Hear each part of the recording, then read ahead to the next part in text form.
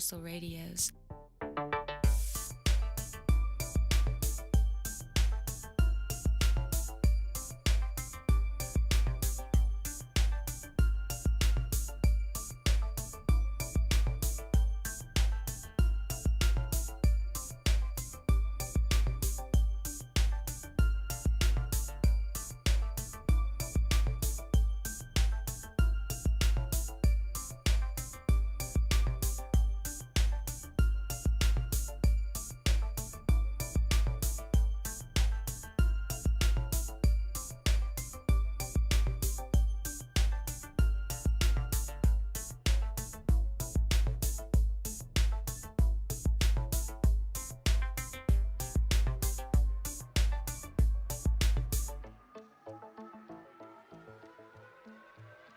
Crystal Radios.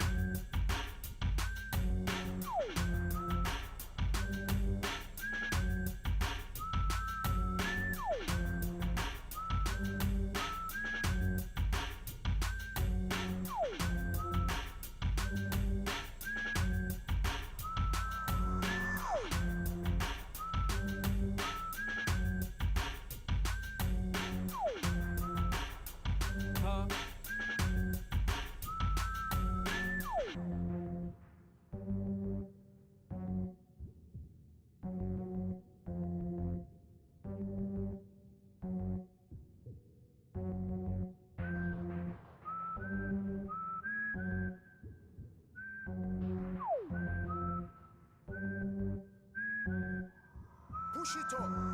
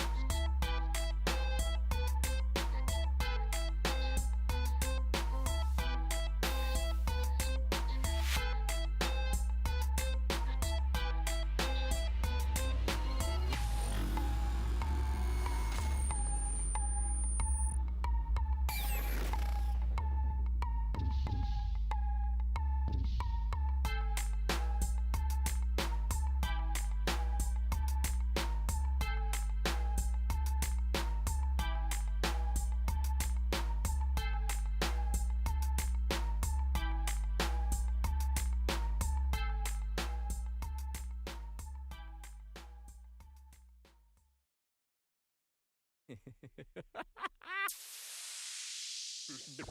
man. No.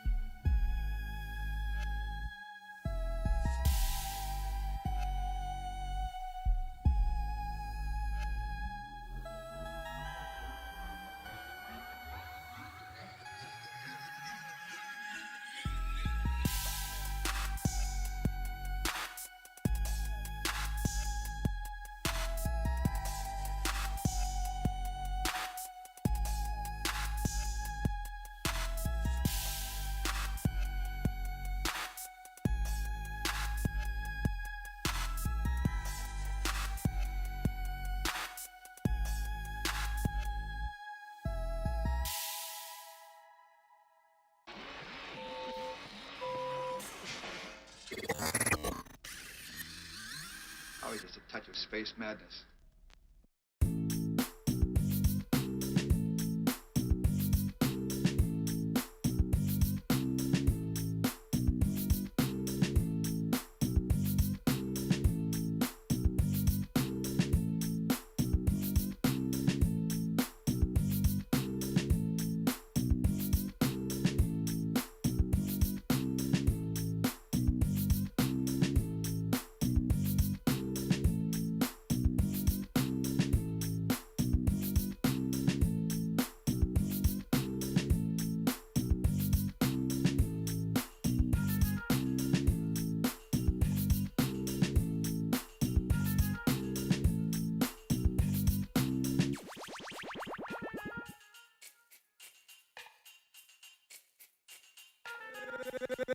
Gangsta boogie.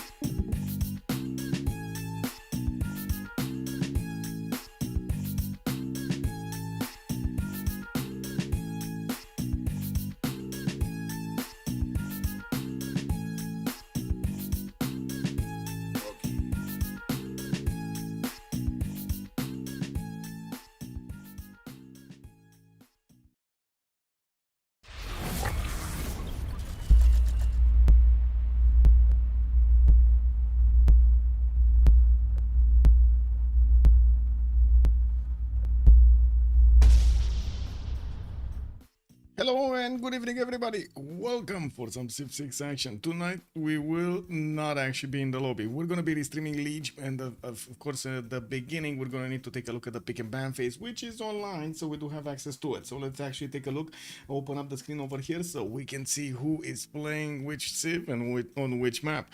We do have, as you can see, looking for DShark on the left side, and it looks like Ulyss is going to be on the right. Well, the Sharks are out tonight. Let's actually see if the Hunters are going to get them. We do have them going and banning some of these maps, and it looks like Rich Highlands, Inland Sea, Lakes, and Tilted Access will be the ones that are going to be taken out. Shine Noir, thank you so much for the follow, sir. Much appreciated. I do also want to say good and my hair closing. Hello there, sir. Fortuna Belli. Good morning, sir. I should say. Also, Rafifi. Bonsoir, monsieur. Bienvenue. I do see Echo Supreme. Hello there, sir, and welcome. Daniel Dingo. Good and my hair. Willkommen. Also, Armare Siracusa. Hello there, sir. And, good evening. I did see also Echo Supreme did pick up the first promotion. Thank you so much, sir. And Rose first in the channel. Hello, sir. Also, good evening, sir. Welcome. I do also want to say hello to YouTube. Hello there, everybody. We're gonna put up soon. I guess I'm gonna put up my chats in order so I can actually see what's going on. Also, Lancer, hello there, sir, and welcome. Okay, so we do have a map chosen. It looks like it's gonna be Rich Islands for tonight. So this is gonna be quite a long game, I would say, quite a long game. No inland sea, yeah, no inland sea, no inland sea. Let me actually put it up on the screen here because, yeah, you know, not touching buttons does have its own perks. So let me actually click on buttons. I do have to say I'm actually looking forward to see how I should get the information from Legion stream and try to paint a picture of the game over there. Definitely it's going to be a bit different than my usual stream. And of course, because I do have access to all of the information, this is going to be a bit tricky. Ooh, can't wait to actually get through this challenge. Okay, so we do have Rich Highlands. There we go. Was the map being chosen, and I just put it up on the screen over here. And yeah, okay, we got it. I clicked on this. I do need to click on this and then pop out chat and then put it like this, and boom, we got the chats in order. Okay, click and a click.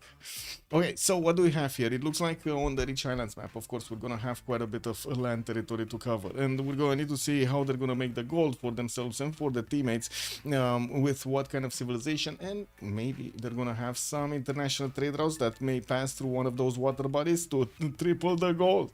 And we do have them banning out some of these land civilizations. It looks like Saladin Vizier is taking the first axe here, with gold being the second choice. I do also notice Mapuche and Ethiopia have been banned on the side of Ulyss. Definitely makes sense over here. We're going to need to see another 3 bans from each side, and then we're going to need to see how the picks are going to be arranged. We do have looking for DShark with the tone of the game tonight. I was actually looking at so first of all, Lich is not in the lobby right now, but I was looking at the point screen over here a little bit earlier, and let me actually see. I don't know why I didn't actually keep this intact over here so we can take a look at it. Oh my god, where is here? No, not here. Oh my god, where is this? Okay, this, and I need to put it somewhere around here. Oh my god, like, hello? It is what it is, man. Now, sometimes, you know, it is what it is. There we go. Now it can work. Okay, so we do have them going through more bans over here. It looks like Genghis Khan on the side of Team Ulyss has been taken out. Also Grand Columbia. On the other side, we do have Kree and also Kublai, Mongolia, being taken out by looking for the Sharks. One more choice to go for each side, and we're going to need to see what kind of picks they're going to go for. And coming back to this, I do want to switch it to the standings so we can take a look at what did happen with the point screen. So first of all, we did see Ulyss managing to get another point on the board the last time. They're 13-1 with a lead of 1 win over Freitos de la Vega. Looking for DShark are coming up on the 7th place, and they do have 5 wins with 8 losses in this tournament. We're going to need to see if they do manage to actually climb a little bit higher over here, because they do have 2 more games to play, or I guess 1 more game to play to catch up to Ulyss, but 2 more games to play to, for example, La Tribu de Fana, which is 1 step higher than them. So we'll see if they do manage to actually knock this on the board, or it is going to be Ulyss that is gonna snatch this victory, and we're gonna see them with another one on the board. Now let me put my chats in order. Also, hello, there's Blazecat. Did I see Blazecat? I did see Blazecat Games. Good evening, sir, and welcome. Also, you are Barack Obama. Oh my god, Barack Obama. Yeah, yeah, yeah. Shaka is here and Coupe. Yeah, yeah. Well, Shaka definitely is allowed in. For some reason, it is allowed in. We're going to need to see if they're going to go for it. And there definitely quite a few preferences that will need to be taken into account here. And I'm not sure exactly who is playing for whom, but I think I can actually figure out the information. Let me actually take a look over here. So we do have on Ulyss, Dystoria with LDK, Rom and Soft Style, while on the other side is this or this. This no, this is kick. That was a troll. That's another troll. Oh my god, there are so many trolls on CivFR. This is La Grand Barrier de Fromage playing. Oh, where are they? Where are they looking for the sharks? Adrian? No? Albator? No? That's La Confiture d'Irel. Is this? Nemesis? Yeah, this is. Oh my god. Okay, this is it. Coco with Nemesis, with Ranash and Sedition will be playing tonight for looking for the sharks. Yeah, I mean, I was watching over here his his main tag is troll. KW, man. Ranash, what did you do, man? Who did you upset? Anyway, we do have the picks being chosen, and it looks like Coupe is bringing in the guns over here on the side of looking for DShark, while on the right side we do have Ulyss going for Babylon. I do also notice Catherine de Medici has been taken out, the Black Queen over there on the side of looking for the sharks, and we do have Spain, the one that is gonna be left out on the side of Ulyss. Ulyss will also need to choose their second civilization here, and we're just a few seconds away from seeing Shaka Shake getting into the lobby. We got Ulyss over here coming up with two very strong civilizations on this map. Looking for these sharks are not gonna be how to say put down easily. They do get Trajan over here on the map, and we will need to see what those legions are actually gonna do during the game, or if he's gonna get the bath properly. Yeah.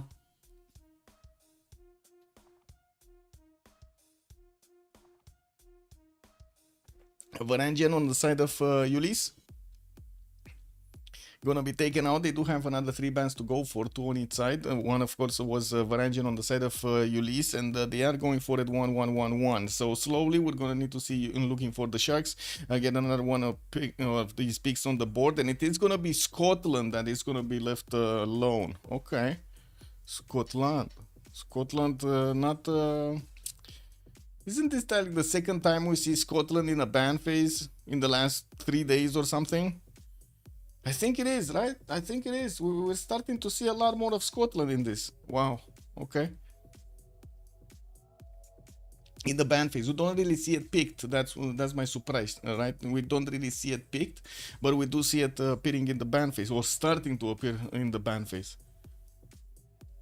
Okay, Eleanor is going to be taken out by Team Ulyss. One more choice to go for, looking for the sharks. I gotta say they're living in so many extremely good civilizations over here. I would imagine Tokugawa is not going to be the prime choice, even though a month ago or 2 months ago before the BBG update, Tokugawa was kind of a prime factor over there, prime choice, right? He was basically, how is it?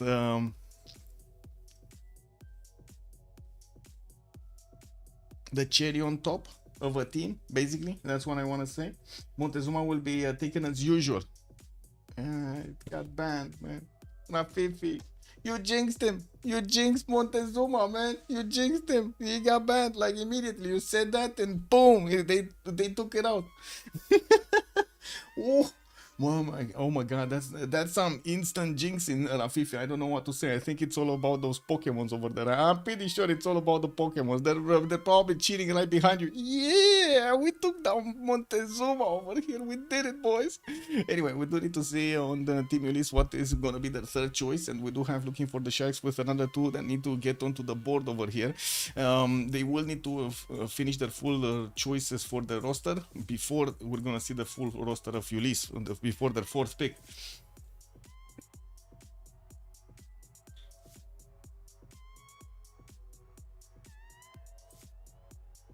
Oh, Age of Steam.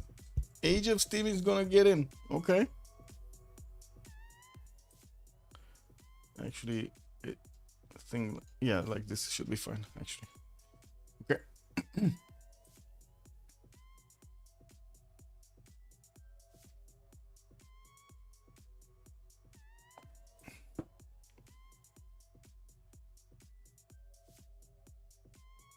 How is looking for the sharks gonna respond to Babylon, Shaka, and Age of Steam for the money, for the gold? They do have Cooper, they got Rome.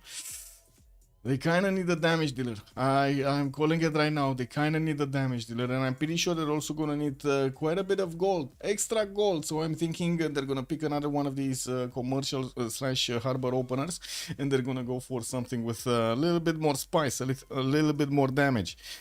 Not sure exactly which ones of these are they gonna pick, but I kind of oh my god! Wait a second, we got a wild rush again in. We got Peter climbing onto the horse and actually getting to ride on this map. Okay, well, to be honest, it's been so long since we've seen actually Russia. Do they even know how to play Russia anymore? Like, guys, do we actually know how to play Russia anymore? Nobody played it in like a year or something like that. Echo Supreme, what cruise? Yeah, what cruise? What cruise? Wait, you don't need a lot of gold with free sim Rome? Yeah. We haven't seen Russia for so long. I know, right? Russia time. Cool Whip, good evening, sir, and welcome. Also, hello there, sir. Flash Neo, welcome. Feel like he's been gone. He's been gone a while. Yeah, it used to be Hashka main, but he changed. He changed, man. He changed. Well, it looks like Poland is gonna be on the side of looking for the sharks being picked up, and Team Ulyss is gonna finish with Hojo Tokiman. Well, that's definitely a safe pick over here, and we're gonna need to see when they're getting into the lobby. Do we have Leech getting into the lobby? Oh no, Leech got into the lobby, and he has extra mods or something. Oh my god. Leech, I think you need to fix your mods, Leech. Oh no, do you see this? Yeah, you see this, right? Oh my god. He really needs to fix his stuff over here. Let me actually pop out this and put it proper. We're probably gonna need to actually get some sounds right through. And let me know if the sounds are proper.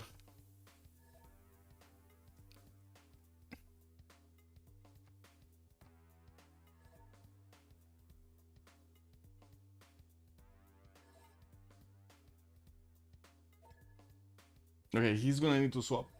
Row must be free simming or left team equals 0 gold. Yes, yes, I do have that impression also. On the left team, there's definitely a bit of a chilling effect over there with not that much gold. Hello there, Papas. Good evening on YouTube. Good evening, sir. Welcome, D. Beasley. Hello there, sir, and welcome. Hojo, I should maybe take Feed the World. Yeah, maybe we're actually gonna see the deny Feed the World over here. Also, base game Russia had like 1 free faith per pop, nerfed to 1 and now to 0. So nerfed. Oh my god, they nerfed Russia actually out of the ground over there so many times. Like, how to say, what was the Pantheon in the Tundra?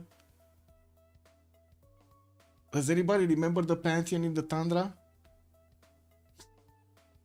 Anybody remember what the name of the it's not Sacred Path, right? Come on, there's a special name for that Pantheon for the Tundra, right? Adjacency.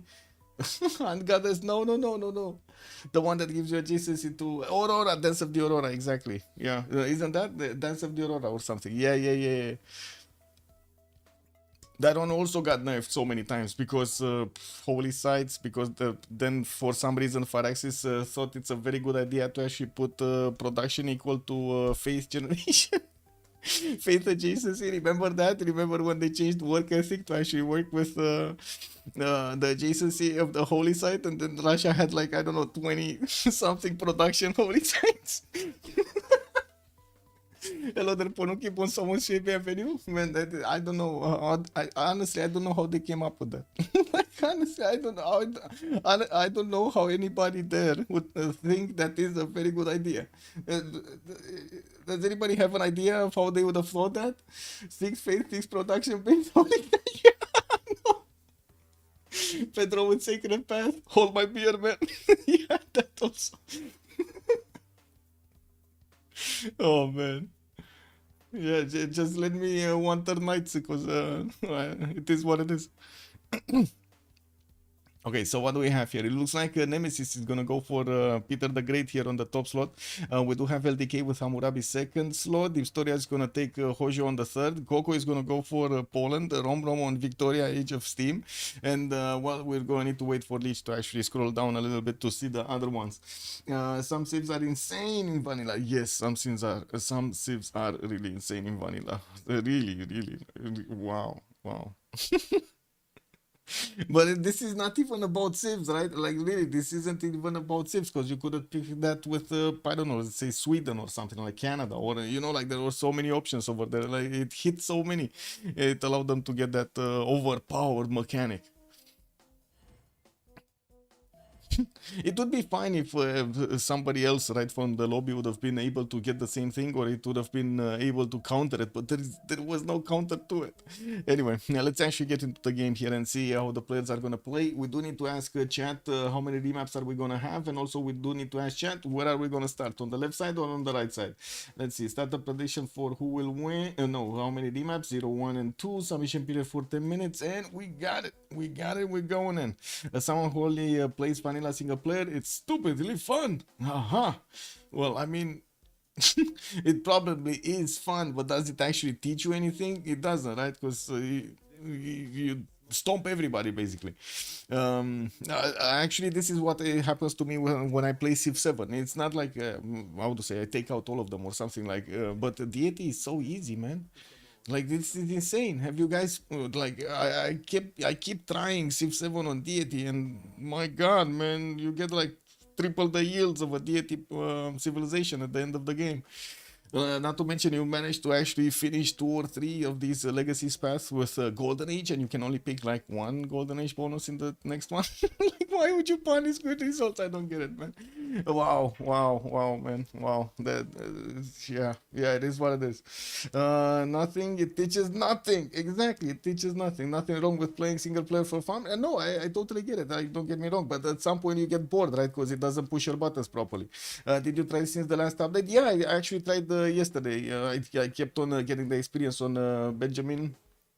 To get to the next level and get to open up another one of those mementos, but I got like at some point I got bored because it's so easy, man. It is like it's incredibly easy. Anyway, we do have soft style on the left and the Nemesis on the right. Where are we going? We're going west. Fortuna Berry is saying west and Afifi is saying left. So I guess we're going west and left at the same time because it is what it is. Michael has Civ7 on life support, but it's time to pull the plug. Oh my god, man. Yeah, imagine that. Wait. I need to never mind. Yeah, there we go. You know, just pop it like a cork, no?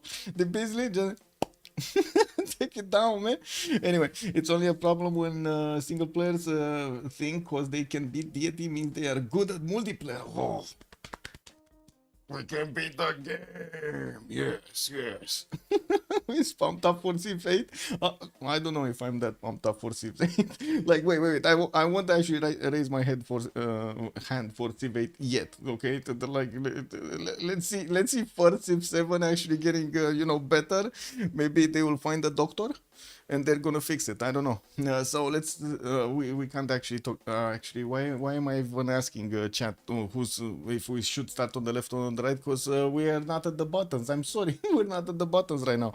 I'm actually gonna have the full freedom to actually talk and use my hands over here to gesticulate and try as much as possible to take a look what's going on the maps. Oh my god, that is a pretty good spawn over here on St. Petersburg. Do you see this Zanzibar next to him? Good rivers over there. There's definitely quite a bit of production in the tundra.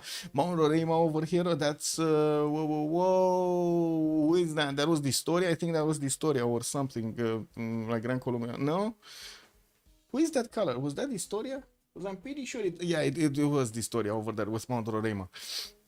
Tehonianga no Kupe, though Kupe doesn't really have that much forest and rainforest around him. That's a bit sad. We do have him with a 3-2 banana, and I do see he's gonna have quite a few pastures. We also have him with kind of a bit of fresh water here on his own settlement on the one to the right side. Then he's gonna have some lakes in the south to go for, and it does seem like he's also gonna have more of these bananas all over the place. Turtles, of course, for a bit of extra science and gold over there in the water, not to mention extra amenity.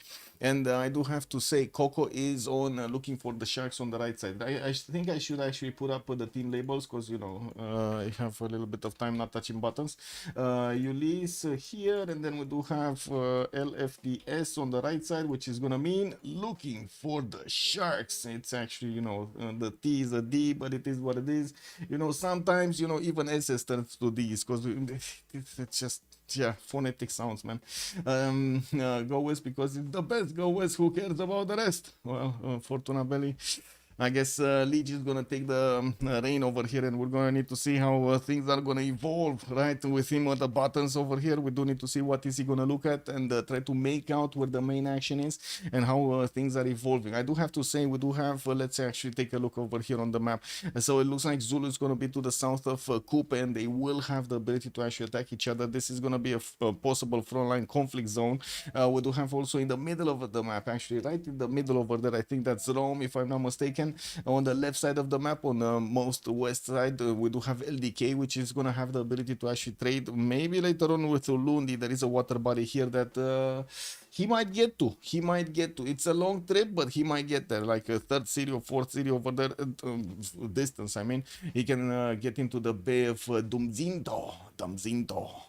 No, I mean, not bad, but I don't see anything exceptional, you know. Sensuar, good evening, sir. Why do the spawns all look bad?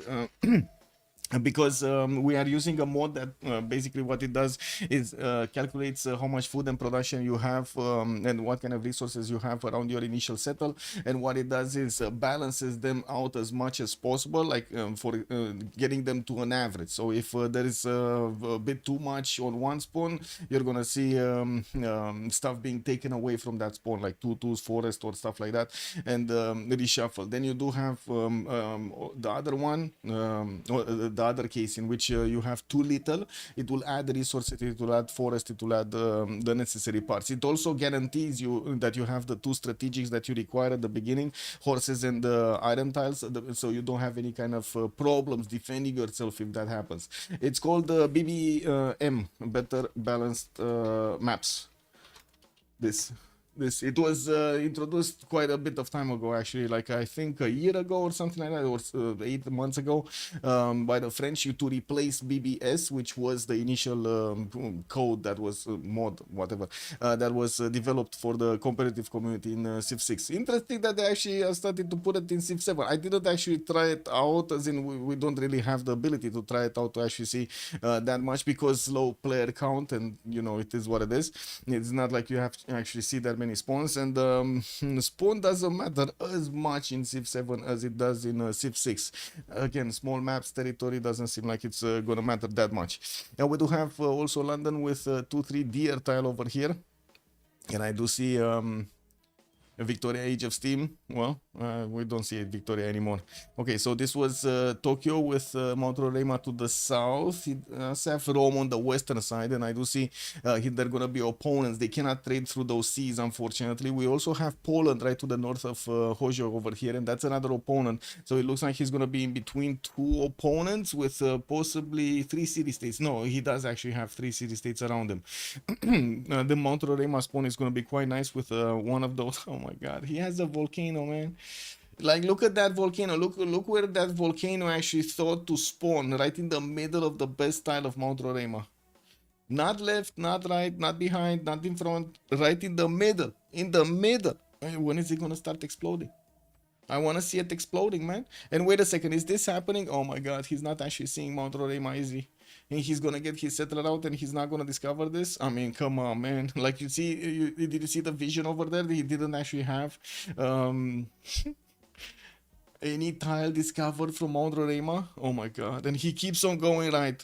With 2 scouts, he keeps on going right. You know, he does have a third one that's coming out from Kyoto. I think they bought him one, and maybe that one will actually figure out that Mount Roraima is to the south. He does have a T-tile settle over there also.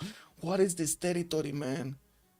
Look at all of the 1-4 tile. Look at all of the chops in the city of St. Petersburg. That is insane. We do have also Rome with quite a few chops. Banana City to the north with fresh water. 3-2 bananas that he's going to get to grab over there to squeeze them out.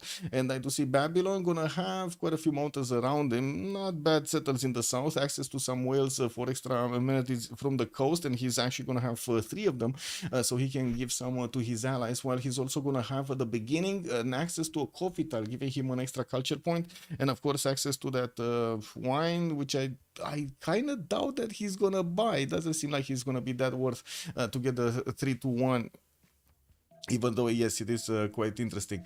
We do have him, of course, with freshwater towards the north, and LDK, I do have to say, he's going to be quite far away from his opponents. He's going to be free sim by the looks of it. He has Shaka to the right side to actually defend his east, and to the west side, look at this land over here. He's just going to have so much protection just because of how the land is actually separating the left and the right side of the map here. We're also going to need to see Babylon getting his settler out, and it does look like Liege is looking at his possible settle locations and how he's going to want to approach this. He does have, of course, the rivers to the north with some extra food and also access to some floodplains, while I do see rivers south, lakes east, and a war declaration has been sent. Not sure exactly what Liege is waiting, but yeah, we do have the remap started up soon. Of course, I know if it's just a standard CPL. Yeah, it is the standard CPL mode. Yes, like London is good, but the expands are a bit meh. Yeah. Actually, I didn't get to see that much of London territory. Would need some more information over there.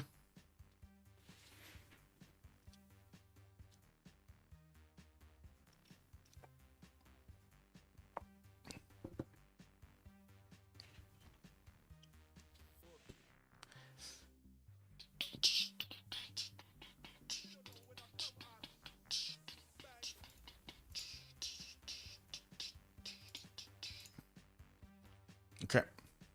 Right now, looking for DShark actually put their choices on the board. We do need to wait for Ulyss to actually choose and click buttons, and it looks like they're starting to do it with soft style being the last one.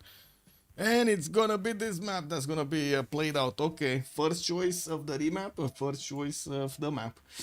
0. It is the correct answer. 0. 33,000 points are just getting ding ding ding ding ding ding ding ding. You can even hear them right now in the background over there. You know, ding ding ding ding ding ding ding. Okay, let's actually take a look what's happening over here, and we're gonna put up who's gonna win prediction soon. I do have to say London does have a bit of a problem with the fresh water. By the looks of it, he's gonna need to settle quite a few cities, and I don't know why I pressed fraud. Quite a few cities, so he can actually get that freshwater bonus of extra housing. We also see him to the north of Babylon, and he's gonna be one of the allies of Babylon. So again, LDK looks like he's kind of free simming over here. Coupe is coming to the south with his initial settle, going for probably that wine settle, so he can get the extra amenity and the extra food with the goal point. And we're going to need to see what Babylon is gonna want to actually do here. Even to the west side, he doesn't have a problem of actually keeping on settling, right? That's actually Japan on his west. That's gonna be again one of his friendlies. He's just gonna free sim. So what do we have on the other side? If these guys are actually free simming, what do we have on the other side? It looks like Poland is going to be to the south of Nemesis, north of Hojoe, right? And then we do have also Rome over there. It's nice smack in the middle. I think that's actually proper timing over here for Poland to actually get going with some wing hussars against Distoria, and we're going to need to see how Hojoe is going to want to open up. I'm pretty sure Distoria is going to be preparing for this. You do already see that units are starting to fight each other. Looks like Kyoto is going to get his holy site out in 3 turns, and yes, we do have a settler moving towards the south. I think this is the biggest question, did he figure out about Mount Roraima or not? Also, they don't want to go to bed late? What? Who doesn't want to go to bed late? No. What do you mean? Oh my god, man. How can you say that? Especially talking to a guy that actually goes to sleep at like 7 a.m. or something.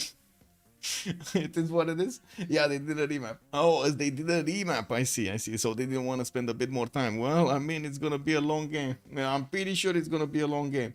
Also, Tomel, good evening, sir. The gates of the Colosseum are already open. Yes, they are. This map looks dark. Yes, this time around we're actually watching. As you can see, no hands over here. We do have Liege controlling the buttons and the mouse cursor. So we're gonna follow the action on his stream from his stream, by the way. And you can even take a look over there if you want. It's twitch.tv/Liege. Basically, is it Liege or Liege lol? One of the two. Give me a second so I can actually figure that out. I do have him here. I think it's just Liege. Yeah, it's just Liege. He sees Ronema. Okay, perfect. Rome, I do see him going for the northern settle. Poland also going for the northern settle. Krakow is there. The south doesn't seem like he's gonna get the fresh water from, and I do notice Russia did manage to expand with his second city. Already got his first Lavra down, his basically replacement holy site, which is half cost, very important.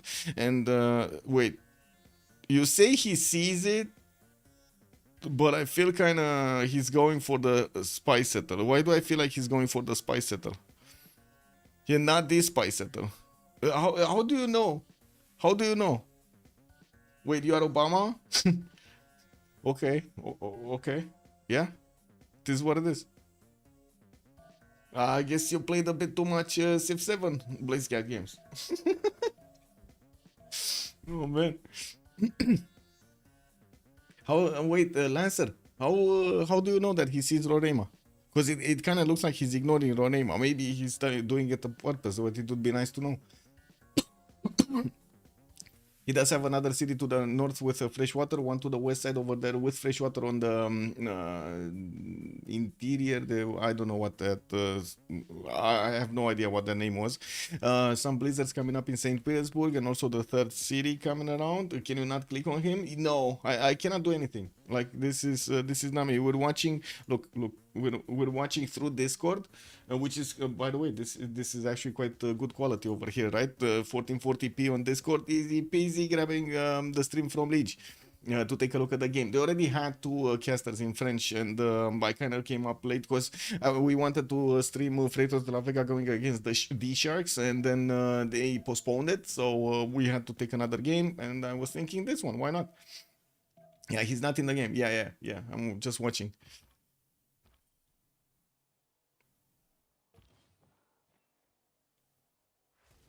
Okay, what do we have here? Third city looks like he's going to the south, probably gonna settle on that Mercury tile. We're gonna need to see what kind of Pantheon is he gonna get here, but I would imagine Earth Goddess would be amazing with so much forest. I'm pretty sure this Tundra looks very good when it comes to the appeal. He has a volcano that's gonna start exploding, a blizzard that might hit him, and the lavras that keep on getting built. Looks like he's gonna have the iron also second ring with horses in the third ring. Actually interesting that he actually has horses in the capital. We also see Kumasi is gonna be available for them as a city state. That's going to be to the northeast of Japan. Japan did pick up Earth Goddess. I think he just denied Earth Goddess. You see, he has the extra faith coming up on these tiles, including that March tile, but I guess it is what it is. Earth Goddess does give him extra bonus points of faith on his breathtaking appeal and also charming appeal tiles. And I do see he did indeed go to the east side. Did you see him actually? No. Did you see him actually switch the screen to him? He still doesn't have a vision over Mount Roraima, does he? Doesn't he? He's gonna kick himself. When he's gonna find out, he's gonna kick himself. Why did Japan go shrine now? I don't get it. Well, usually actually there are two tactics with opening up with holy sites. If you want to get the religion quite quickly, what you do is actually get two cities, get to build from both cities as holy sites. You delay your settler after you build your shrine in the capital city's holy site, and then you go for immediately two settlers, like one from the capital, one from Nagoya, sometimes even three settlers. On the other side, we do see the other tactic on Russia, for example, going just for the Lavra, going for the third city before the settler, and trying to expand faster, while you're not gonna get as much faith banked up, and you're not gonna get to the religion as fast as you would want to. So it does seem like at the moment Japan really wants his religion, and as quickly as possible, not to mention to add as much much faith per turn, which is gonna help him a lot. So during the initial era, you bank up quite a bit of faith, and you get to use it immediately after you get into the second era, into the classical one. So boom, you choose monumentality, and bam, bam, bam, you get the settlers out, you get the builders rolling. Everybody's happy, no? Classic Poland Open, yeah, basically classic Poland Open. Scouts or settlers, exactly. Earlier Pantheon. Well, we do have Ikanda started up on Zulu here. I do see Gundulovi and Ulundi, and well, we're going to need to see if one of those scouts from Maori is actually going to get in and stop the build of one of these Ikandas. Doesn't seem like he's going to have time. We also have Zulu over here actually getting his third city towards the north. Why is he going towards the north? Do you see that settler that's actually moving towards the north? That's non-freshwater placement. He's going to need to go for so long to actually get into a position with fresh water.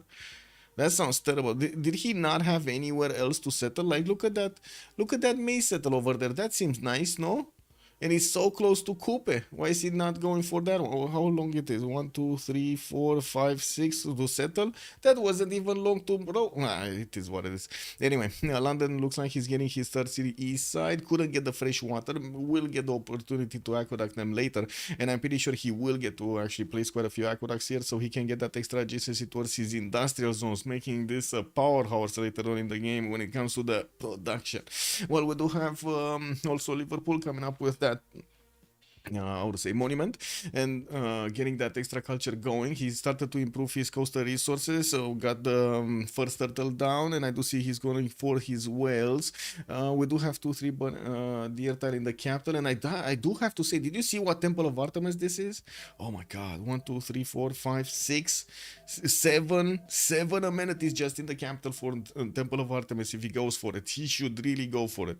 And what Pantheon do we have here? Hello? What Pantheon do you have here? Is that a 4-foot horse style? Did the Blizzard actually improve the horse style? I think it did, and I do see also some 2-2s over there in between the mountains. It kind of seems like I would say the Blizzard actually did some amazing stuff here. What is the Pantheon? Did anybody see what the Pantheon is? Cause yeah, we don't know. Well, going for the third Lavra, and yeah, he didn't tell us. He didn't tell us. A bit unfortunate. Anyway, yeah, you see the race between Japan and Poland to get those profits, to get the points for the prophets. And I did also notice we do have over here Russia that is lagging behind. He only got his 2 Lavras, now working on the shrine, and he's going for the third Lava, but it's gonna take so long, another 6 turns to build. Religious idols, you think? Well, I guess we will see when he's gonna start upgrading stuff, if religious idols is gonna be his choice. He did settle on one of his mercury tiles over there, basically denying himself from actually getting that. Anyway, now we do need to see also project coming around from Kyoto. He really wants to get this even quicker. Okay, well, that's more delays for his settler. I do have to say, more delays for his settler.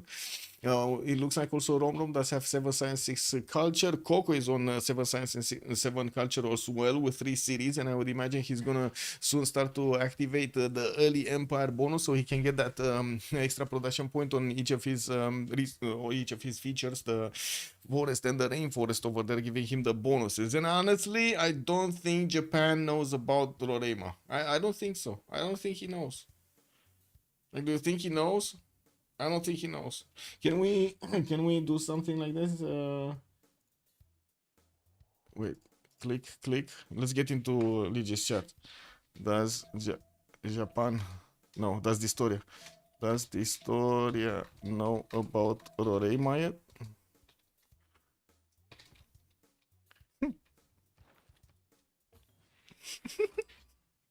Okay, there we go. We're interacting, right? We're interacting over here. Let's see, we can click this off, and let's come back to the stream and see what's happening over here.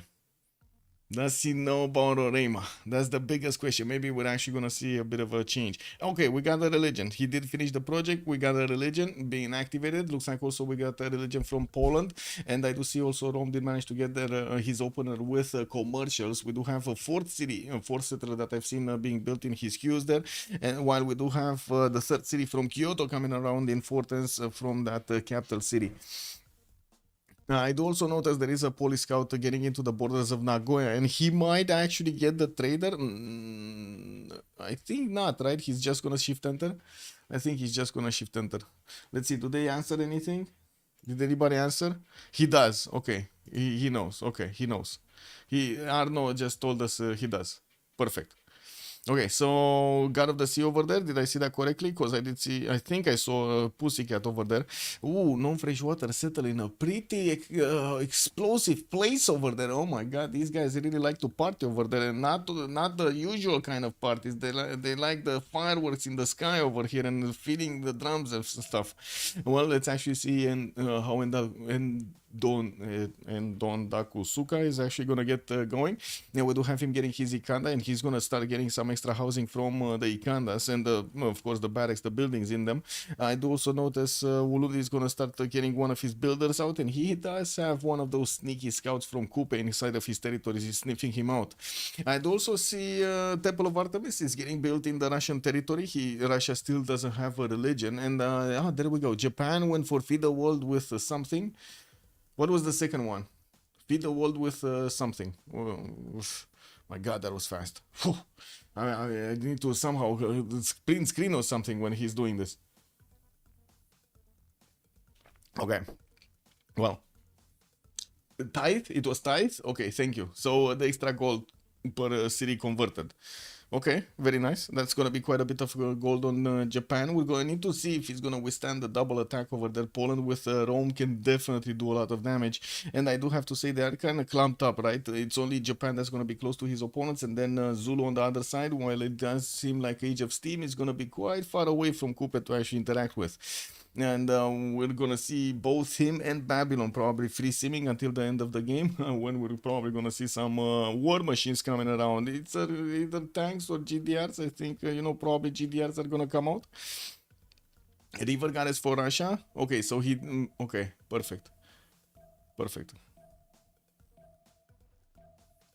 And on Poland, we need to see what Poland picked up, like choral music or work ethic, or did he go for his actually, wait, what am I talking about? He went for his reliquaries, no? The triple yields from his relics. We don't know the second one though. What is he gonna go for? Moksha established in the capital. He did manage to start getting his settlers out. He got the third one from Krakow, and I do see he does have a warrior right next to it that is protecting his holy site from actually getting pillaged. So I'm not sure if he's gonna be incentivized to actually move it to the south, even though well, he doesn't really have fresh water. This is a very weird spot for Krakow. On the east side there, he does have a lake. At least that will provide him some fresh water, and he has 1, 2, 3, 4, 5, 6 to settle to the east side. Then Yerevan to actually take out, and of course the cities on the coast that will expose them, unfortunately, to Japan's attacks on the coast, and I'm pretty sure he's not gonna like that. Zanzibar, Bandar Brunei, Mogadishu gonna be commercial benefits. Vilnius, Kumasi, and Kagwana gonna get some culture bonuses. We do have also Johannesburg in the game for them, so they can get some extra production, and it's right next to Age of Steam. Oh my God, this is so good for Age of Steam. Unfortunately, he didn't go and try to rush Temple of Artemis here, and I do have to say it kind of feels like a mistake, giving Russia that ability to get so much food and growth basically in his capital.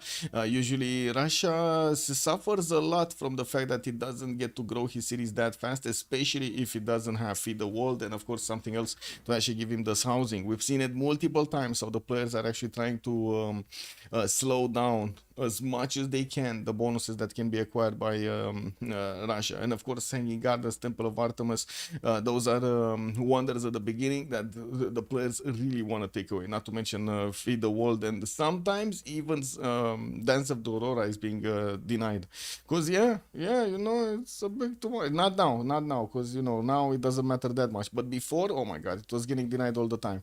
Better deny yourself your opponent an extremely good Pantheon that you're not gonna use than actually let him use it, no? We do have 3 cities from Babylon, 4th city moving towards the south. Looks like he did go northeast and east side over here with his settles, and of course he does have the coffee and the wine in his territory now. We do have him with Moksha in the capital establishing, and another 5th city coming up from the second city of Mari. By the looks of it, he's also gonna have the most fresh water that I've seen actually around his territory here. So much. There is also a forest fire that's beautiful over there in the northwest, and that it seems like it's increasing the yields of those tiles over there. Kigagne, yeah, Kigagne. Who's gonna win? Who's gonna win? Let's see. Who will win? We got Ulyss on one side, and then we do have LFTS on the other side, looking for the Sharks. Submission period for 30 minutes, because I'm pretty sure it's gonna take a while. We're barely at the beginning of this journey here on the Rich Highlands map.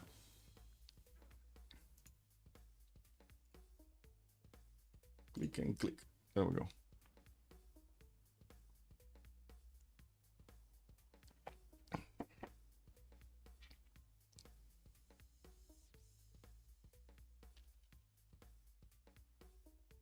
Okay, Rome. What did he go for? We don't know. Commercials, looks like fourth city moving south. He's getting some defensive slingers.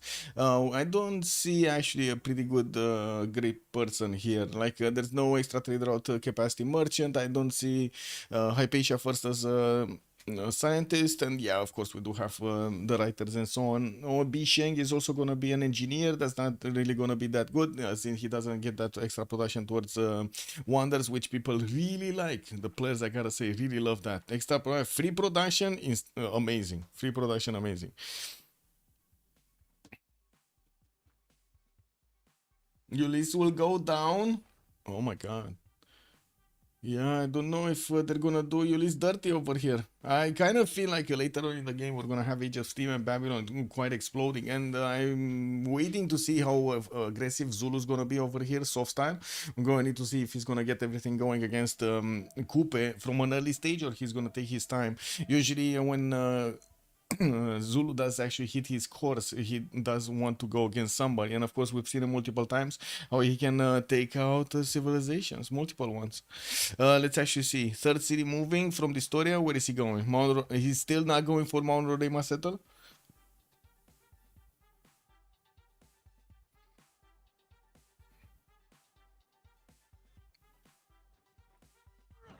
Also, Island Doka, good evening, sir. Yeah, it's a restream. I cannot take a look. Yeah, I cannot. Tomel. No, it is a restream. It is a restream from Liege. I cannot take a look at the Pantheon over there for the religion, and we didn't see actually. He did put it up on the screen at some point, but we didn't see the religion of Russia. I think we only saw the religion of Japan. Anyway, looks like Coco did manage to get that production bonus, 37 points of production. Nemesis is also 37, and also he has 26 faith a turn on Ranash. We do have him with 31, and Distoria is on 21 on his side with Argaras, and I do see him unfortunately lacking quite a bit of culture. Only 3 culture, that is going to slow him down quite a bit. We do have also Coupe getting his 4th city out northwest. Looks like working on his harbors. Rome did get that. Oh, Ikandas are actually finished in the city of Zulu. We do have him getting a granary also in Endo Takusuka, so he can actually get that city growing. It's barely inching forward. The volcano did explode, and you do see all of that volcanic soil is sprinkled all around it. Ulundi gonna get also one of those monuments, so for the extra culture, and we do have stockpiles here with 7 science and 7 culture points. We don't know his goal per turn, and I would imagine we're gonna see at some point score tab being switched to the yields tab, so we can actually take a look at the goal per turn. Click.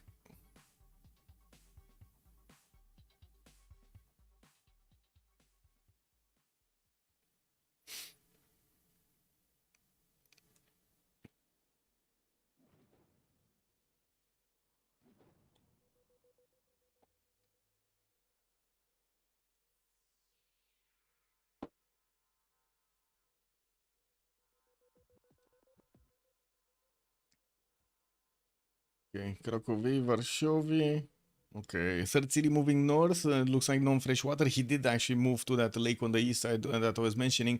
And Temple of Artemis is going to come out from St. Petersburg in 2 turns. We do have Poland inching forward towards Japan, you know, slowly but surely getting his cities closer. He also did commission his 5th settler to come out from Krakow next turn. So we're going to need to see where is he going to get that 5th one, because it really doesn't seem like he's going to have fresh water for the 5th one.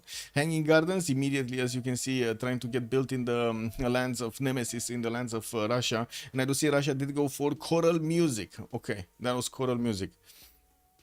Harbor's coming around here. Zulu is gonna probably try to get to pillage that ivory tile. Not really gonna happen, not really doing that much, but you know, it is what it is. And from what I do notice, Kupe is starting to expand to the eastern side. He has all of that water body to get cities on the west as well as the north. Not to mention the inland lakes that he's gonna have, with the one tile lakes giving him the bonuses to get the harbor down. That's basically what it is, right? Get the harbor, get the lighthouse, get those trade routes. Same with Age of Steam here. 4 cities, and I don't see him actually going for the 5th one.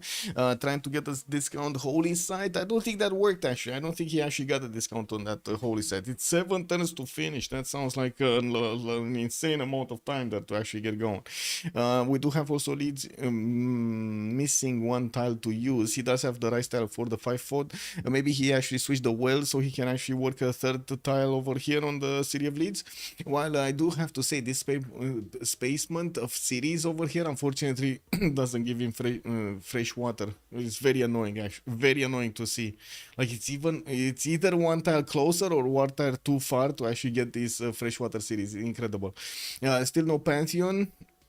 And I do have to say, I did say earlier that maybe Kupe went for God of the Sea, but to be honest, I didn't actually double check it when we glanced over him. So if anybody's gonna be paying attention over there, let me know if you see it faster than I do. In the tech side, I do see Coco is going for quickly his horseback riding. He's 4 turns out from getting there. Also, Nemesis is getting his horseback riding in 2 turns. I wouldn't really say Nemesis has somebody to go against, but maybe he's planning to take one of the city-states down. He had Zanzibar on the western side. That would be quite close and easy to take out. Maybe that's what he's planning. More cities from Kupe, this time around on the right side. And I do see also 1 north next to some ivory tiles there to get... Oh, okay, there we go. It is confirmed. God of the Sea is confirmed over here. You see the extra production that's coming around on his turtles over there. A 4-3-1-1 tile for him to use. That is just beautiful. That is so juicy. And we do have also some fish tiles over there for the 4 food and the 2 production with the 1 gold. They're kind of missing the extra production point. It is what it is, not to mention the science. Lighthouses coming around from his harbors, and we still have cities that he can place to the north of Wanganui, not to mention on these both water bodies on the other shores he can get the cities going. So I would imagine it's going to be quite easy for him to get to the 10th city if he needs to. The main question is he going to go Ancestral? Is he going to go Warlord's Throne? Is he going to try to go Tall cities over here with Audience Chamber? That also might actually be a choice here for him.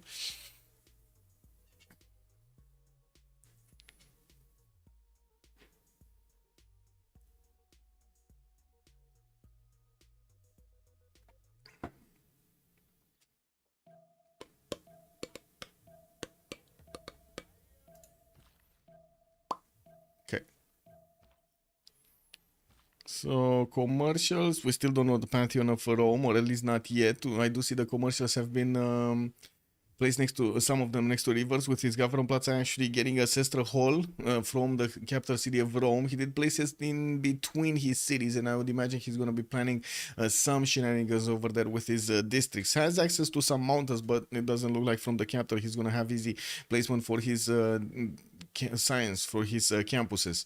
There are some archers that are also getting out from Arretium to deal with the warrior, the Zulu scout that he has to the northwest, and of course we're going to need to see if Kupe is also going to start trading with Rome. They do have a possibility, Rome has a possibility to actually get the city north, past that scout of Zulu, to get the city on the coast and get the trade routes going between Coco and Sedition. Definitely God of the Sea for Kupe. Yeah, definitely God of the Sea. We don't know the Pantheon of Poland though. So Russia, you said he went for River Goddess, right? Hojo went for Sacred Path, and okay, so Russia, this River Goddess, yes, and he did go for Lay Ministry also, getting that extra culture from the theater squares and extra faith from the holy sites. Next turn, he's gonna get Magnus inside of the city of Kazan. Did finish Temple of Artemis, working on Audience Chamber, and of course, gonna finish that wonder next time to give him that extra, those extra points of housing. Moscow gonna get his settled out in 4, and I would imagine we're gonna have a lot of faith already built up on him. We do have, wait, only 50 faith? So, wait, what? He's only on 50 faith right now? Okay, he's 92 faith right now. That seems like so low. And we're 1031. I guess he did. Oh, never mind. He did actually buy quite a few builders. That's why he dropped down in the faith. I was watching this story. I'm having like 180 faith, and I was like, wow, how can this happen? So yeah, there we go. Sendai did actually get to settle next to Mount Roraima, started to improve those tiles, and starting to also build his third holy site. We don't see the Governor Plaza yet, but I would imagine it's going to be placed in between the holy sites, so he gets the extra adjacency going. Japan culture is dominating. Yes, dominating everybody over there. Oh my god, look how slow compared to everybody else this opener was. This is incredible. 9 science with 4 culture on the Historia. Yes, he does have a lot of faith, 180. Is this actually going to be a good amount of faith for him to actually come back into the game? I don't know yet.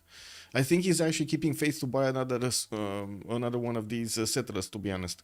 He's getting another one in Nagoya. No, he just bought another one of these builders in Nagoya. Okay, well, I guess let's see. Kyoto would actually need another builder also. Has quite a few improvements over there. Look at the turtles, look at the, how to say, the stone tiles. Anyway, yeah, there we go. There we go. I do have to say it's taking him so long to actually get to political philosophy. I don't think he likes this. I really don't think this story is that happy with what's going on over here.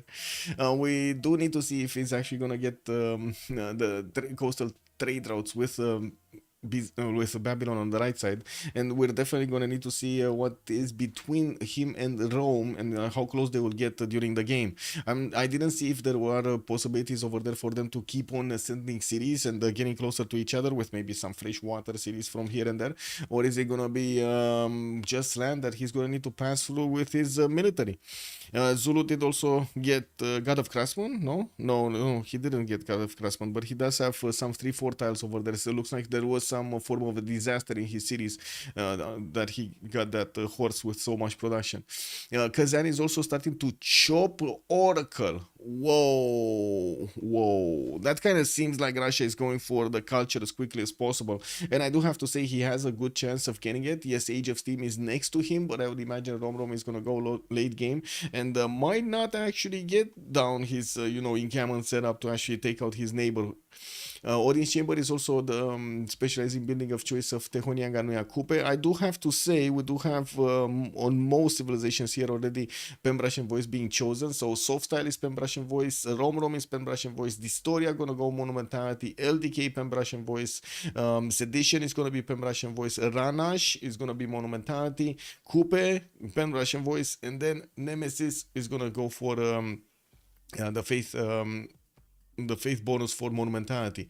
I'd also noticed Nemesis here was on 40 something faith a ton or something like that. Right now he's on 73 in total, and I'm pretty sure he's gonna keep on buying these builders to get going. He's slowly getting another settler from Moscow, and to be honest, I think he actually needs a few more cities here.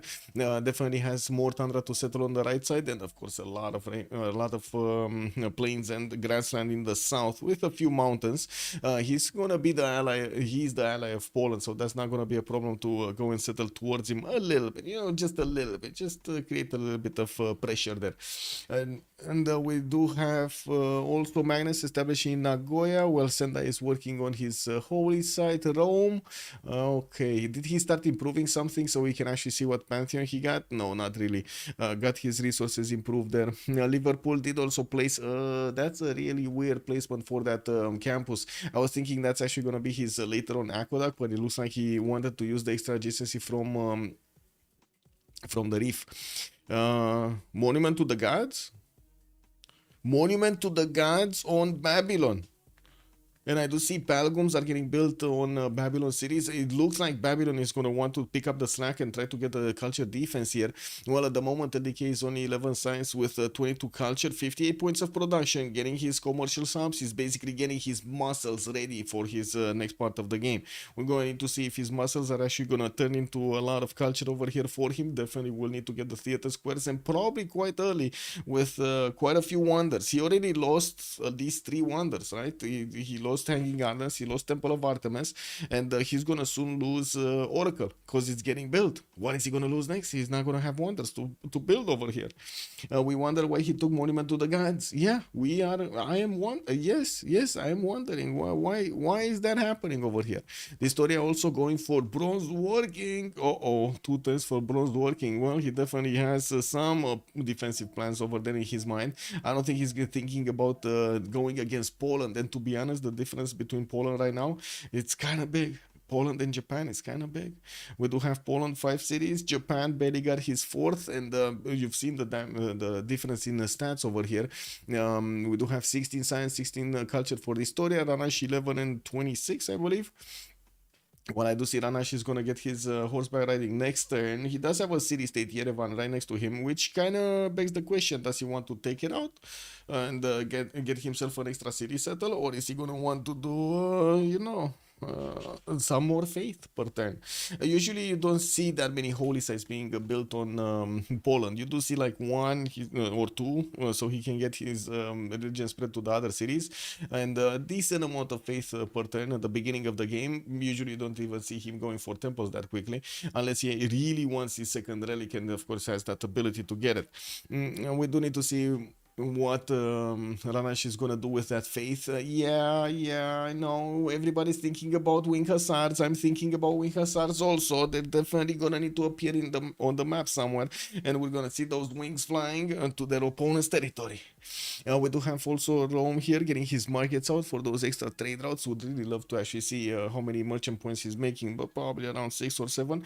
He's getting that settler from Arretium towards the northwest, towards Coupe, and I do notice Coupe is coming towards him also with cities. So trade routes are going to start moving between these 2 empires quite easily, and we're going to see quite a bit of gold being generated by looking for DShark with this setup. On the other side, I don't actually see an easy setup for them to get the gold going like this, as in try to use one of the water bodies for international trade routes, which is going to be quite sad, to be honest. It's going to be quite sad because gold per 10 will probably be the premium over here on the side of Ulyss.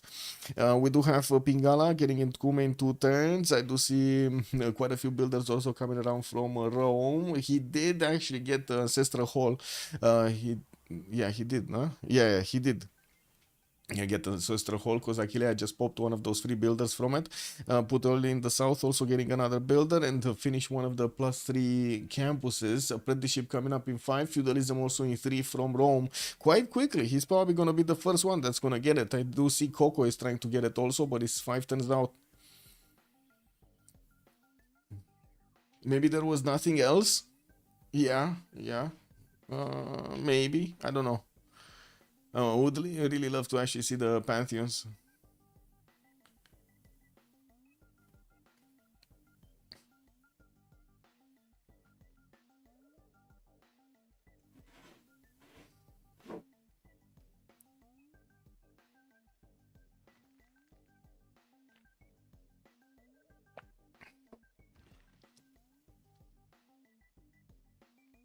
Okay. Ancestral Hall also chosen by Babylon after he did finish like 5 settlers already and put them down. He's gonna try to get Ancestral Hall and double his number of cities, with of course the bonuses of building the settlers faster and also getting a builder whenever he's gonna settle one. I'd also notice Zulu is staying on the 3 cities suspiciously long over there. Now we're going to need to see what is he gonna do with them. And let me actually, I just got pinged on my phone. What is this? Oh, I see. Oh, yeah, dangerous, man. Yeah, very dangerous, very dangerous. Yeah, it happens. Colosseum incoming for Babylon. Is he gonna get Colosseum? Did he put down an entertainment complex? He might have. I didn't see. Now we do have Victor establishing in Opango. Interesting choice by Coupe to go for Victor so early on. And yeah, he is close to Zulu, so he's probably thinking he's gonna need to get a general for himself there. Zanzibar doesn't seem like he's gonna get attacked yet by Moscow, but I do see a first horse did come out, so maybe we'll see a second or third one. Oh my god, it's getting worse. It's getting worse. Never mind. So it kind of looks like it's fine. He's switching towards building temples over here and getting that extra faith per 10. While we do have the story on 44 on Japan, looks like Ranashi is going to have 46 over here on Poland, and we do have 67 on Russia.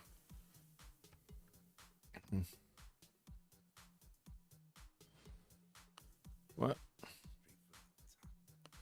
Oh.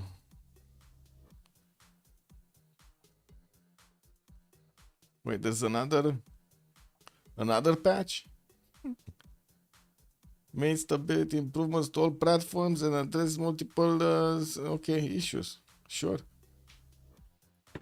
Okay, there's another patch. Patch. Anything happening? Let me see. You know, this is my test for it, you know.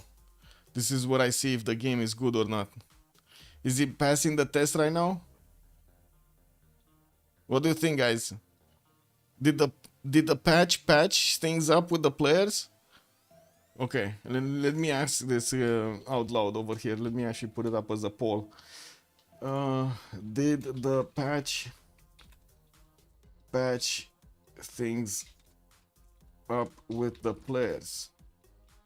Yay or nay? That's a very simple question to the community, no? Very simple question, I would say. Let me get this out. Where is it? This? Okay, let's put it up on the screen here. What do you got? Nay? Okay, so we got 2 nays. What do you think, guys? Did it patch things up with the players?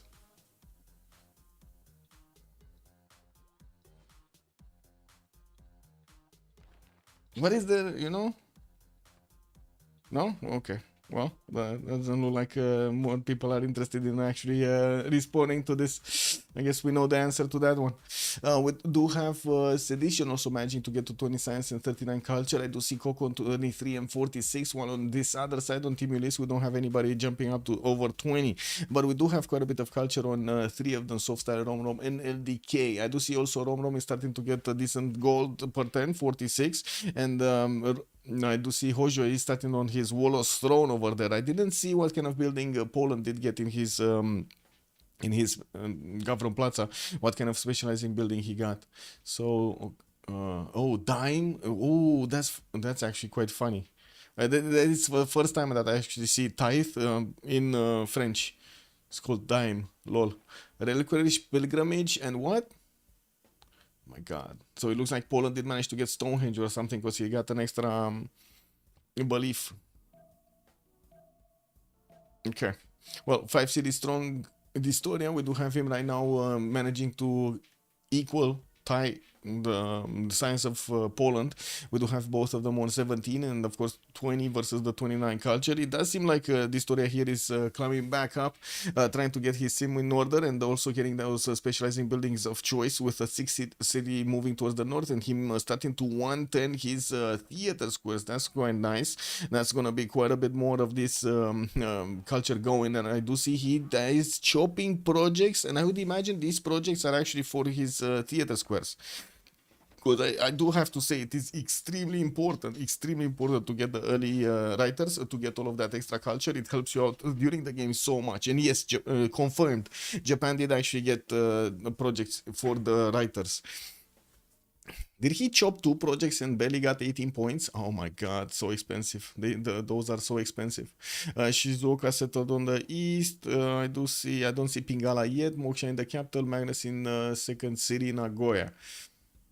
Yeah, it doesn't seem, Rafifi. Yeah, it doesn't seem. Tithe and dime have the same etymology. It's a contribution of 10% of something. 10% to something. Interesting.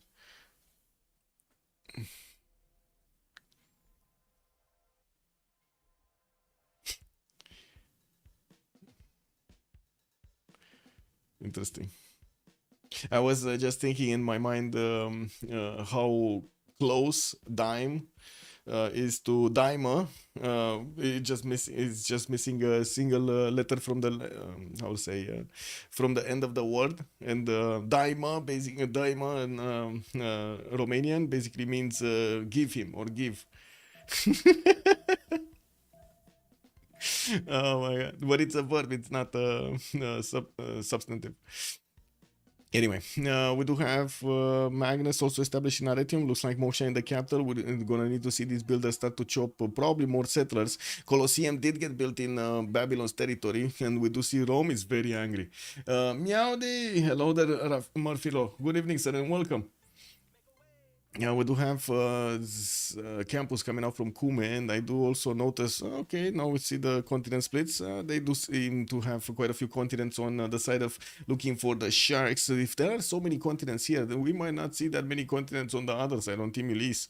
We didn't actually take a look at all of them. Still, Coupe is managing to get all of those cities and started to improve them with those trade routes. Oh my god, okay, so we got this. So they have like 3 continents on one side and 2 continents on the other side, if I actually saw correctly.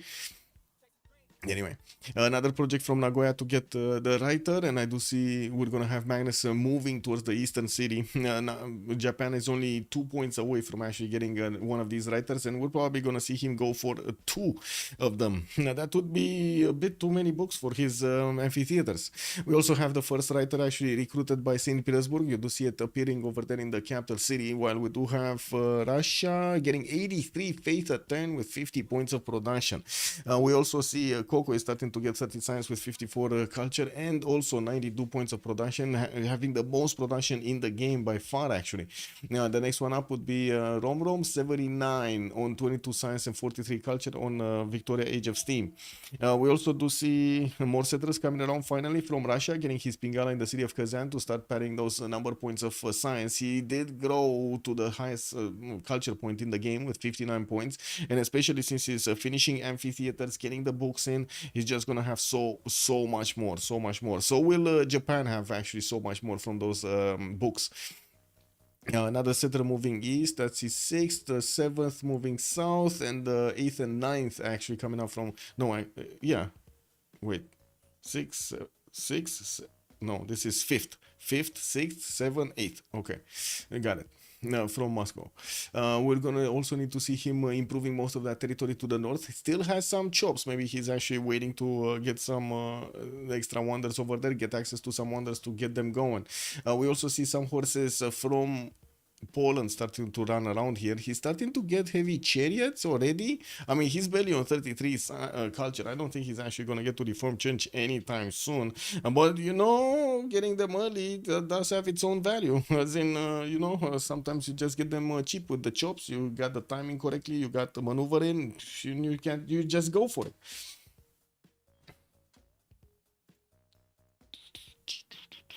Let me put this back here. And also this here, God of the Sea with 4 resources. It's a bit so. Yeah, I agree with Tomel on YouTube over there. It's not the biggest God of the Sea. Definitely not the biggest.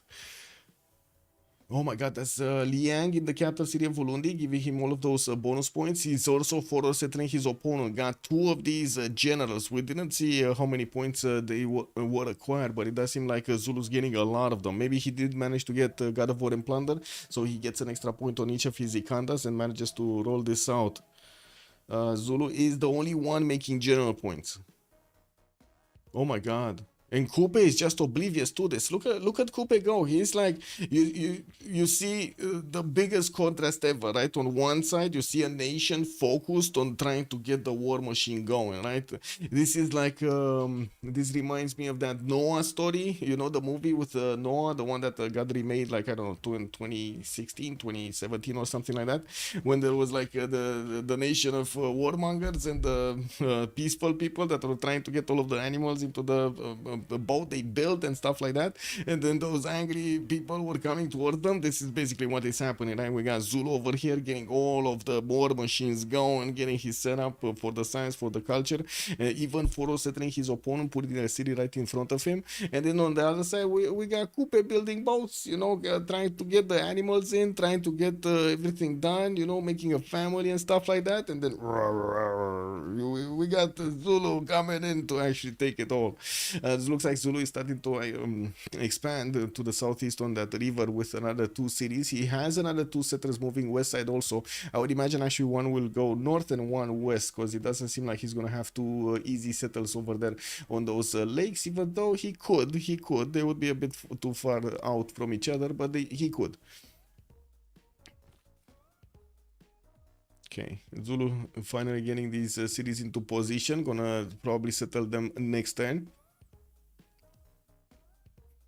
Apprenticeship on Rome coming up also next, with Pingala establishing Endo Dakosuka for Zulu. Multiple builders pre-built. I would imagine this is his feudalism timing, and we're gonna see him getting it. I'm pretty sure he's gonna want his apprenticeship quickly also, so he can get that extra production on all of these mines. Is gonna be quite important to get that going.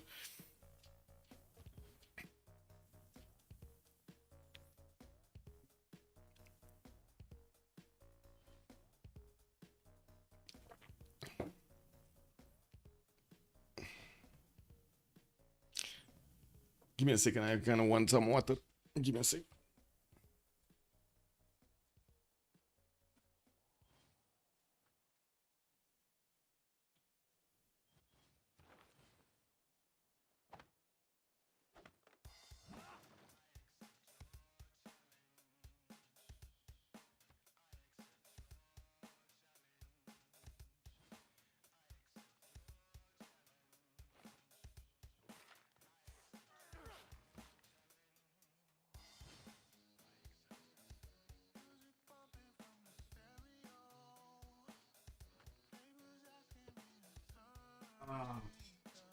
Water. This is what it is.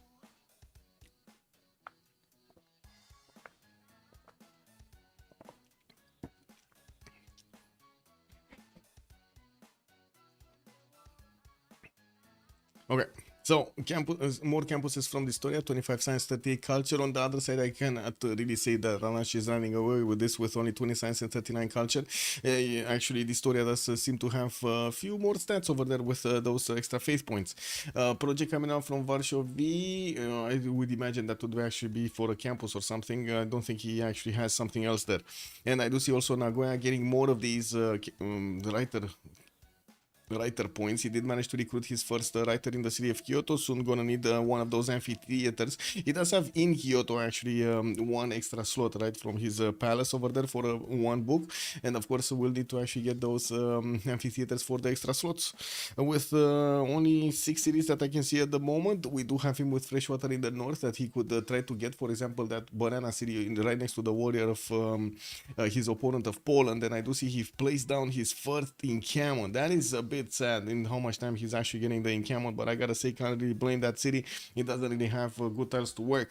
We do have also Reina being established in the connection city between Rome and Coupe. I do see we do have also Rome coming up with his 6 settles here, and could not manage to actually get quickly to Colosseum. Babylon just snatched it out from under him. We also have Pingala establishing Mari for Babylon, Magnus in the eastern city, Moksha in the west, and also yeah, this is what it is. With first the industrial zones also coming around from Age of Steam. I did notice in the north we do have them being placed from the northern cities, and we're going to need to see more cities being sent towards the south. I do see a settler is already on the way towards the freshwater settles to the south of Age of Steam there.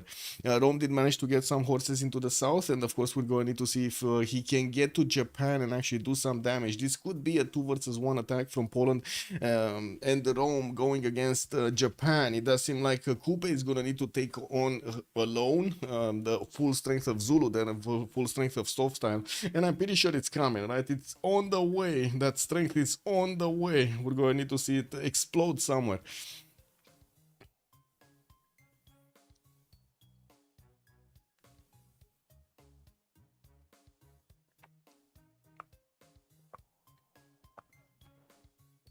Oh, Mitila is the only science city-state.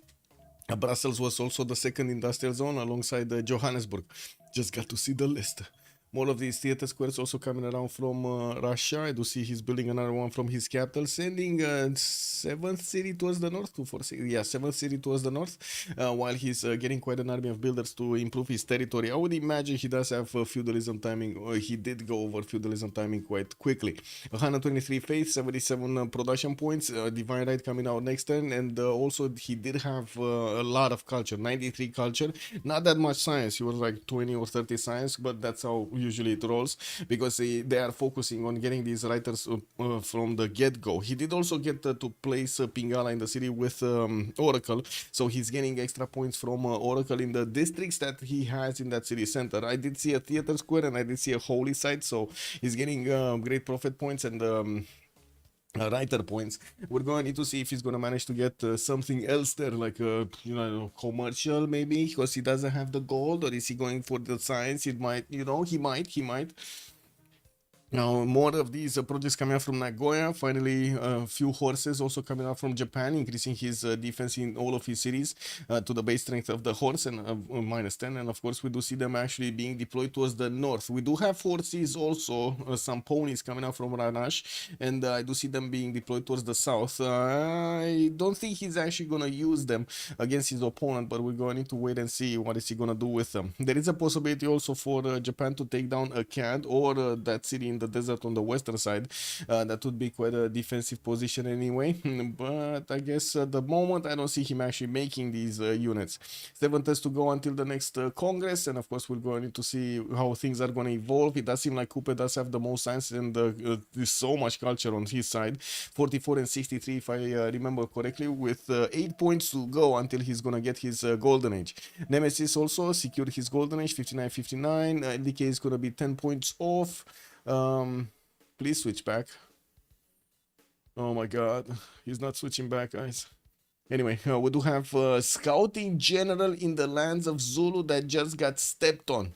Man, that just means war.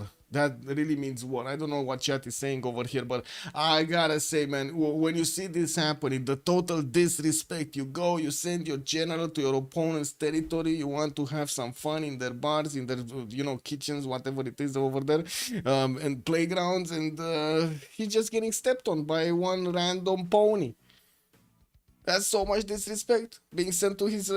I wouldn't blame Softire right now, right, for actually getting some units and trying to show Coupe some respect. Anyway, we do have Aquilea coming up with those bats, and I do see also Aretium. More settlers are coming around, and I do see Zulu on 10 points a turn for the generals. They did already manage to get all 4 generals. Oh my god, did you see that? All 4 generals did get taken, and none of them actually got onto the side of Japan or Poland. I do see Poland did manage to put down an encampment towards the southeast, but unfortunately, well, he's going to need El Cid.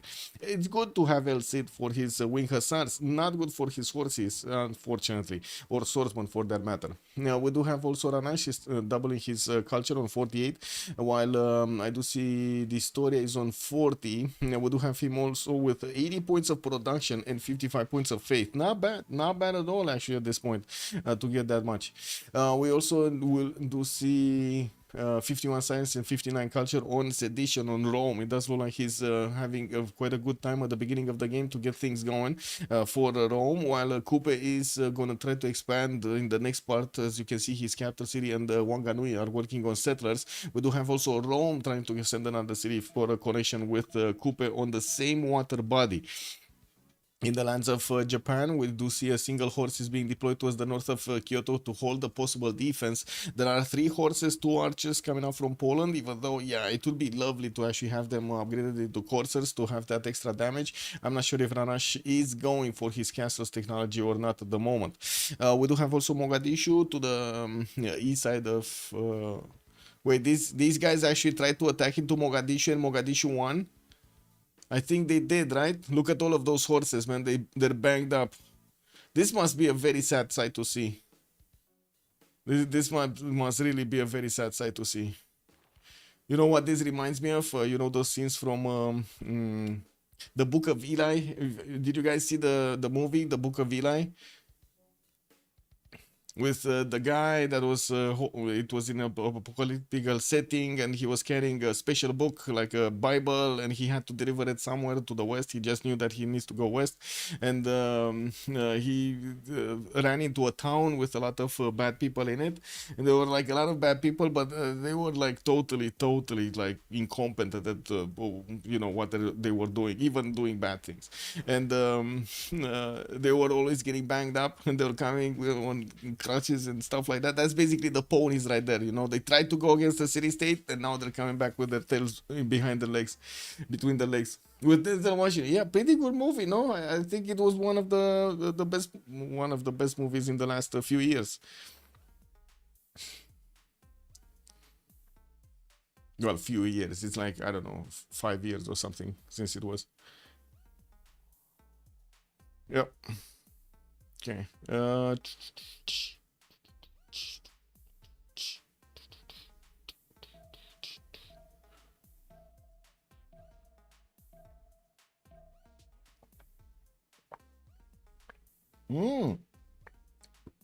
We might see some pony versus pony action.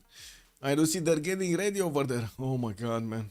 This is actually, I'm calling it right now. This is actually Rafifi positioning his Pokemons everywhere and starting to get the battle going on the table. He's starting to roll the dice. Oh my god, it's 2010 time release 5. Good evening, sir, and welcome. You actually say, oh my god, yes, the Book of Villa. Yeah, Bex, bom dia, senor. Wait, really? It is actually 2010? What? Oh my god, time really flies. It's 2010. Oh my god, I thought it's like 5 years ago, not gonna lie. Like, I gotta say there are so many few movies in nowadays that are actually good that I always need to actually take a look at the older ones, you know, to cleanse my brains or something. Quite a few campuses also finishing up for Japan. And I do see more of those writers are getting picked off. Poland is about to get to one of his also generals.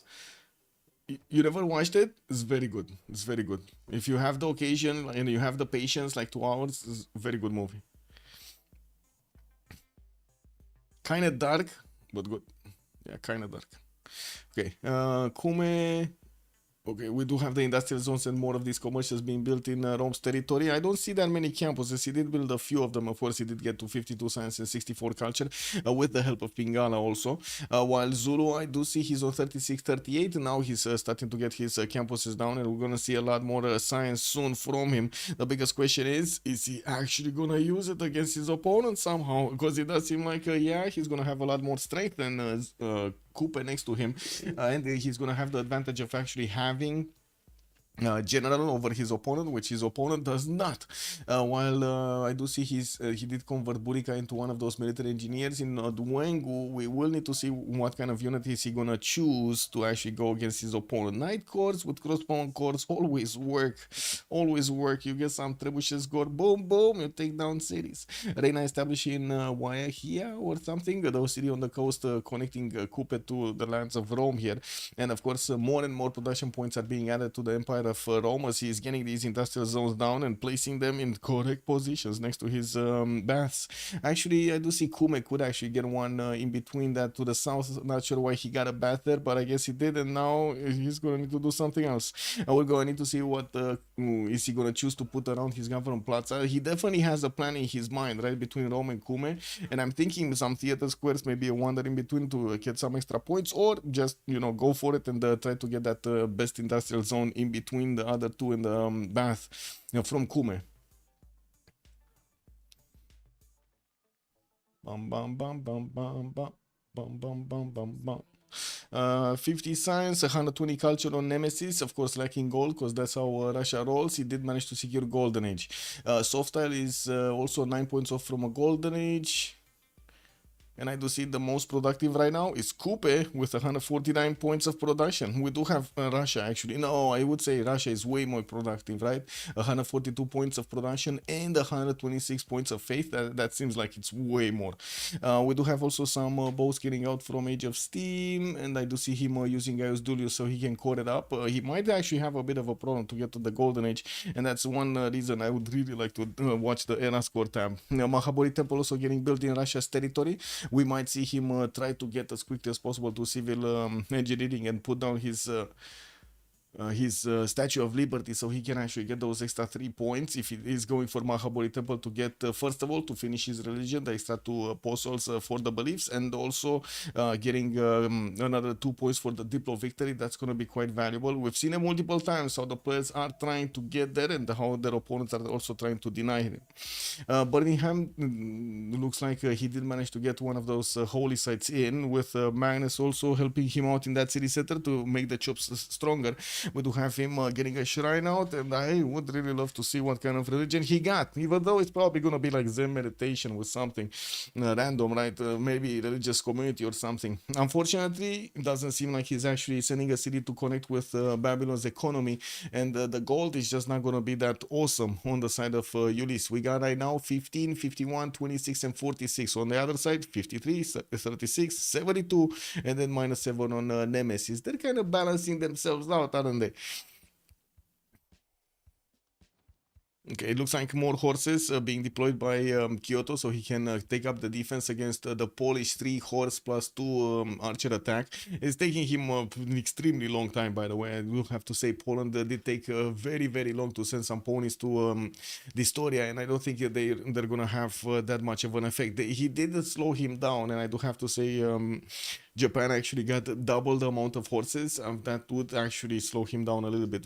A turn or two, you know, he got slowed down like a turn or two in multiple cities, and that might actually matter in the long term. What is the ping? More pings. It's the pings with the pings. Oh, okay.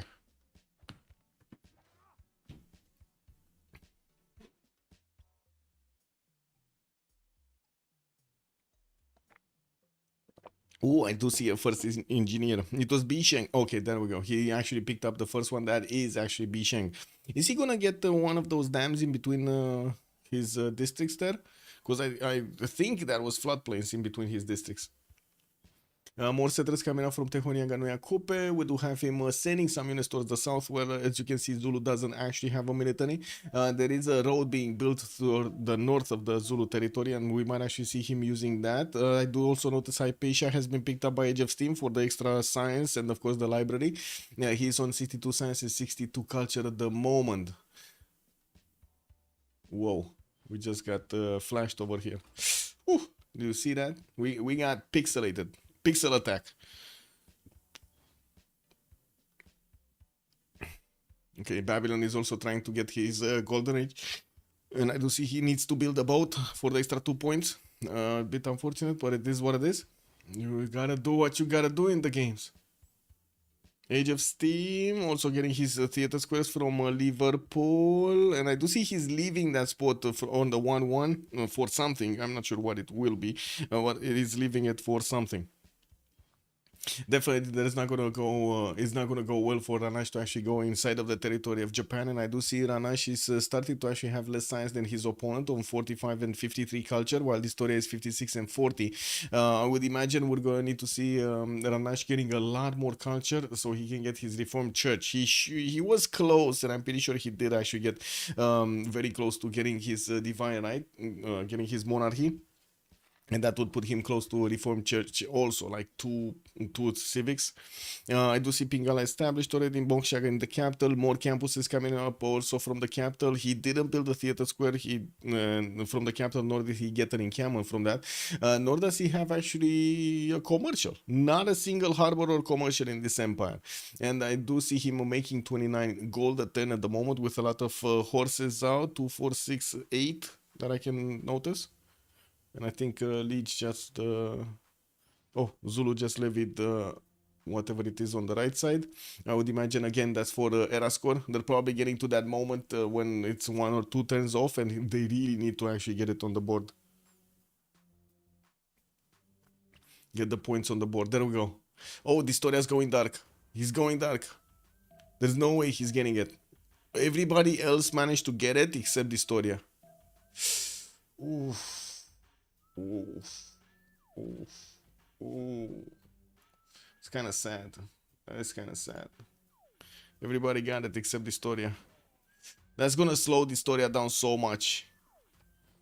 And it might be, I cannot discount it, it might be because of these horses that were coming up from the north of Kyoto, right? From Poland. It might be. Look how many horses he was forced to make, not to mention getting that in Cameron that took so long in the city of Yokohama and trying to actually get the projects in. Even now, he's actually barely 2 turns out from the first project. Foreign ministry also in the capital city of Kupe. We did jump into the new era, so we're going to need to see what kind of bonuses they will get if somebody's going to switch towards the free inquiry golden age. Usually the navals are going for it, so like Coco, for example, on Coupe, or Rom on Age of Steam. I don't think anybody else. Maybe Rome. I mean, he already has quite a bit of culture. Might actually think it's nice to actually get some extra science from his commercials. He did open up with them. That's a lot of gold on Coco, by the way. 122 gold, and I do see finally Nemesis did manage to get positive in the gold pattern on 15, while he's 56 science and 129 culture at the moment. And that was a free, that was a pen brush, sorry, a monumentality golden age in the first one. We didn't have a switch here, so we don't know if he went for a pen brush and voice this time or he went for a second monumentality. Would really love to see it. Yeah, quite a few builders with feudalism bonuses on Zulu, and I do see he improved most of his territory. 5 turns for intelligence agency to come out from his capital, with multiple commercials also getting placed down. Mahabodhi Temple finishing next turn on Russia. We'll see those extra 2 apostles coming around so he can upgrade his religion with the 2 necessary beliefs, the 2 next and final beliefs. While he's also working on GMC in the capital. I did notice it's getting in there. It's beautiful how this game, by the way, Civ6 actually allows you to take a look, you know, at the game. Not me, or not only me. Right now, basically I'm playing the viewer, right? But you can easily see. Oh my God, he got an entertainment complex there, a theater square there, and something. Anyway, we got the Diplo Congress going, and we're gonna come back in 2 minutes. So we will let them pick. Be right back. Also, Kenzie Lol, good evening. Say more Gnosticism. I see holy sites in campus in a lot of cities. He might actually go for that. Be right back, sir.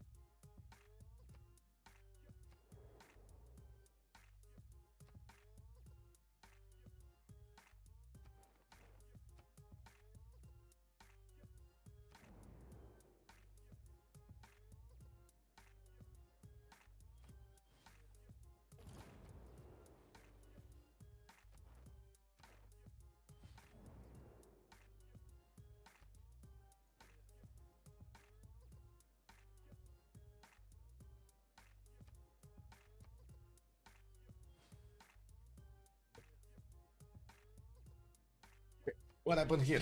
Cafe! Cafe. -4 for LDK on the trade routes, and Coffee getting something or not getting something.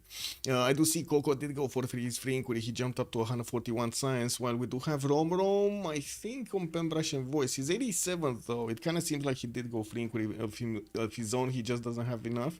Ooh, went even down to 73. Okay, well, soft style is 55 science and 50 culture. We do have him still not actually getting his units towards his opponent, while I do see more and more units are actually coming up for the defense. I'm pretty sure Pipe are not going to stop crossbowman course with knights over there, knight course. Babylon here also, where is he? 44 science, 92 culture, getting his production up. I would imagine he's over 100 easily, since he's getting some beautiful industrial zones between these aqueducts. Also, finally did manage to settle that city on the west, so he can trade with England. As you can see, Ishuna did get settled northwest of this picture on the with Reina getting in. He will need to wait either for Japan to get a city there, or Age of Steam to come from the north to actually get one of those connection cities there. I think there is a settler moving, if I'm not... Yeah, there is a settler moving over there. I saw a red flag. Another settler moving towards the Lake Redba, and multiple commercials and harbors are still getting in, with finally a campus from his capital city, London. And I think it is free inquiry with 96 science and 45 culture. The Historia also looks like he did go for monasticism, 124 science and 33 culture coming up for the Historia, with quite a bit of faith pattern over there. It looks like Kenzilol was correct. He did go for monasticism. Monasty Historia, it is what it is. We're also going to need to see how quickly Ranash can get going. 53 science and 78 culture, since he did switch to a free inquiry golden age this time around. He does have a bit more science. Looks like he's getting attacked. We do have Japan getting attacked by Brussels on the west, and I do see Zulu is passing this Ethelfled. Yeah, he's passing these generals here. It looks like he got fed up. He wants more. He wants other ones. He wants better ones. Another general project coming up from Yokohama in 2 turns, and we definitely need to see if Ranash did manage to pick one of those. I think he did have enough faith, and I think he actually already picked one, but we just didn't see it on the screen over there in his territory. Oh, there's somebody screaming very far away. Kick W. It is what it is.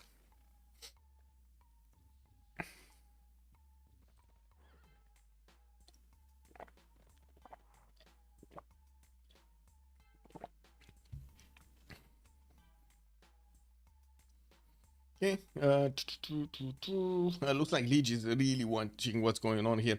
We'll probably see courses upgraded from the story, and he's gonna try to take down Brussels for an extra city center on the western side. That's pretty improved, and we do have him with quite a few med packs there to actually recover his health if necessary. There's a decent amount of tiles on that city center to work.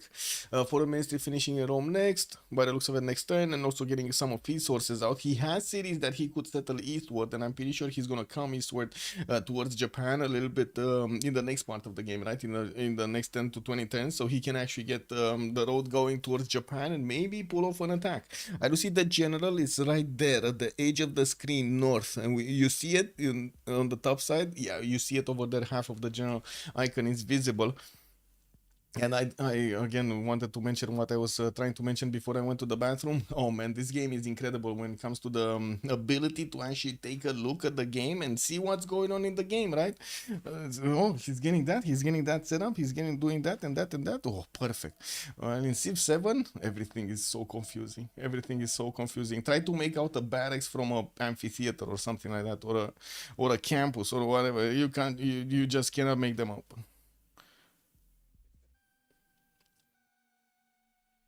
I don't get it. By the way, I do have to admit, I do not get it. Maybe chat is finding this funny. I find it funny myself. I do not get how you could get a beautiful game like this turn into such an ugly game as Civ7. I don't get it.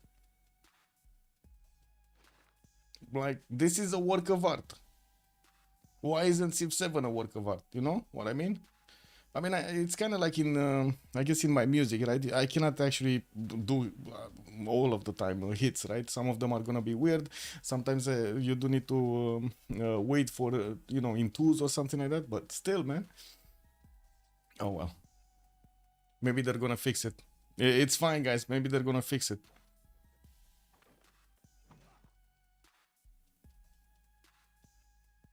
Me saying that and thinking that I should actually open up the screen to see how many people are playing kick. Anyway, let me put up the chats here so we get this going. Okay, what do we have? 118 science on Rom. Looks like yeah, he did actually get a lot more science coming up with his finishing of campuses, and we do see him actually trying to get to Mogadishu. Also, Tomel was mentioning, to be honest, the graphics of Civ7 appeal more to me, but the gameplay I've seen up so far does not really appeal to me. Yeah, I know what you mean. It's beautiful when it comes to the map, but that's about it, unfortunately. It's like a big shawarma, but without the necessary proper ingredients. No, I know what it is. It's like a falafel. Do you know the difference between like falafel and shawarma? Like it doesn't have meat. It doesn't have actually, you know, the stuff that you'd actually eat the shawarma. There are some people that like falafel. Way more people like shawarmas. Way more. Just way more. Anyway, we do have campuses and more of these libraries starting to get into seditious territory. I would imagine he's also going to jump up significantly in his science in the next part, while he's going to want to get his universities out also in his campuses. I do also notice we do see a big line of defense here, mostly made up of spearmen in the south of Kupe. Is really fearing that his opponent is going to come against him with some, you know, nasty units. But I do have to say, Softstyle here is lagging behind when it comes to the science. He's actually almost a third of the science of Coco. He's on 64 while Coco is on 161. Okay, not it's 2.5. Okay, let's call him 2.5. We do see the first horse coming up from Undundulovo, and I would imagine that's a core in that city center from Zulu, and we will need to see if he's gonna start getting his castles, and of course maybe even go for stirrups over here to start hard building his course. We did see that he did manage to build the barracks in most of his Ikandas, and I'm sorry. Beautiful but unreadable. Yes, exactly. Beautiful but unreadable. Fail fast. It's solid strategy. Civ7 as it is should be scrapped. Man. Yeah. I don't know if it can be fixed. Like I kept on thinking what would be like a surgical move to actually try, you know, give some feedback so they can actually fix the game and bring back all of their audience from Civ6, Civ5 and so on. Bring back the core. I will see. Maybe I'm wrong. I never actually, you know, said that I have the full truth. Maybe I'm gonna be wrong. And maybe they will find a way to fix it. I don't know. They should be smart people, no? I mean, that's, you know, that's one of the things that we liked about Pharax's game. They were showing us intelligence.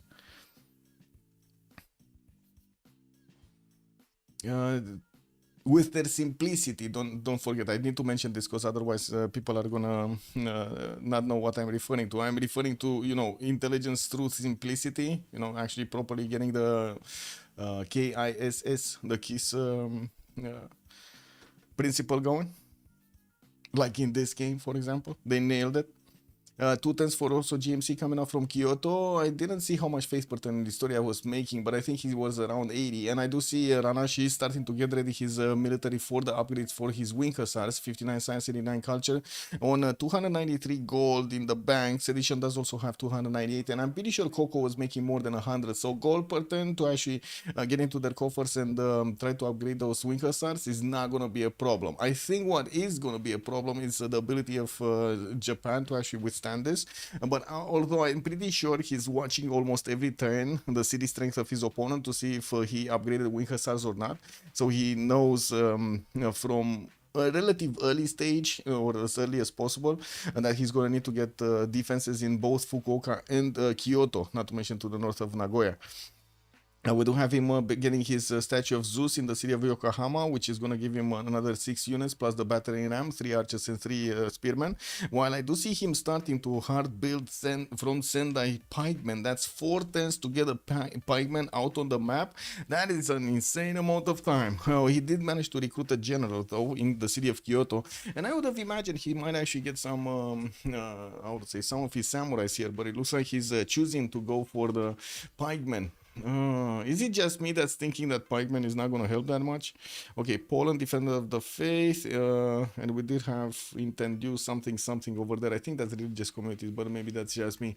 Anyway, Winkelstarts are getting upgraded in the lands of Poland, while Kyoto is going to get his GMC next turn. He does have 519 points of faith in the bank that will allow him to buy out quite a few of these defenses.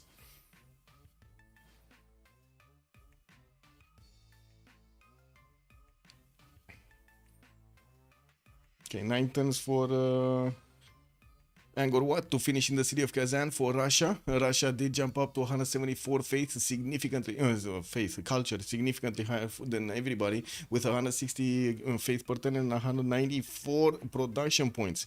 80 science also. Nemesis does seem like he's gonna have a pretty good game here, getting to settle more cities and expanding his territory towards the south. While he chose not to actually go on the eastern side to get more of those cities in the tundra, went into the plains and into the grassland into the south. More of these faith points are coming in from his temples, and we're going to need to see how he's puddle jumping Magnus everywhere so he gets the chops going.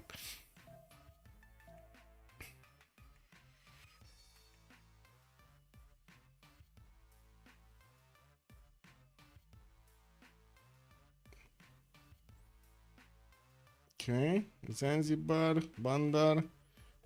Distoria does have Vilnius, Sofstyle does have a CAD. Ooh, Coco is keeping Mitla on his side, so it looks like the only science city state in the game is being kept by Coupe on the side of looking for the Sharks.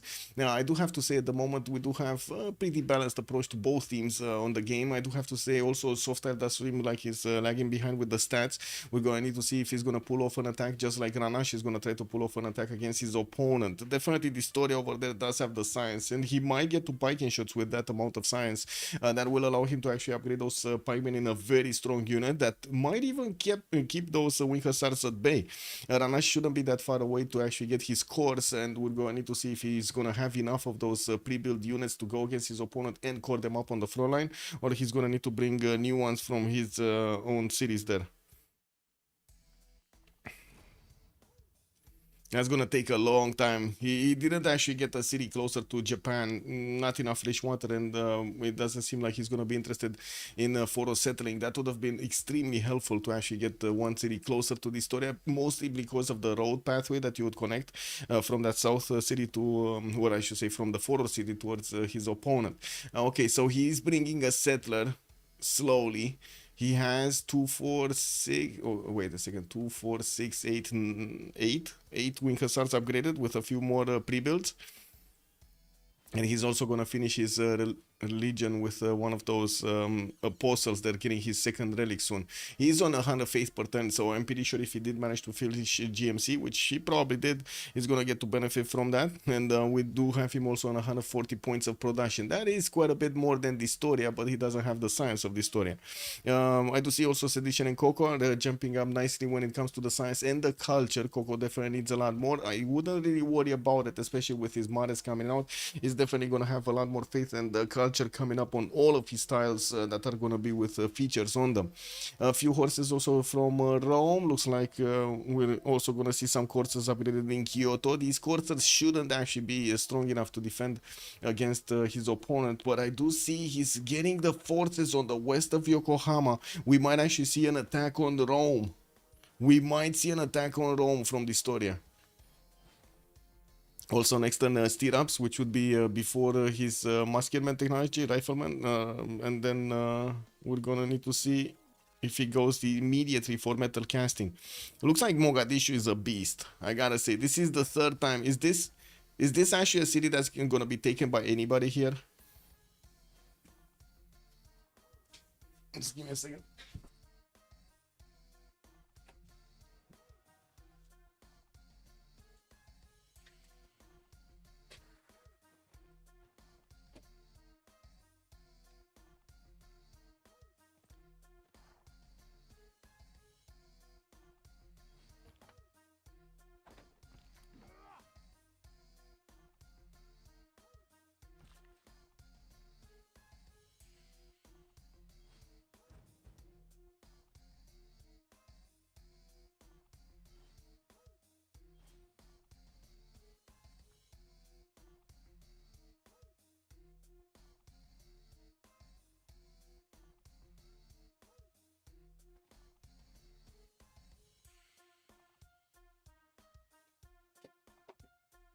Yeah, it is what it is. Cat doing cat stuff. One sec.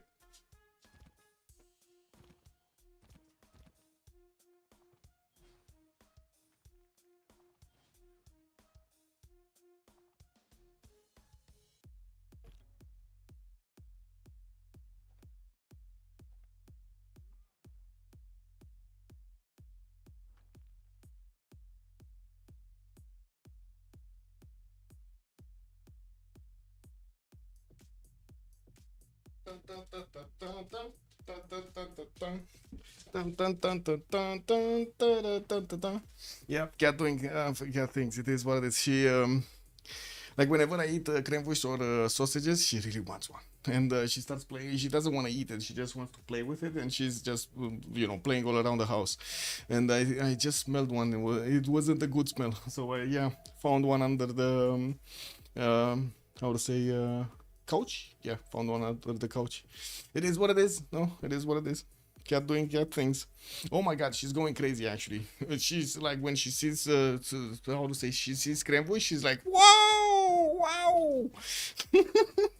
Give me. Anyway, it is what it is. First cat that I see this reaction like this. Okay, 246 these wing hussars are gonna appear soon next to the borders and the units of Japan here. He does have two rows of units with the coursers in front and the pikemen right behind him. I would imagine he's actually gonna want to get piking shot here, and maybe he's gonna want to actually even sacrifice those coursers for a bit more time to get the piking shot, so the pikemen are actually gonna be full strength when they do upgrade. Sometimes these wing hussars do have the ability to go through those pikemen also, but usually when they're cored up, not the normal ones. Now we also do see, wow, Forbidden City in 38 turns in the city of Olonets. He's gonna grow a beard, man. He's gonna grow a beard or two before he's gonna get these going.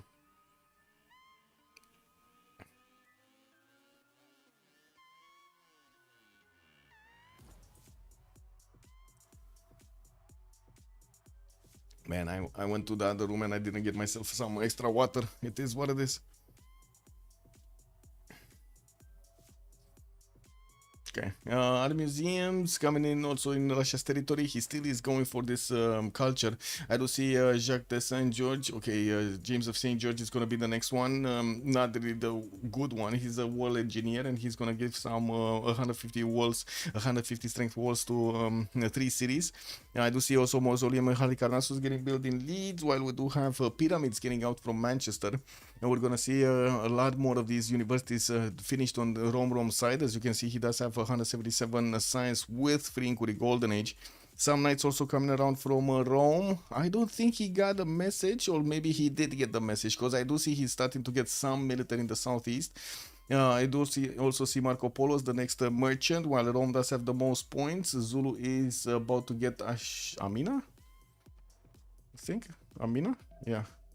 LDK did try to fight with Coco for supremacy on Mitla, but it looks like he kind of lost the fight. He's still on 10. Okay, now he's 13, while DK is on 17. They keep on fighting each other over there, putting as many as possible. We also have Galileo Galilei as the next scientist, and we're probably going to soon have Newton showing up, not to mention Ibn Khaldun. And, well, we're going to need to see what this story is. So what is going on over here? He's looking at Mitla. Who's going to take Mitla back? Okay. Rom is keeping Johannesburg. I think he invested quite a few of those envoys in there. Doesn't seem like he's going to have enough for Mitla. Okay, 7 of these courses from Japan are moving to the west side, while he's getting a massive army to stop those wing hussars in between Kyoto and his eastern cities. It takes so long for Poland to actually get through those forests. It takes so long. Like, this is an insane amount of time, and mostly I think it is the fault that he didn't actually get the cities closer. Also, K. Jervis, good evening, sir. Due to the game, how are these guys on 9 pop on turn 60? When I play, I'm barely at 5 or 6 pop by turn 60, or how are all these resources available so early in the game? We are, yes, Comrade, good evening, sir, and welcome. So first of all, they are playing on online speed, so basically everything is cut in half, like the necessary production or the necessary necessary gold that you need for something, and not to mention science and culture for those research and civic trees. While the players, specifically about resources, we do see more resources than they see because we are using an observer mode, which gives us access to the entire map and its makeup, while the players are only going to have access to the resources they have discovered through the technology or the civic tree. I think it's more like, isn't it like 100% technology, but you know what I mean. So yeah, there's a bit of a difference there. Other than that, I guess they're playing on standard resources. I don't think there's anything changed about that. Yeah, the amount of population, I guess, in some cities it's still 5 on 6. It kind of depends on, like, look at Fukuoka, for example. He got it like 30 turns ago, and it's still 5 population. Some of the cities just don't have enough housing. The main problem would be housing, basically. Got it. With pleasure, sir.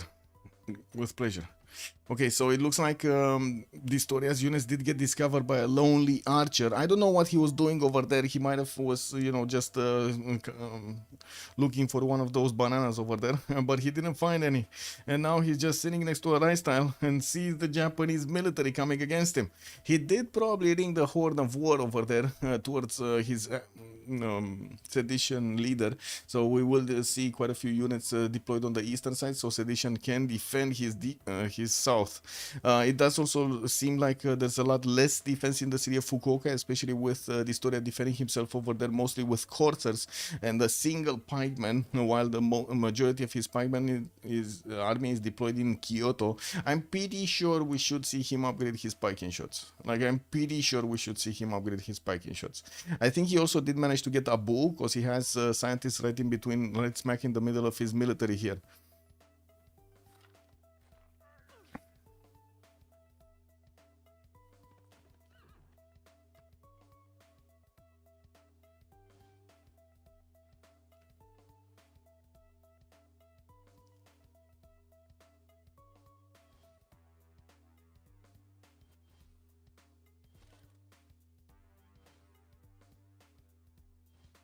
Beep boop. Bitcoin getting Magnus. We might actually see quite a few chops coming around. It doesn't seem like at the moment Poland is, I would say, is focusing on going to the south directly, or he's probably thinking if he's going to go towards Fukuoka or Kyoto. He does see the pikeman line, and yeah, we do have a decent amount of damage from the wing hussars against the pikeman. In 3 turns, we're going to have metal casting discovered by Distoria, so he's going to have the ability to actually upgrade those into piking shots, making them significantly higher than their predecessors. We also see printing coming out from Softile in 2 turns. We didn't really see him getting a military. Maybe he's going to start actually making some.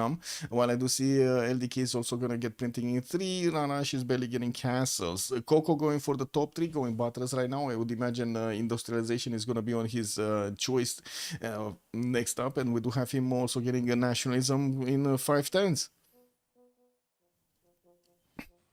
Okay, encampments, Angkor Wat. Ooh. There were 2 Angkor Wats, right? Angkor Wat built in Russia and Angkor Wat built in Babylon. They are opponents. We might actually need to see who's going to get which. 300 points of production on LDK, while we do not have anybody on that looking for DShark on 300 points of production. Okay, Corsair Corps coming out from Zulu, trying to get into Opango. They did meet these pikemen directly on the front line, so that's going to be a major problem. That's not going to go down well. Pyramids finishing in 3 turns in Manchester, while Marco Polo still didn't get picked up. Mausoleum of Carnassus also finishing next turn, with also 2 projects, and I would imagine those are actually scientist projects over there, because Galileo was coming up next, and I would imagine they would want to get as many points as possible for recruiting for the possibility of recruiting Newton or Ibn Khaldun. And you do see England does have enough points right now to actually pick one up, and I think, yeah, Russia is going to get Angkor Wat. He's 1 turn off, so Babylon is not going to get it. He was like 4 turns or 5 turns away from finishing it on his territory. Oh, I see actually, engineers. Is that Imhotep and Isodor of Miletus being picked up at the same time by Liverpool? I think it was, right? He just hovered over there for a few seconds. Anyway, yeah, Angkor Wat is 3 turns here, 1 turn in Russia series. Definitely is going to be finished on Russia.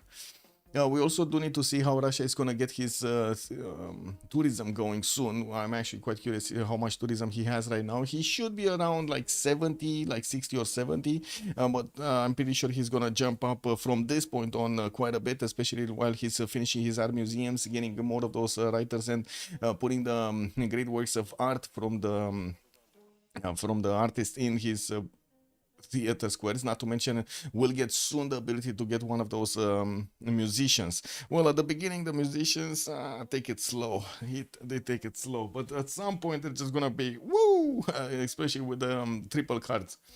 All my points rest on the pike and shot shoulders. The pike and shots of honestly doesn't seem like this is the proper attack from Poland to actually smash something, and this is a wonderful defense coming out from Distoria. The only thing that I can say about that defense is he's kind of lacking ranged units, since he doesn't have some crossbows there, which kind of feels like a mistake, but I mean, if it works, it works, right? If it works to actually defend without them, it works. Colossus also coming up in Engaroahia in 4 turns. And I do see multiple universities also finishing there. We do have Zulu still struggling to get his science and culture on the board, 89, 81. Well, right now at 87, 79. While all of his allies are over 100 science, some of them even over 200 with Rom on 232.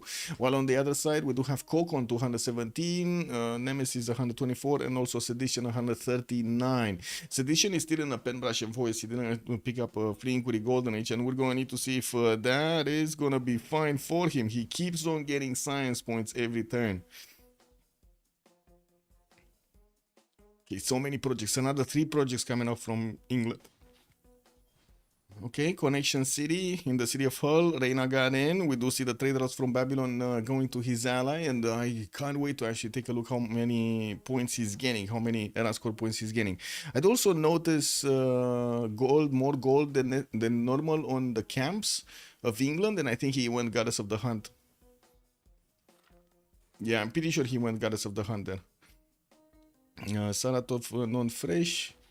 Pyramids finishing next turn. We're going to need to also see what is he going to use these for. I think this is for Statue of Liberty.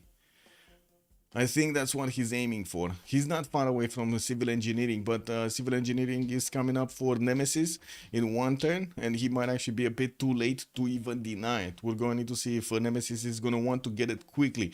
He might actually build it into the same city he did get on the east side, Mahabodhi Temple, that is coastal, and I think he was getting, right now, he was getting one of those harbors out there. Oh, he's not even working that. He's getting Colossus. Wait, wasn't Colossus being built somewhere else? Never mind, it got chopped and it's being built here. It's fine. I think Coco was building Colossus on Coupe, but he just didn't get it, unfortunately. Oh well, it is what it is. Also, Pyramids finishing in Manchester. We do have... to see. Also industrialization finishing next turn for Romrom for an extra point of production on all of his mines from then on. Okay, Poland. He can definitely do the attacks. Okay, and I do see a few more of these crossbows are coming in. Poland wing hussars don't actually seem to take that much damage even attacking into those pikemen. And I do see Distoria did switch to printing. He actually switched to printing. It's only game. It's only game. Why you have to be mad? Yes. Been away for a while. Is anyone defending culture on Ulyss? I think it is LDK that is gonna pick up the defense on the culture, and he does have 141. So I think, yeah, I would say yes, Babylon is defending it. He was kind of like, looking at his initial setup of districts, he was kind of going for the defense. Didn't open up with theater squares, but he is starting to get his land over there proper for some theater squares set up, and plus wonders, plus his government plaza and so on. Okay, so parking shot technology has been finished here. We're gonna need to see what kind of damage he's pulling off against them. Distoria does have a decent amount of science and culture, and from what I do see also faith. Siege tactics in 3 turns. He's going to want to get to calves. I do see LDK is going for top 3 over here. Production. On mass production, I mean. And quite a few more of these campuses. And, oh, he's building Hueteocali in one of his cities. Money getting into Coupe cities, not into a city state. That's a bit weird. Filippo Brunelleschi is the next engineer, from what I noticed, who is finishing in Babylon in 2 tenths. That's going to be only for 2 amenities, but I guess it's 2 amenities extra. That's very expensive, by the way, for 2 amenities. And we do have, as you can see, Babylon managing to get those theater squares next to his Colosseum and his government plaza there to add as much culture adjacency as possible to them. I mean, Echo, I would do it. I'm not really that good at French. I am getting more and more, like my vocabulary is definitely better, but I kind of, how to say, I kind of stopped learning French like a year ago or something like that. It is what it is.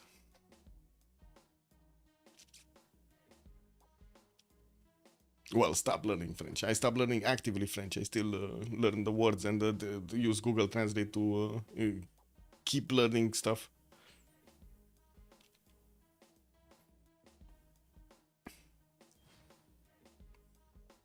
Okay. Oh, he actually did finish Forbidden City in that Holonet City. You know, it was 38 turns. It looks like he did manage to get a few more chops going, and it works. While Poland had a few visitors from Japan in the western side of his empire, looks like he did stop him there. 95 science and 110 culture does put Ranash in a relatively good spot for the next era. While the story is going to lose most of his science in the next era, I do notice Newton just got picked up by Age of Steam, and we did have Marco Polo picked up also by Rome, and Coupe did get Ibn Khaldun for the extra points from his happiness. I don't know if he has a lot of happiness though, and of course we're going to need to see if he does manage to get the points there. Now, the extra merchant on Rome is going to be quite great, and we do have him managing to get 271 points of gold per turn. That is pretty good on Rome right now. They do have the gold on the side of looking for the sharks. And now that LDK with Rome are starting to also get their trade routes through the water, they're starting to make 250 and 193 gold, while their allies are not making any, minus 10 and 9 over there on soft style, basically equaling each other out. Kilvak Zivani being finished also in the second city of Age of Steam here, and I do notice he even got, oh my god, he got another one. He got Great Lighthouse also in the city of Hull, and he's keeping Newton so he can put it into a new campus so he can get the full library and university in that campus. I do see encampments are starting to come around from Coupe. He did manage to get 2 of them in the south, while he's getting another one from his capital. Unfortunately, he doesn't have in all of his cities at least the +3, not to mention the ecstatic bonus. And I do have to say, Coupe did do quite nicely to defend himself against Zulu. While Zulu is still struggling to get his science and the culture on the board, he did manage to get to at least 116 and 83 points over here. We do have him with well, we actually don't know his goal per turn. I wanted to take a look at his goal per turn, but we actually don't know because it's on the score tab. Well, at least we can take a look that he has 700 military, while Distoria does have 1300. Oh my god, Distoria is elite. Did you see that? He's 1337. Coward? Yeah. I don't really want to shoot myself in the foot. I don't know why you say I'm a coward, you know. I don't really want to do that to myself. Wow. Anyway. And look at that. We got Ranash on the powerful 777 number. The great battery.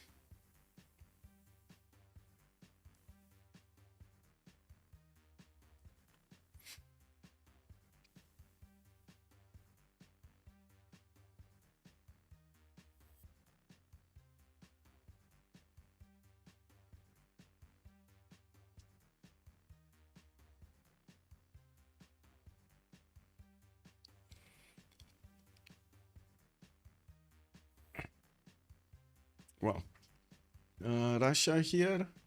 What is he doing? 130 science. Did we see the tourism from Nemesis? I don't think so, right? We didn't actually get the drop-down menu from Nemesis. And I think actually Liege is AFK or something. Anyway, now on Russia we do have him getting more of those theater squares campuses, and I do see some of these harbors are getting out, so he can build that. Harbor that's just finished in the city of Voronezh, and that will give him the ability to put down his Statue of Liberty. He does have an engineer in St. Petersburg, but I don't know. Honestly, I don't know if it's the correct one or he got trolled into picking one of those that don't have actually the production. I think it does have the production because he just placed it. He just moved it in the city of Voronezh. Did he have industrial zones anywhere? Yes. No, I don't know actually.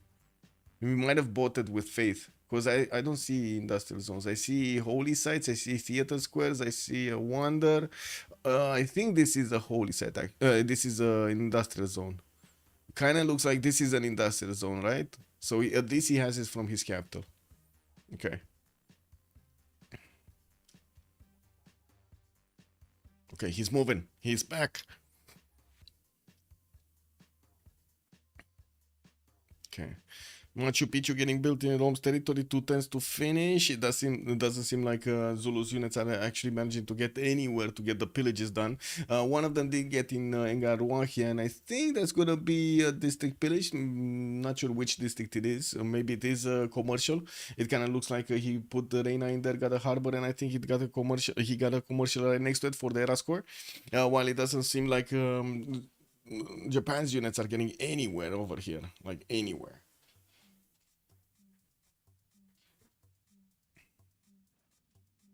Yeah, there we go. 17 turns for Statue of Liberty in Voronezh. I do have to say, Age of Steam is not going to get it in his city in the south where he wanted to get those extra points because he just doesn't have any more tiles to place it next to. He already placed Great Lighthouse and next to on the other side of the harbor Colossus, so he's not going to have that option.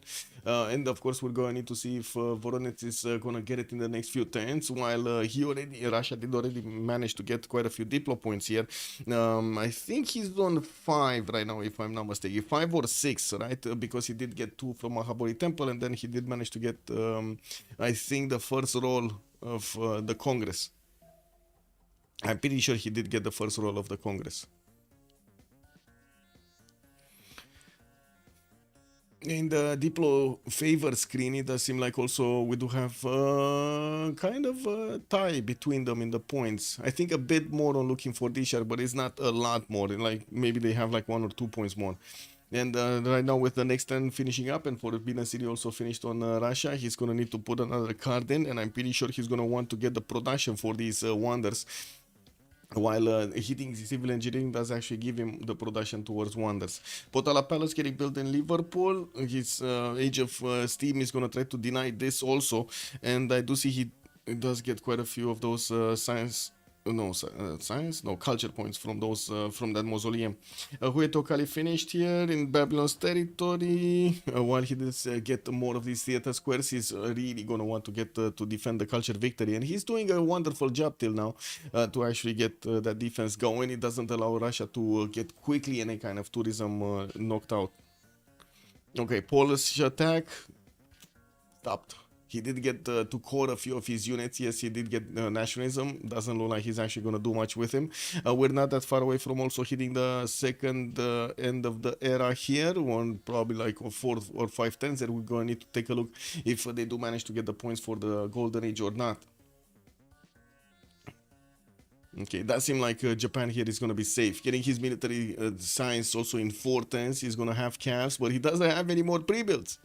That's gonna be unfortunate. He's gonna need to either hard build these or get them with faith, which is gonna be quite expensive. He's hard building a few more of these coursers, and I do see the hussars, even the cores, don't really have enough damage to go through the parking shots.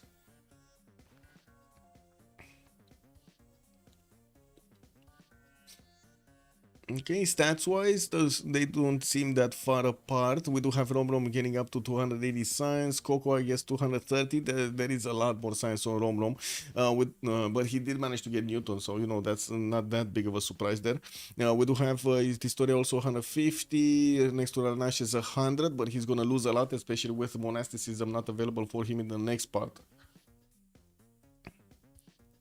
400 points of production on LDK, 400 points of production on Rom, while on the other side, it does seem like Nemesis does have the most production with 314. He also has 170 something points of faith per 10, which is very big. And I didn't see Rome actually managing to get to 300. He's like 260 or something production, if I did see that correctly. Civil engineering in 310s for Anash, also getting his metal casting. Looks like he's gonna keep on going towards ballistics here.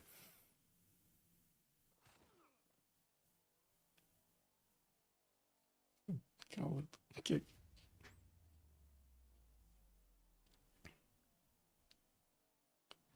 My water. No more water. Anyway. Era score. Usually in the third era we don't see that many civilizations going for a golden age, but since this story did have dark age this time around, I would imagine he's gonna want to hit heroic age maybe in the next one, so he has a little bit of advantages there. Not too many. It's the third era. We're only gonna have like reform the coin age, monumentality, and another two that usually don't get picked up. Drums of War, and I totally forgot what's the third one. The fourth one, I mean.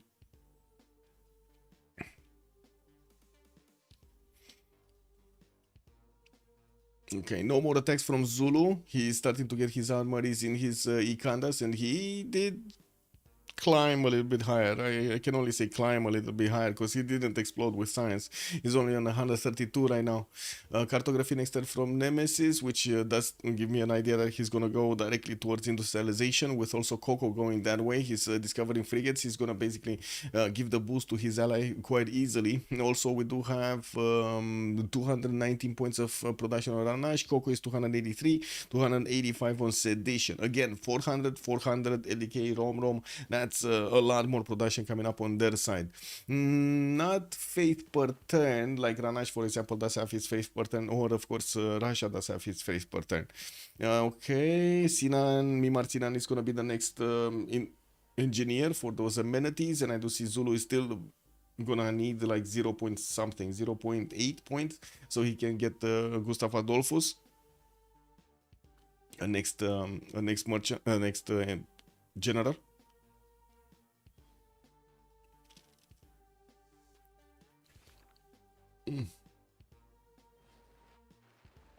Okay, let's see the truth, guys. Oh, it's even going lower. Oh man, this is so sad to see, bro. This is so sad to see. This is my career going in poof.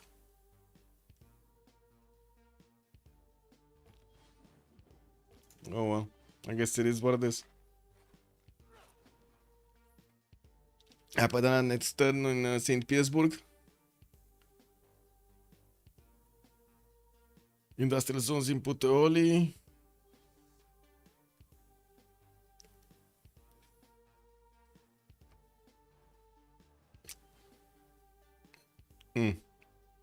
Well, I can't wait to see when Russia is going to get his first musician. I don't think he actually had enough points till now, but he's soon going to get there. 6 turns for Statue of Liberty. He did actually use both charges, and I don't see anybody making a competition for him. We did have, I'm pretty sure we did have Rom. Oh no, he's civil engineering in 4 turns.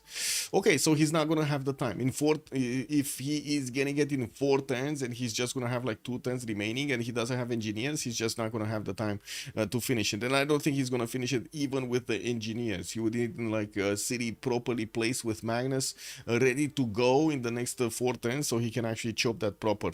Now we do have him of course trading with Babylon here, and Babylon trading to him, giving each other so much gold. I do also notice he's starting to buy a few builders with his gold per turn, because you know, why not? You do need a little bit of extra summer, just get a builder. What are we watching here? 1240 points of production. Well, that's half, right? 620 actually points of production. And I do see we do have Shuna starting to get his art museum. Same as Makshfa Shapir. They are building up the defense for the, or I should say Babylon is building up the defense for the culture victory. But it kind of seems like Russia is going to want to knock this defense, or knock this Diplo. in this game. They do have a chance to go for Diplo, to be honest. They actually do have a strong chance to go for Diplo here. I'm not sure how fast Rom is going to manage to get his GDRs on the board or the tanks on the board, because he's quite close to Russia, but it doesn't seem like at the moment he does manage to go that way quickly. He's also going for metal casting from what I do see, and I was expecting him to go to keep going actually on the top 3, try to get to his I want to say flight, advanced flight and so on. Research labs probably, actually.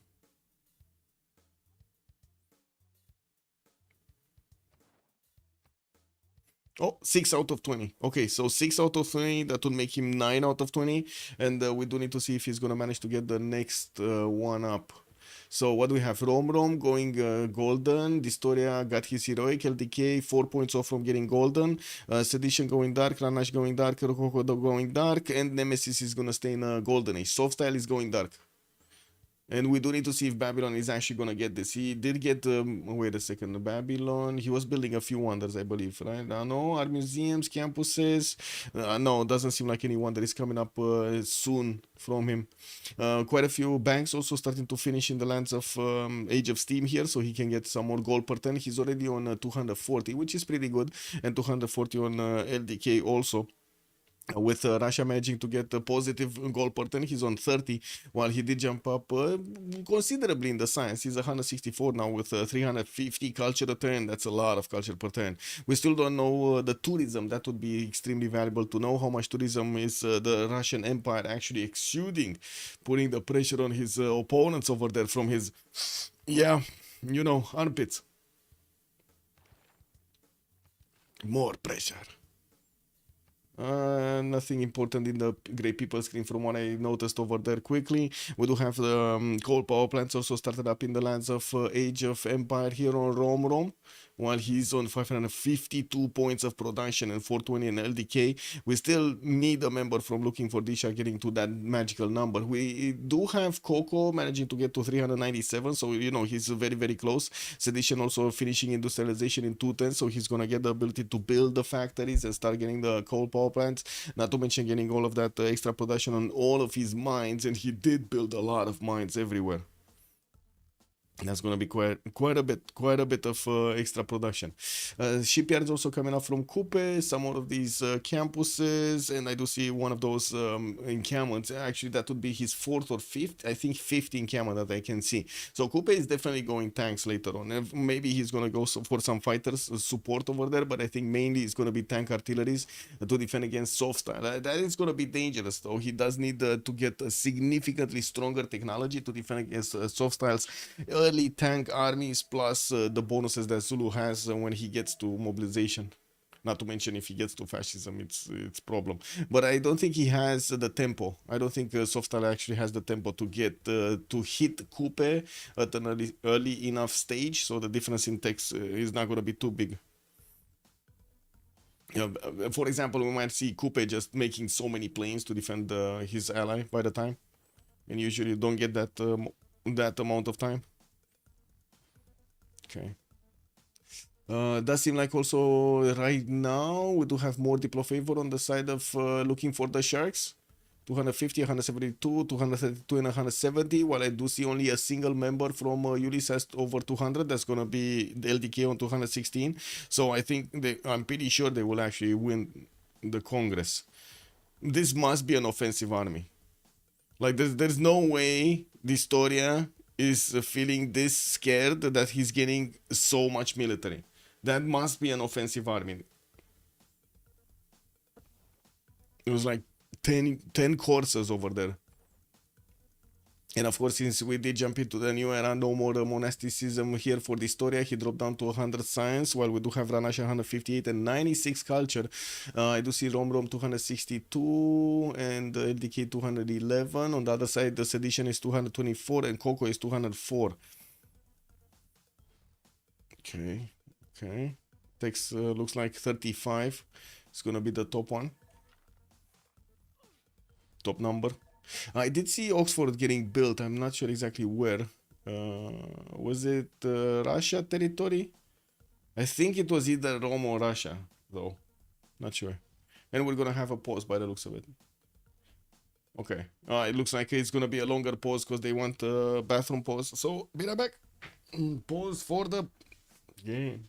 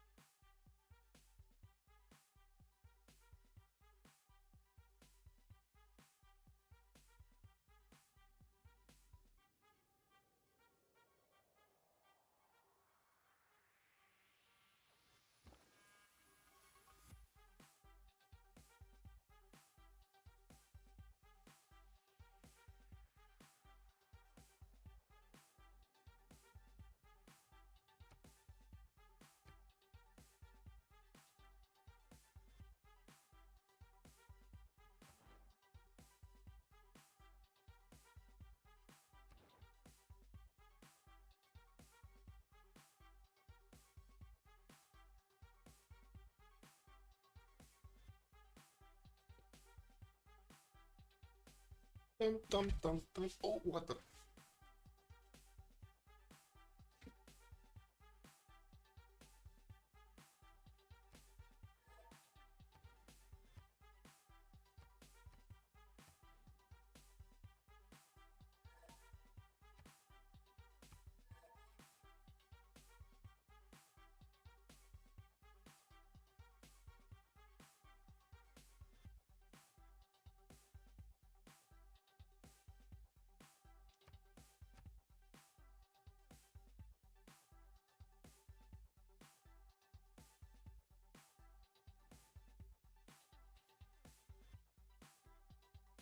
Oh my god, exactly the water. Exactly the water made me late. It is what it is, guys. We're coming back.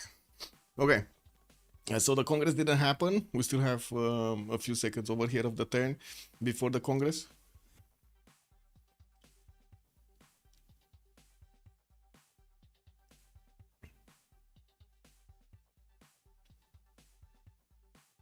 Okay, well, Coupe keeps on getting his production capabilities higher. We do have Potala Palace finishing next turn for Age of Steam. A few of these Musketmen are also getting out, quite a few of them actually.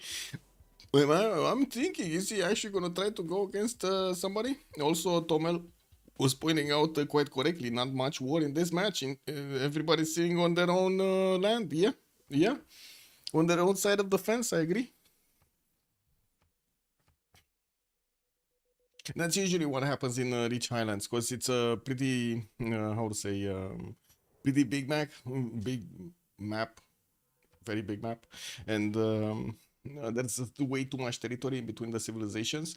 Yeah, you do get a lot more time to sim, you do get a lot more time to actually think about your choices, because you're not going to be pushed by your opponents in war, and you don't have to handle that at the same time as you actually get to think about your sim, which too does have some advantages. At the same time, it does force the players to actually go for the later game, which has basically the challenge of them getting the sim properly done with the land they have, so they can compete with their opponents and allies at the same time, which is kind of fun to see at the, in some sense. But I do understand that from the viewership side of things, it's kind of actually, you know, it's not that it's not always entertaining, because it is what it is.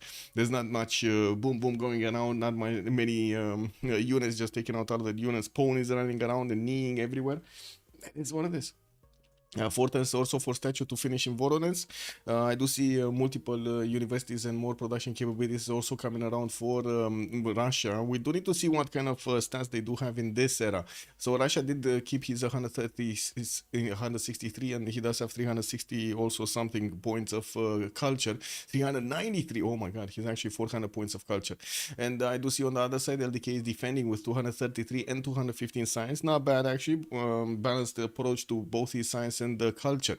I would actually expect Babylon to start getting a few more cities, because it looks like he's on 7 or something, and I would have expected him to go 9 or plus 9 plus, because he does usually, you know,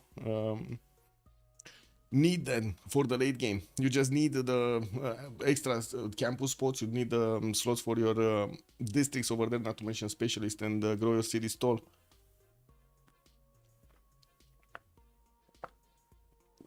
Okay.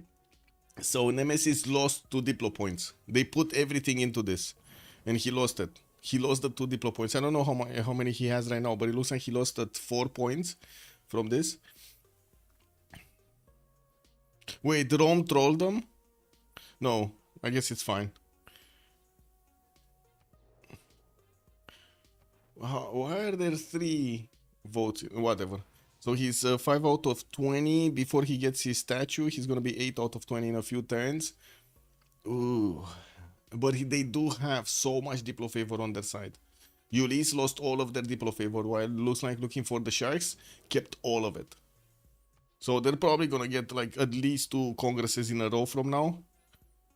That might give them the ability to get the win in the next 2 congresses, but that's also dangerous, right? In the next 2 congresses, the next 40 turns basically is gonna be exactly the period that we're gonna have the tanks, the combustion being discovered, planes, advanced flight being discovered, even nukes might actually get out. Not to mention turn 100 GDRs are a thing, so we might actually see them. We do have Russia with the Forbidden City finish, so he did manage to get an extra wildcard policy slot to use.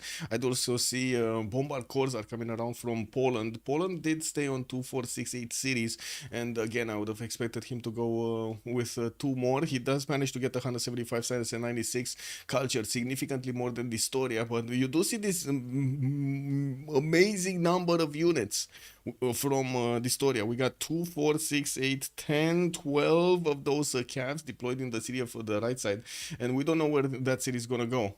One turning also, or London is one turning for the ministry, and also getting more of these factories in. I do see he's building Torre de Belém in the city of Leeds, while we do have more science capacity being also built, more campuses, more libraries, and I'm pretty sure he's gonna follow up with his universities. Wait, is Mogadishu still staying alive? Oh my god. That's a real BG. That is a real BG. Do you see that, Mogadishu? Oh my god. That is amazing.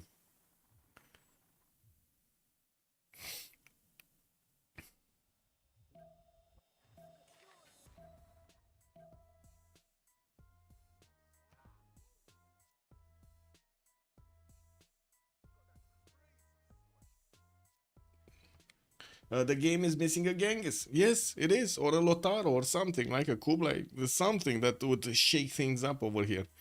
They did try with Poland. I do have to give them that. But against the Historia and without the help of Rome, it just didn't go properly. We will need to see also how they're going to manage to keep up with the science capacity. I do see looking for the Sharks to do have a bit of a better result when it comes to the science across the board. Not to mention the culture is getting quite big on Nemesis. We do have, for example, Ranash significantly higher than his opponent. Softstyle is also with 169 points versus Coco's 215. So again, looks like Coco does have the advantage there, but not by much. I do have to say Coco doesn't seem like he has a big advantage over Zulu. He did have this science for a lot longer, so you know that is at least an advantage, and we're going to need to see if he's going to get to build up a lot more.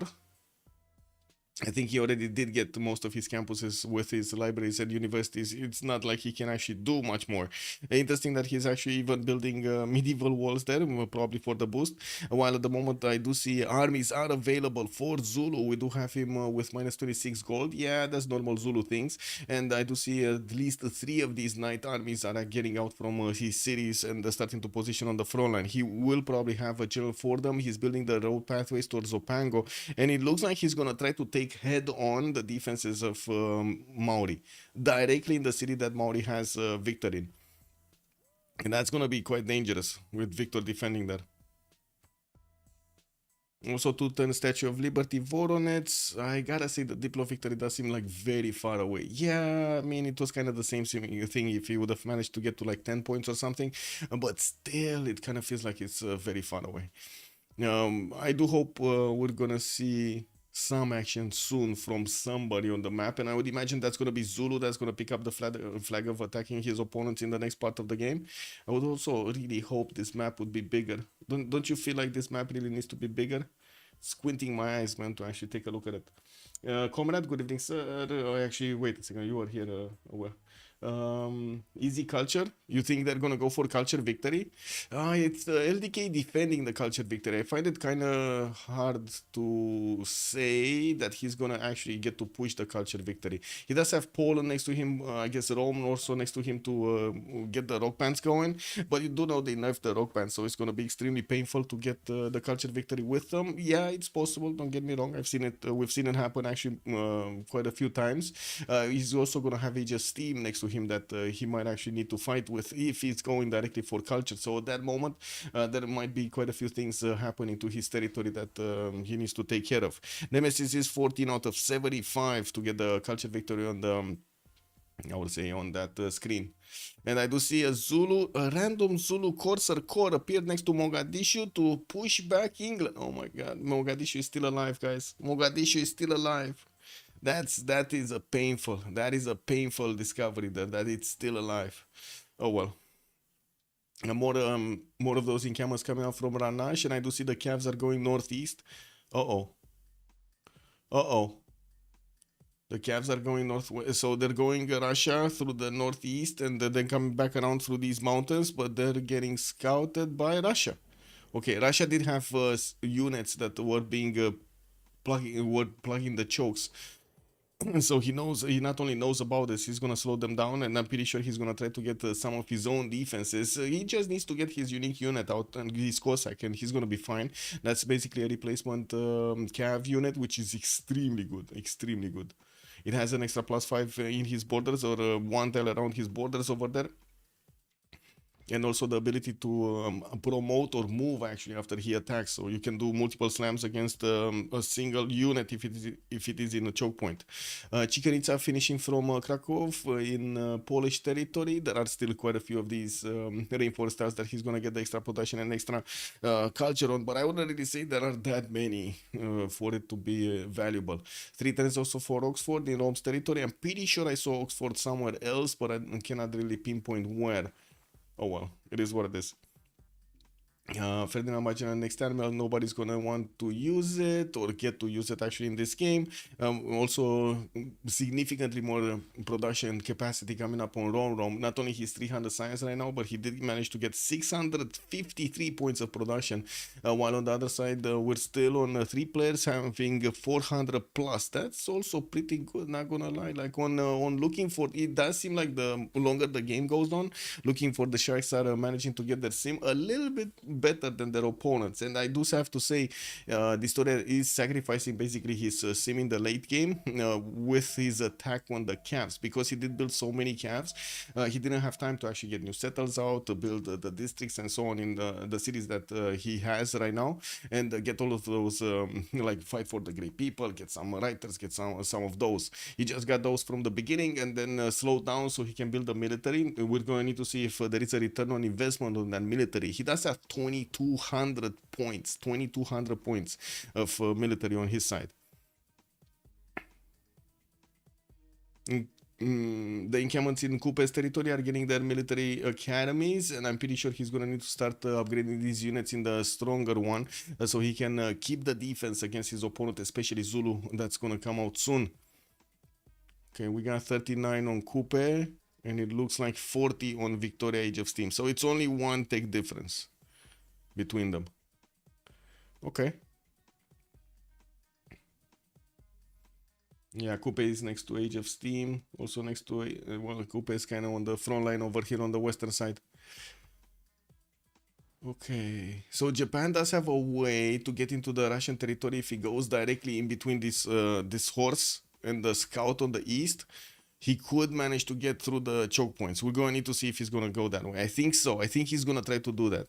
Neighborhoods also coming in for Babylon for more housing, and I do see he's starting to get a few horses of his own. Bolshoi Theater also getting out. That's going to be a good deny from Russia, so he can get an extra slot of those musician points, and of course not denying the musician points from Russia.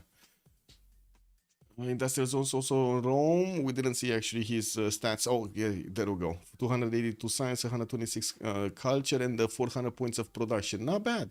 LDK is with 519 points though on Babylon, and we do have soft tile on his 233. And right now it kind of looks like we do have the preparation of Zulu to go for his tanks. He barely has ballistics though, so it's gonna take quite a bit of time to get to actually combustion. So we might see cuirassier armies. Do you think it's gonna be cuirassier armies, chat? Might be cuirassier armies. I don't know. What do you think, chat?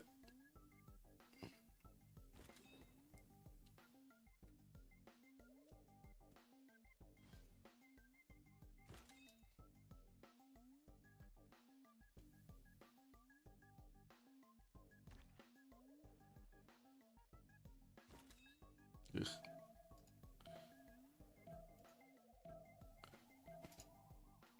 Just got a weird email. Well, not a weird promotion over there for something I'm never gonna get.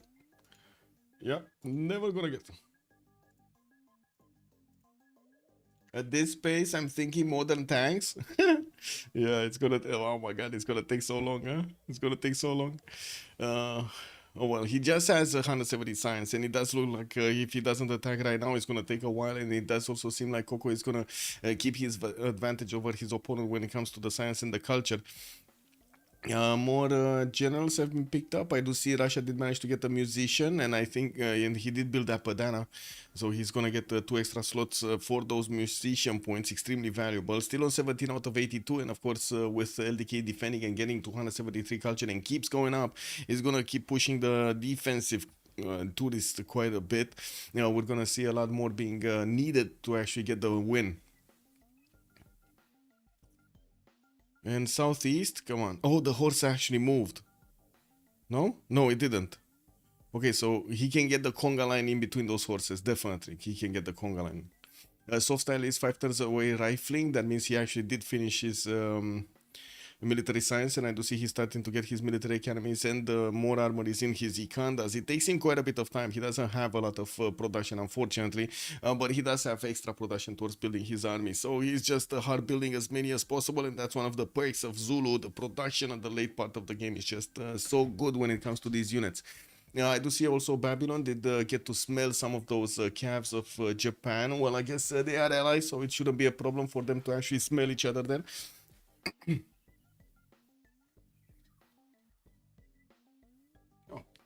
Athena moved. Kick. I don't know where she is.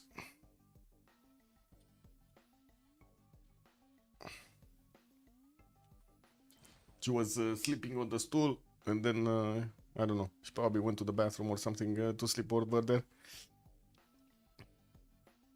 It really likes to sleep in between the doors to see everything.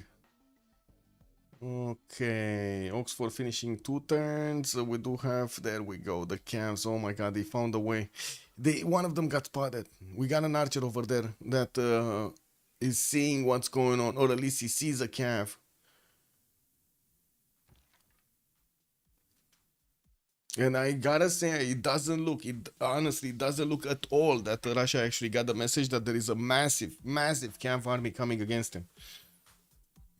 Like what, 16 units? What? How many did we count? Ooh, Mogadishu went down.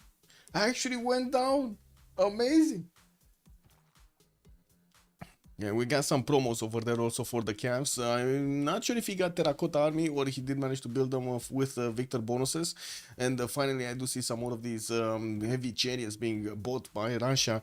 I was expecting him to actually go for other units. But anyway, he's seeing that he's getting attacked over here from multiple sides with the camps. And as you can see, Historia is moving them as quickly as possible through the choke points. So he can get quicker to the lands of Russia, but also giving himself up that he's gonna start attacking Russia.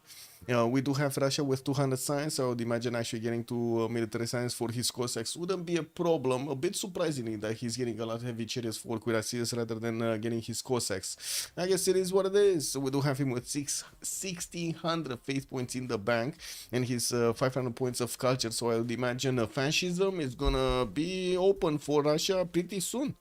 No? He's gonna have fascism very quickly.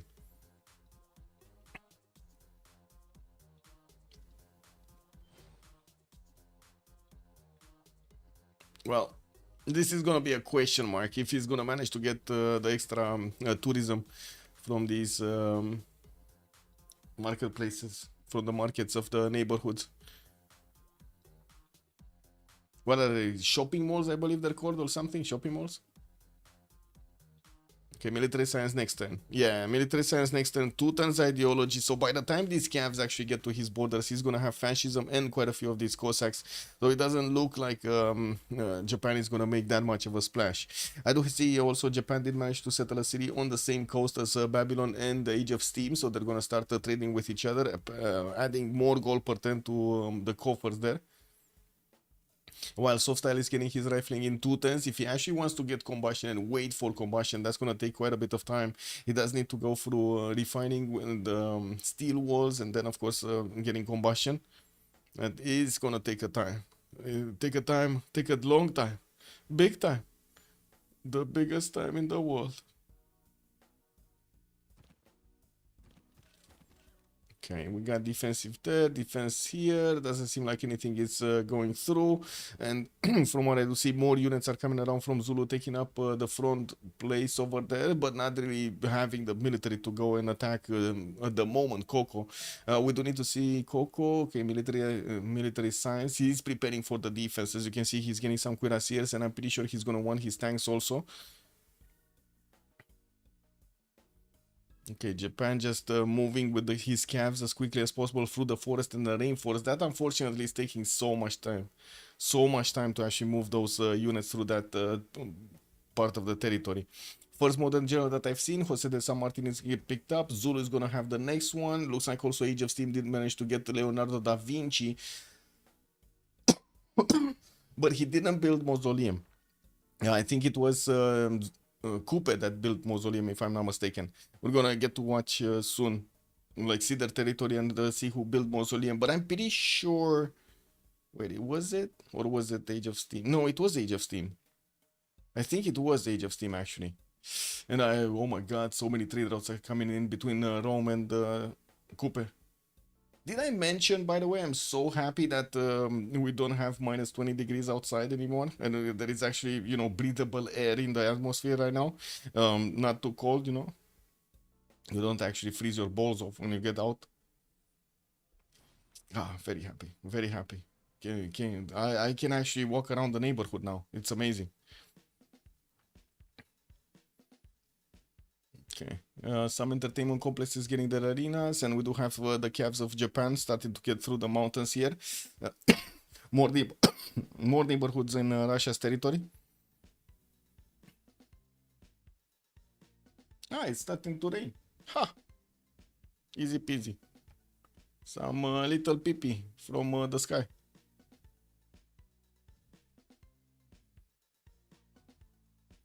Ooh, Rome is going for flight. 2 turns for flight. We got Coco going refining, so it does seem like he's gonna have tanks at the same time as Zulu. Actually, earlier than Zulu will have his tanks. He's also probably gonna have mobilization while Softal is gonna get there also.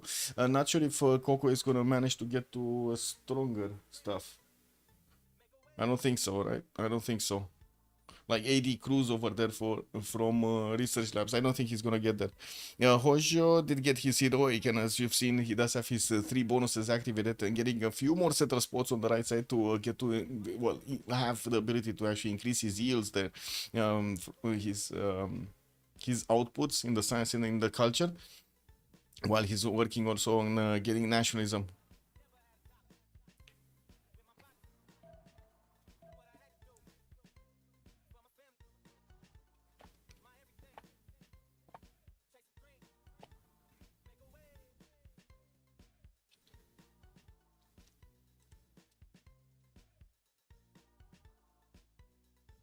Ooh, there are some calves actually going to Rome as well. I didn't see those. There were like not many. I've seen like 5. Oh, okay, 5 with a Corsair. And yeah, he does have Corsairs defending Rome, but I think Rome did manage to get to Cuirassier technology. He's ballistic, so I would imagine he's gonna have the ability to upgrade those if needed be. I'm not sure how much he went into the bottom tree, because we do see him, you know, he went into sterilization and then went for flight.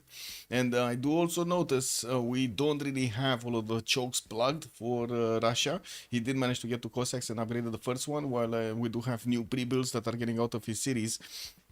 The calves of Japan are about to get to hit him. And the question is, will LDK and Rom be able to actually carry this into the long game, into the late game? Rom does have the biggest science with the biggest production also of 774 and 407 points of science. And yeah, there we go. That's Mausoleum right here. Alhambra is also getting built for an extra one of those military policy slots. And we do have military engineers starting to actually get to build his railroads with his ally over there. Wow, this looks so weird. The railroads look so weird. They're missing the lines of, how to say, the cross lines basically on them. As graphics, it's just a graphical glitch because of the coloring right now.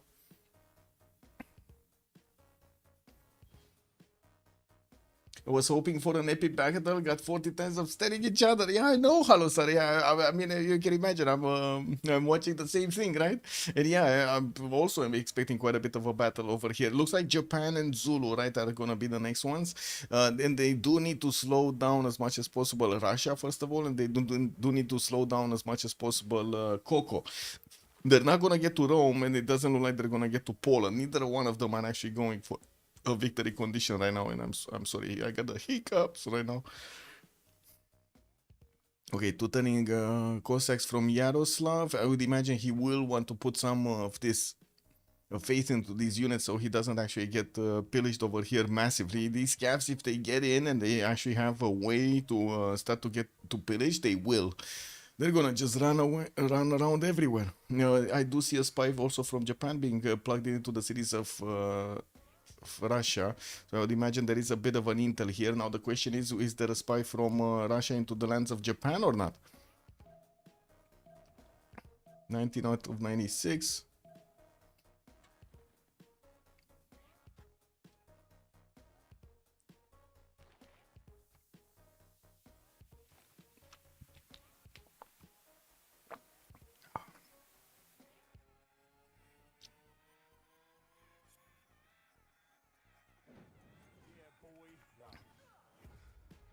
Okay, more neighborhoods also coming around from Rome, one from Cume. I don't think he's actually going to go for something like shopping malls, but he does want more housing. He's 317 science, 120 culture at the moment, while I do see also Poland did manage to get 200 and 100 culture. Projects, what are these projects? They should be theater square projects for how to say, for the musicians. He needs to get as many musicians out as possible, right? Russia, this is the moment when he just needs to get as many projects out as he can from the theater square so he can recruit those great people. And from what I do notice, he's not gonna have a problem with the Cavs of Japan. You do see that one Corsair Corps just slapped one of the Cavs of Japan and took out like half of its strength. It doesn't seem like Japan is actually going to get in and do a lot of damage. With Japan having a major military to 2,300 points, but not having the science and the culture to actually get up from this and go for the late game, he might succumb to the forces of Poland when he's gonna get his when Poland is gonna get his tanks. And of course, we might even see some units from Russia. Cause why not? If he keeps building units, why wouldn't he actually send them to his opponent? No.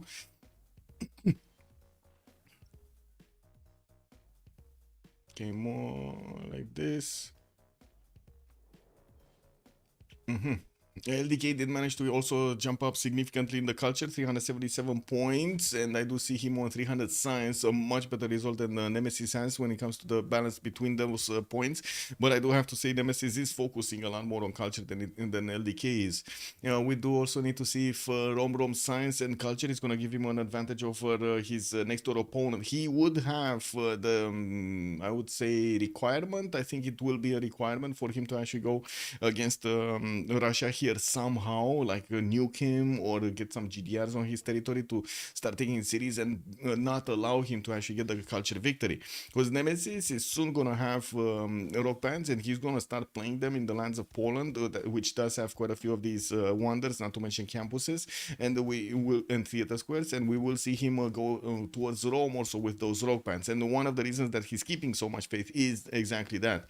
It costs quite a bit, like getting the rock bands. It costs you quite a bit, and they do increase in cost every time you buy one, so it's they get expensive really quickly.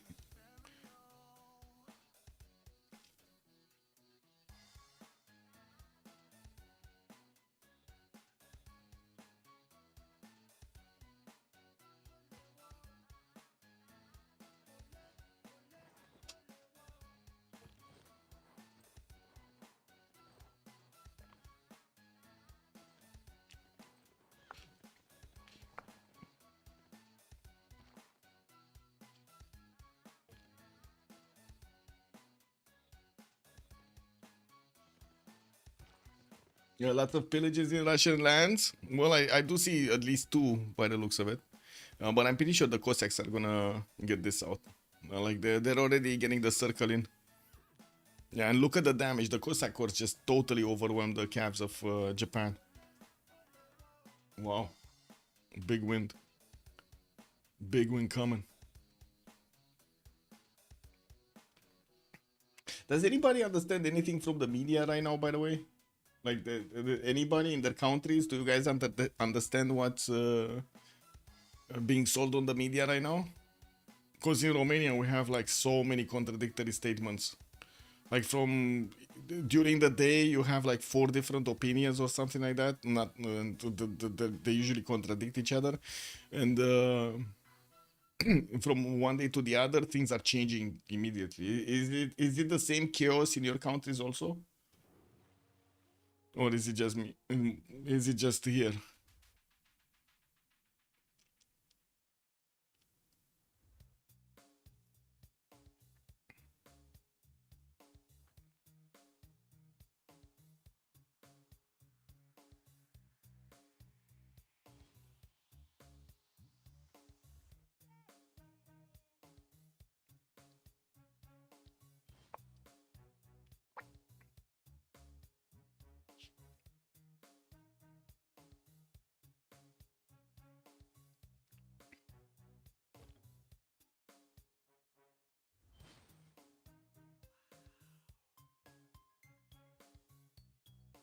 Okay, research labs coming in for Age of Steam. His science is definitely gonna go a lot higher, and I didn't see research labs on Coco. Sedition might be close to them. I'm not sure though. We're gonna need to see when we get to see his land, and of course we take a look at the text. Maybe he's very very close, and we just didn't smell him out.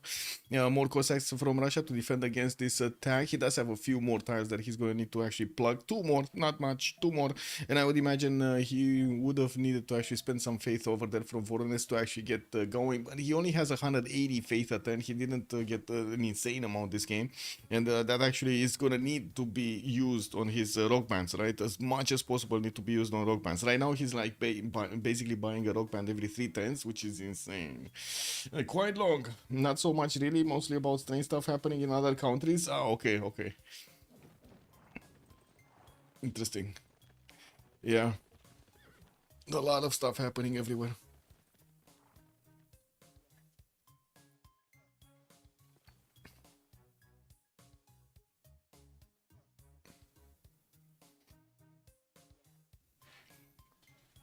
Okay, Rana is steel. Oh, Softile is getting refining. I don't think he actually did manage to get the steel walls beforehand. Usually the players do go for refining first, so they bank up on a little bit of oil and until they get the steel, until they get the combustion. While Rom is also gonna get his refining next turn. We do have him significantly more science than his opponent, but he did get labs first. His ally, I mean, he did get labs over there instead of going for directly combustion. Now he's gonna be faster to combustion than even Softile. Look at him go. Coco is getting his scientific theory going. I do see also steam power on Nemesis. We do have sedition getting refining and mobilization. We might actually see Rome trying to get something done over here with his territory. He wasn't really going for culture. He wasn't really going for that much science, and I'm actually curious if he started putting down encampments, so he is able to actually get to pump out a lot of those tanks quickly if need be.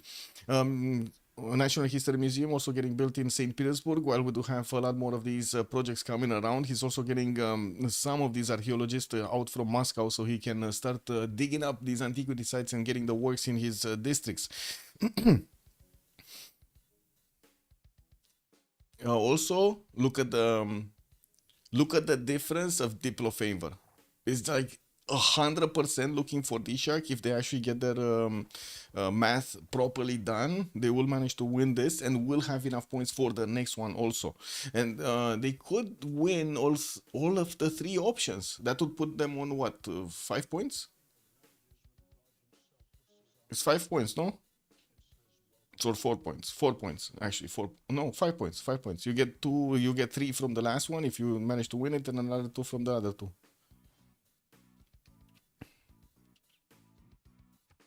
Okay, 9 infantries, cuirassiers coming in, aerodromes. Okay, aerodromes. It looks like aerodromes, and it is indeed an attack with cuirassier armies against Maori. And I do see Maori is defending himself with his own cuirassier corps and some of these parking shots. The parking shots, the normal parking shots, are getting smashed, but I think the parking shot corps can withstand the cuirassier armies. The only problem is the field cannon army is gonna smash both of them, both cuirassiers and parking shots alike.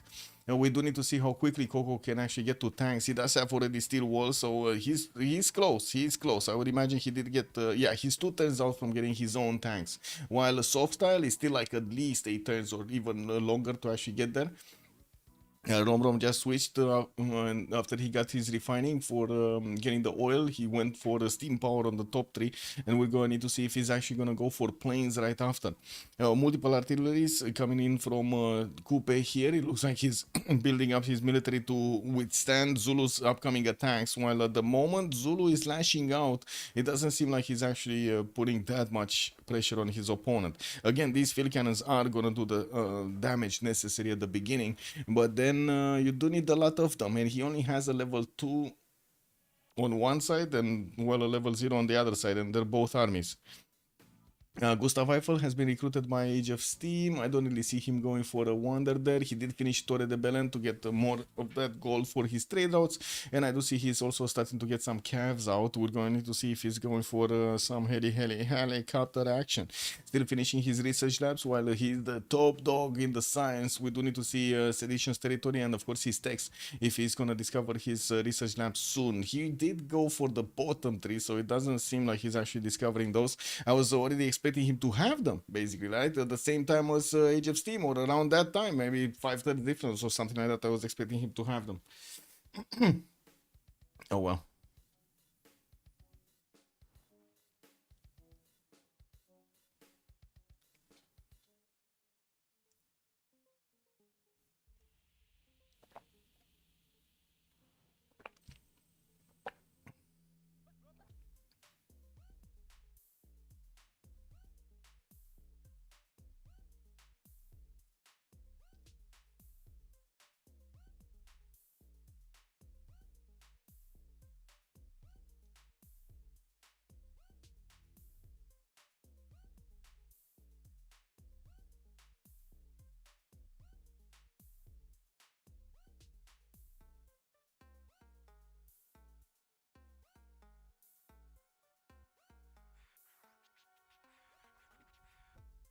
Well, it doesn't look like this attack of Japan is going anywhere.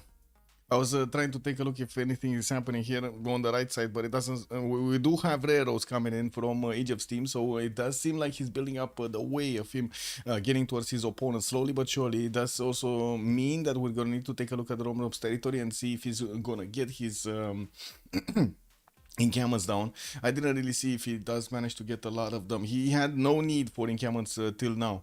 Aerodromes are still gonna be a thing over there, and he was going top 3, so discovering steam power is gonna put him closer to getting flight and of course getting advanced flight. While, hey, hello, we got the rock bands coming in. Yeah, we also do need to see if Ranash is gonna get his tanks, and as you can see, Japan in the south is still with those partitions on the defense. Military engineers working hard for Age of Steam to get those railroads going on the western side. I do see 1, 2 encampments, okay, 3 encampments. I see at least 3 encampments on Age of Steam. So he's definitely tank arming up with artilleries, and maybe later on we're gonna see some. Oh, a lot more actually. He has like 5 or 6. Okay, he's getting up, full getting up to actually go against Russia here. Russia might require the help of Poland.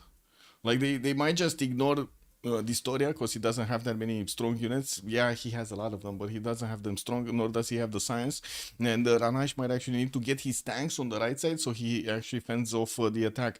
We're gonna see fighters coming in from Romrom. We're gonna see tank armies. We're gonna see artillery armies, and we do need to see if he's gonna get to GDRs or maybe some of those nukes coming in. I do also see Rome is starting to get some gold from Babylon here. Oh, 347 tourism on Nemesis. So he actually has less tourism per turn than the culture on LDK. That doesn't really give him an advantage. We're going to see the tourism defense getting a little bit higher every turn. than his opponents. Okay, 2 rock bands, 4 rock bands, from what I do see, are already on the way towards the lands of Ranash, and I'm not sure with how many, if how to say, with how many of those tourists is he working on right now. He was on 17 out of like 92 or something, 82, between 80 and 90. Now we do need to see if he did manage to get to like maybe 25 or something. And of course, how the numbers of defense have changed. That is a very weird coloring on the entertainment complex, I gotta say. That is one of the weirdest colorings I have ever seen on the district. You see that, I don't know even how to call it, yellowish, pinkish stuff over there, orangey stuff. I don't know. This is what it is.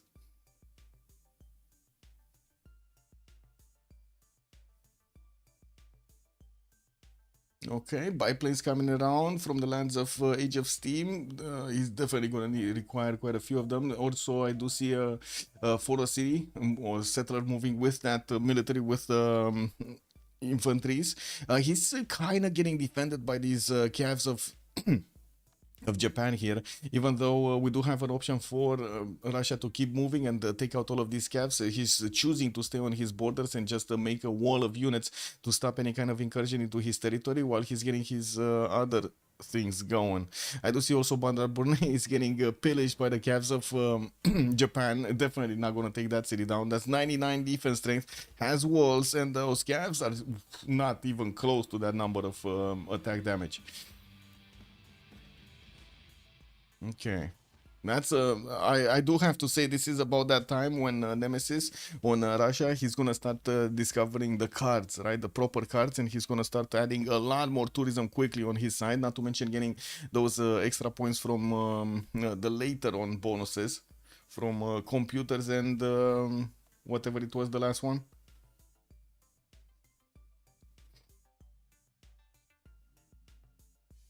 What was the last one? What was the bonus on the Civic 3 for the extra environmentalism? Was it environment? I think it was environmentalism, right? For an extra 25%. And it used to be 100% on computers. Ooh, artilleries are actually moving towards Japan. Ranash should be on combustion. He does have multiple of these wing hussars that did army up. And I do see, yeah, there we go. He does have combustion. So tank armies and also artillery armies are going towards Japan. There will be quite a few cities that he needs to go through. And of course, we're going to need to see if Nemesis is going to manage to also get enough defense on the right side to withstand Rom. Now, we do have 8 out of 20 points for the Diplo for Nemesis. And I'm pretty sure the culture is also going to be quite important. He's still getting a lot of projects from his cities and building the aerodromes north and west. We're going to need to see some aerodromes also in the east side over here, or at least get some of these airstrips so he can actually put down his planes over there and deploy them properly. You can keep the planes in a city center, but it's only one plane per city center, so unfortunately it does limit you quite a bit. The army of rock bands is starting to work for Nemesis here, and I do see more of these units are getting caught up and upgraded in the south of Poland. He does have also one of those bombers that needs to turn into an artillery, and a few units on the western side that are just waiting. He started building more tanks, I would imagine directly cores. I'm not that convinced that he's actually getting armies directly. And he did manage to recruit a general, while I'm pretty sure actually Japan does have a general. It looks like it's actually deployed on the front line in the face of in the face of Russia there. So he's not gonna get the defense on his own cities if he's not gonna get stepped on. And I think that general is actually asking for it. You see, he's just alone in the forest. He's trying to ask the Russian troops, come on, step on me, reset my position, send me to my cities. Tanks from Kupe did manage to push back the Zulu army. This is quite sad, I gotta say. This is one of the few times that I actually see Zulu succumbing to a neighbor. One of the few times. Oh my god. Wow. Even field cannons getting back. Cuirassier Corps army is getting back. Planes are going to get out from Rome here. Also, he's going to get his chemistry coming up next turn. So quite late to actually get to labs. It's going to take him quite a bit of time to build those labs in his districts and of course benefit from their bonuses there from the extra science. While Rome already did manage to get those. He's on advanced flight next turn. Okay, Rock Band started playing. 625 gold, 2500 tourism. That's amazing. That's a bit weaker, only 187, but at least they did stay alive. Not sure where the other ones went. Did he just lose 3 of them or 2 of them? Or did he move? I think he moved them in the other cities or something. Okay, he's 33 out of 139. Doesn't seem like he's gathering enough momentum to actually get through the defense of LDK. Radio in 2 turns for LDK, also fascism in 2 turns. That means when he's going to get radio, he's going to get the broadcast centers, which is going to add more culture on his side. And he's probably going to want to get all of those there. Not to mention he's also going to have options to get his musics from his musicians into those slots from the broadcast centers. Again, more culture, more tourism. Okay, Kupe is lashing out against Zulu. We do have Zulu still trying to get to his tanks, but there is quite a bit of a difference between them. 5 turns for combustion. Doesn't seem like anybody is boosting it. We were thinking that Rom might actually boost it, but it looks like he went back on the top 3, just like LDK is going radio towards advanced flight. And I don't really think he will manage to do that much. I'm pretty sure we're going to see tanks from Zulu, and I'm pretty sure he's going to still have quite a few of these cuirassier armies to upgrade from. It's going to be a question of gold, although I do believe there wasn't that much of a problem with the gold per turn on either side, so it shouldn't be that problematic.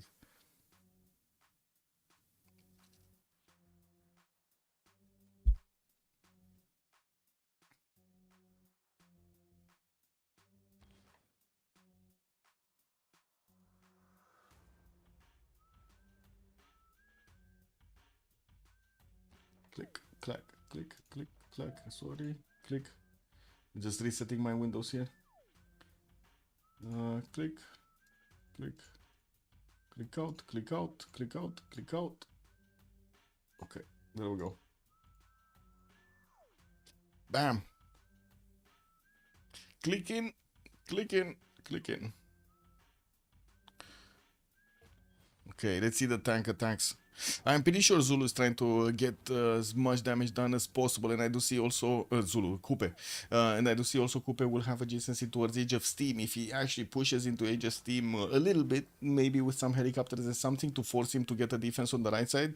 This is still gonna be a problem for Rom. He's gonna need to fully focus western side or Age of Steam so he can actually do the damage against Russia, not fool around with Kupe on the right. Kupe basically needs to be held by Zulu over there, and the moment, well, he still has a few turns to actually get that going. We do have a massive air force starting to actually gather next to the cities of Russia here from Age of Steam. Did you see those bombers? Oh my god, he's two-turning them, and I'm pretty sure he's gonna get them all on the western side to start bonging his opponent, while I do see he's getting invaded by some cav corps from Kupe through the water.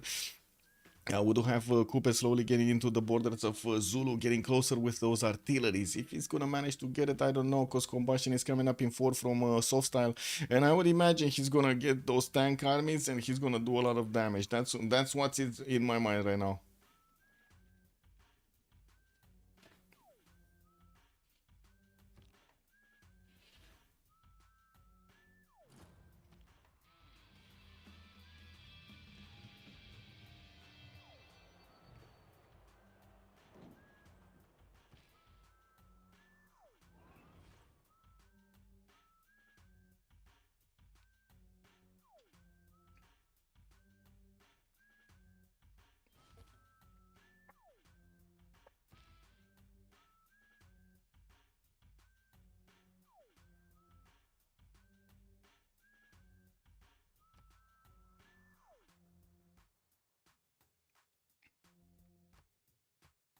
Bolshoi Theater.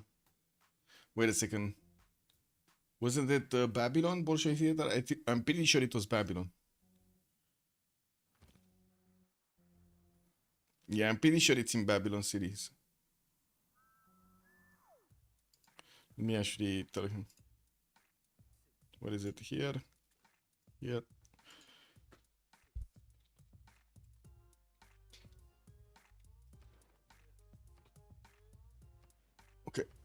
There we go.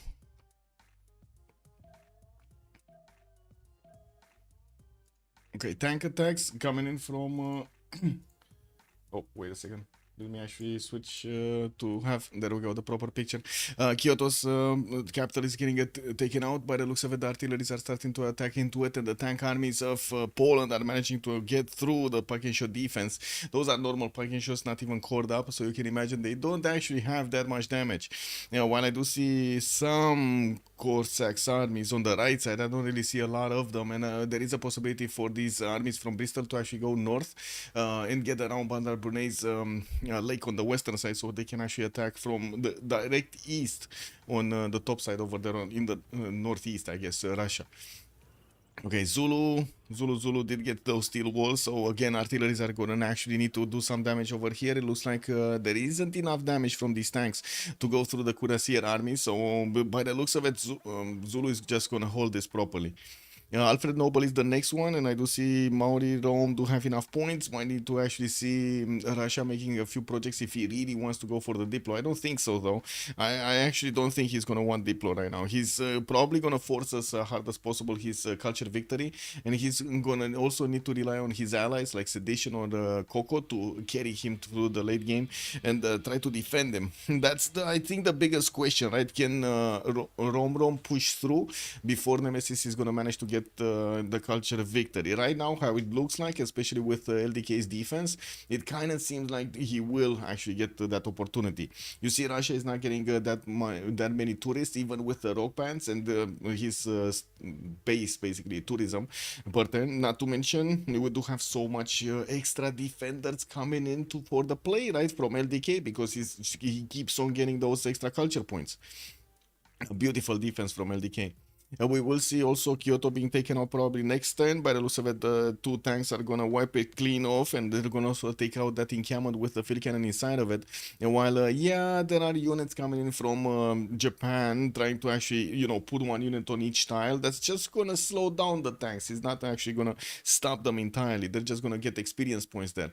A massive how to say, attack going on against Russia here from Age of Steam. It's happening, Halosar. It's happening.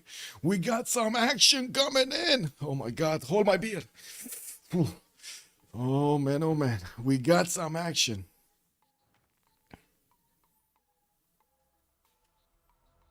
Big Ben, Plymouth. We do have multiple bombers also finishing here, more fighters also coming around. I do see also Sankor, University of Sankor is getting built in Manchester next to that pyramid. While we do have 3 fighters deployed, there is a bomber available for Bristol to actually use against the city center. And yeah, probably Voronezh is going to be the target, even though that city does have one of those anti-air guns.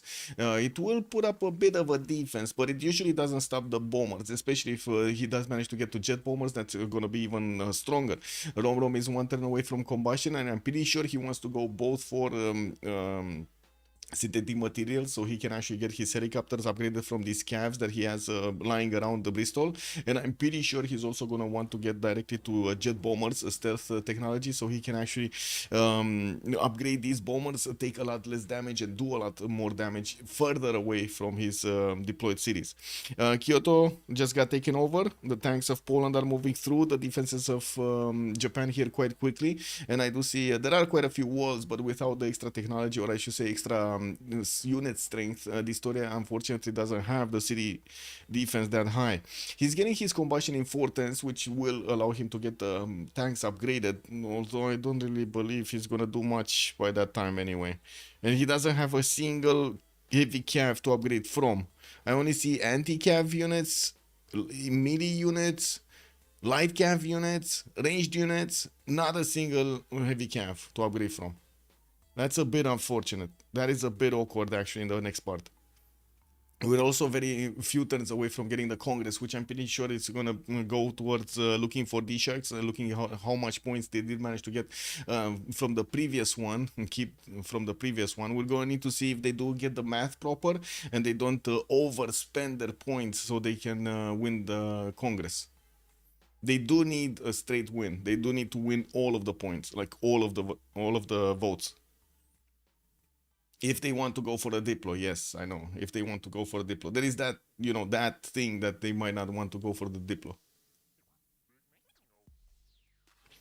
Huh? Did I see Warlord's Throne? Or is that Natural History Museum in Babylon's territory? I think it's National History Museum.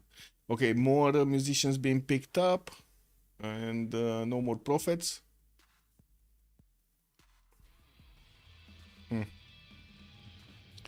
Banks coming in for more gold from Poland. I'm pretty sure he's gonna be happy with the gold pattern he has right now. And from what I do see, these rock bands are dying left, right, and center. It's kind of unfortunate that he's losing so many of them. I think he already lost like 4 or 5 of them.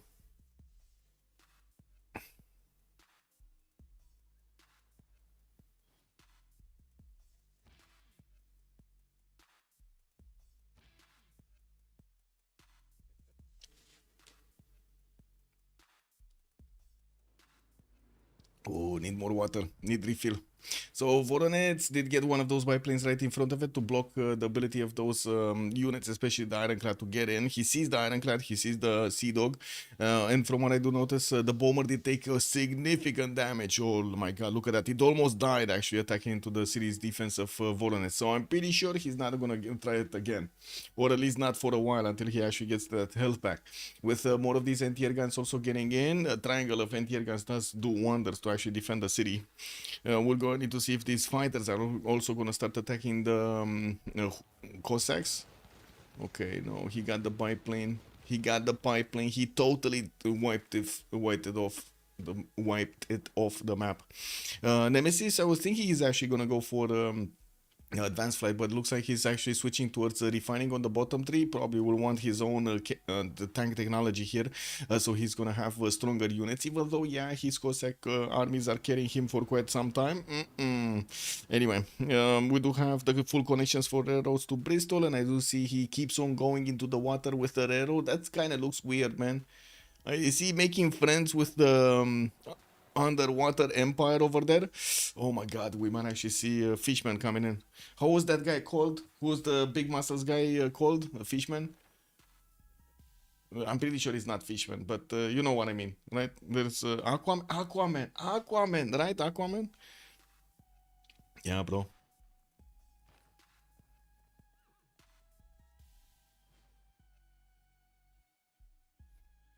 Okay, looks like a massive army from Kupe is bonking the city's defenses of Nongoma slowly. We do have tank armies upgraded from Zulu, and I do see also Zulu is getting his. Yeah, I'm actually not sure exactly what's that called. What's that tech called? It's the one with destroyers, combined arms. There we go, combined arms. So we're gonna need to see if the damage counter is gonna shift into the side of soft style. He did manage to get his general, and he does have his encampment taken out from Nongoma. Now Nongoma can be hit with artilleries, unfortunately, from across that lake, and there is a tank right between the mountains over there, which, to be honest, it poses a significant danger to all of those units of Zulu. He's gonna need to take it out with all of his artilleries. We do have also a balloon available for Zulu to shoot, to add another range for those artilleries to shoot from 3 tiles away, not 2 tiles, and that is making a lot of difference. You can actually put so many more artilleries, like 3 or 4 more artilleries, to work on your on a single unit, while you do have your frontline units able to be free to attack. Yeah, there we go. That's Bolshoi right over there in Mari.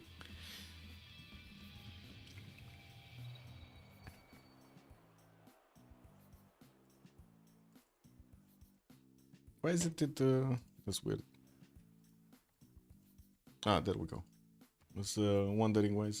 Okay, Nemesis actually did get to the third. Oh, a third of the way there. 100. Wait, sorry. He's 48 points out of 154, if I remember correctly the numbers that I saw over there. Very close to the third, to getting a third part. Looks like also production capabilities a bit higher on Sedition, but not even coming close to Rom. Yeah, Rom, man. It's just Age of Steam, man. He's just doing God's work there. And I do see more of this faith pattern is being placed into units in the north, especially in Saratov, where the units of Japan are starting to get through to try to get a few pillages. There will be some Cossacks also deployed over there, and I'm pretty sure the biplanes can do some damage from afar. I mean, they're Cav, so they do take quite a bit of damage from the biplanes. Okay. Defense here, we got some tanks. It does seem like the tank armies of Zulu are still strong enough. They just need to punch through. They do need quite a few artillery army shots to actually take his opponent units down. But if he does manage to get them lower than 60%, he can definitely start to chew through them. We do have some tank armies also plugging the choke to the north of those mountains, northeast of Nodwengu, keeping Kupe's army in check. Check.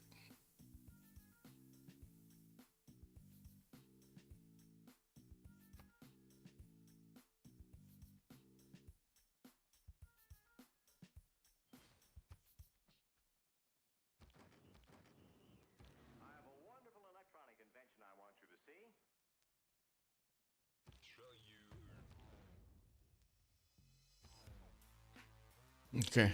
Well, unfortunately, Nemesis is not gonna get to put all of his faith pattern into the rock pants because he's gonna need to keep on getting a military on the right side and keep on defending himself, which will slow down the culture victory significantly. Especially since LDK keeps on getting more of that culture on the defense on his side. I'm pretty sure the broadcast centers are getting to finish there in Babylon's territory, and there's a lot of culture coming in soon from his musicians. Nemesis also getting his environmentalism in 210s will allow him to get those extra points of tourism, the multipliers, and I'm pretty sure he did get the cards also, so he can get the triple yields of tourism from his music works. Research labs coming in for Rome, definitely gonna get a lot more science. He's also 1100 military, which honestly I'm not sure exactly where it is. Zulu is starting to actually hard build as many tanks as possible, and even starting to actually push back over here. Kupe doesn't really have a major attack damage against Kupe, but there is a bit of a difference, a bit of an advantage there. 113 points against 111, and it's all about the initial artillery shots that he's getting. He's deploying another artillery army in Nongoma. And we do have the Congress. So we gotta pause for 2 minutes, and we're gonna come back when this is over. Give me a second so I can get another water.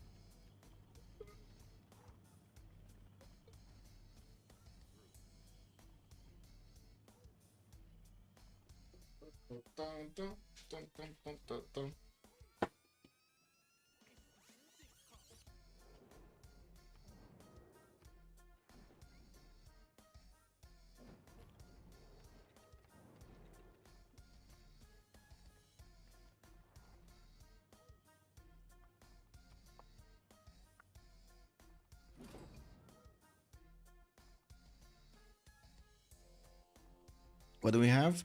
Musician. No point for the musicians. Okay. Yeah, no points for musicians. Unfortunate. That is unfortunate, actually. That's gonna again slow down the Diplo victory. But that's very interesting that they did manage to actually stop this from happening. How did they stop this? Didn't they have significantly more favor? Well, I guess they did go all in into the last one, and they, as you can see, Russia did manage to get the points over there. He should be around 13 or 12 or 13 points right now. Let's see. Is Leech gonna show us? I don't know. Anyway, Rom is 700 science. We do have Sedition starting to get his science numbers up, 455. And I do see a decent amount of gold in the bank right now. We do have Sulu lashing out with his units and going against his opponent here, and starting to chew through the military of Kupe slowly but surely. Well, we're gonna need to see what will happen next in the next few turns between Rom when he's gonna get his stealth technology and gonna get closer to his fascism. He's gonna equal out the extra +5 that Nemesis has right now on him, and from what I do see, of course, the stealth bombers are gonna have a lot more distance to cover compared to the normal bombers, not to mention they're gonna do more damage and take less. We do need to see how many he's gonna get to deploy on the western side. I think this is an all-in to take out Nemesis. If they do manage to take out Nemesis, that's kind of it. I don't see how looking for DShark he's gonna come back. Maybe Rome is gonna try to get some nuclear bombs. We might see some attack on Shaka, for example, but it's kind of far away from actually doing damage to Age of Steam. Don't get me wrong, there isn't, how to say, at the moment, well, I guess LDK could go for space, no? LDK could go for space if you wanted to. 400 science, 569 culture. He's in a very safe position. Yeah, Poland might actually deploy a few tanks towards him, but I'm pretty sure he's gonna be a big boy over there and keep the land intact on the western side. Have you seen that water body just covering his land on the left? So that's gonna be a pretty good defensive territory.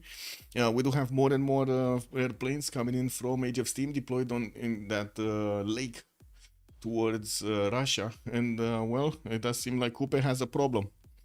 So many tanks from Zulu are starting to get through with artilleries right behind them. All of them are armies, and it does seem like Kupe is retreating his army back to his borders.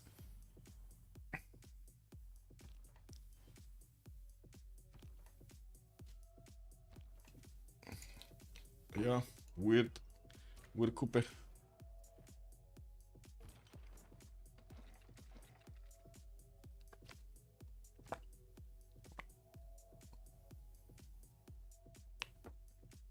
Ah, lol. Okay.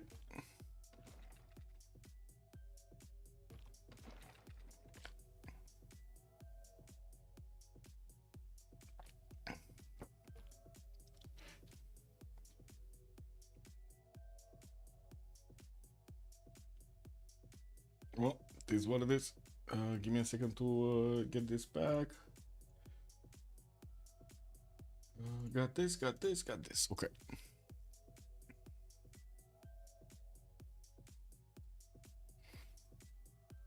Jet bombers from Hull. More of those helicopters there. Ooh, a lot of helicopters actually upgraded and sent to the lands of Russia. He's gonna try to pillage him from the north. More anti-air guns coming out, more biplanes, and I didn't see Russia's timing to get the next ones. 2 cities have been wiped off, clean the map here from Japan. Looks like the armies of Poland are managing to succeed in taking over all of the Japanese cities. He does have a level 2 spy on him deployed in Shizuoka, and getting those extra diplo points is quite important. While Japan dropped down significantly in his stats, he's not even gonna get to combustion anymore. I don't think so. Not that he actually has a tank, but one tank would change everything there. It will significantly, well, change everything. It will slow it down a little bit. Japan did manage to get a safety settle next to Babylon, and I would imagine he has the ability to get more. We do have aerodromes coming out from Babylon, and he's going to start defending his neighbor over there on the western side, while Zulu has a single plan in mind, and that is to take down Kupe here. We do have quite a few of these units being smacked around each other. And how did that... Wait a second. Isn't the tank next to the artillery able to attack into the artillery? Because that artillery should be easy peasy being smashed by the tanks, no? Of Cooper. Maybe he just didn't have enough time until the turn rolled over or something. Or he didn't see it. Although I'm pretty sure he did see it. He was kind of watching here, no? He was reacting. I'm pretty sure I saw some shots from the tanks of Cooper. Anyway, new biplanes coming out, and he's deploying them to try to stop the military of Zulu. These biplanes, and of course the fighters, do block tiles. So yeah, very good defensive units. Okay, artillery did get into a safe position in the Ikanda, which is getting repaired. New tanks from Kupe also getting a hold on the front line there. And we do see new tanks from Zulu also coming around.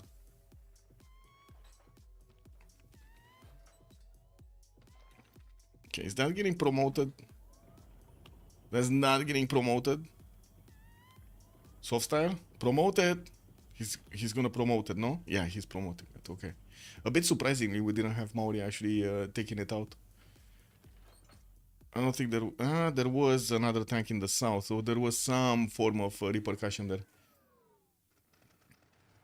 What's happening between Age of Steam and Russia? That's the biggest question. What's happening there? Zulu with Kupe are gonna keep on fighting, and it doesn't seem like Softile is gonna punch through. So I think right now the only chance is gonna be Rom getting through the defenses of Nemesis, and especially the science difference is insane between them. 700 points on the side of Rom. Nemesis is on 252.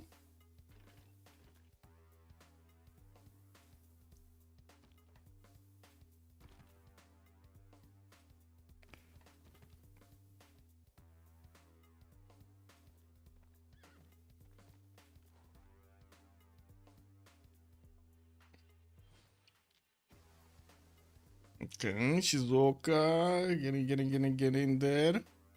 He's gonna be taken out by the tanks of Poland, and he's just gonna keep on following up on the other cities. He did manage to take another city, on the one on the western side. That wasn't a city-state. I'm pretty sure it wasn't a city-state. Okay, here. What is going on here? Looks like more tank cores coming in. A lot of biplanes. We still don't know if we're going to have soon advanced flight coming out for Russia, but I would imagine so. Jet bombers are getting through. There's 4 of them deployed. One of them has actually quite low HP, and he's using... the how to say, the low HP one to actually attack into the tanks where there is no anti-air defense, so he can actually get some more experience points and of course promote it, while we do have a massive air force coming in for just fighters. More jet bombers coming through, and I do see some helicopters also getting hard built. I would imagine that these cored up ones, ideally you don't want to get the armies so they can actually withstand a lot of damage. We also see Noble is going to be the next one, but I think Rome would have the most points. We might actually see him starting to pass it around, so Russia actually has the ability to pick it up. There isn't that much faith available for Nemesis anymore when it comes to that faith generation, or I should say when it comes to the coffers. For only 425, he's not gonna actually buy any unit or any great people with it, I mean. Okay, Zulu is taking it slow here. He's taking it slow. Definitely has the stronger units. It's just a matter of actually getting the position over his opponent. And I do have to say, it does kind of look like the clumping up of Kupe on the western side of Opango. I don't know why, but it doesn't feel that good. Oh well. So there are 2 biplanes and 2 anti-air guns defending Voronezh. I don't think that city is actually going to be able to be attacked by jet bombers. Can he? That's exactly what Leech is actually thinking about also. What is the damage counter, right? How much damage he can do against the Voronezh. That is 110 defense strength, especially with the tank core inside of it. I also see Rom is going to get nuclear fission. Okay, so we're going to have nukes basically. And I think when we're going to have nukes starting to fall, and it's not going to be slow, because I'm pretty sure Rom here is going to manage to get all of those with a lot of production, right? He has the most production in the game. Would really love to actually see his production in his main core cities, like at least London and the one to the north. Okay, Shizuoka. Ripped off clean the map here.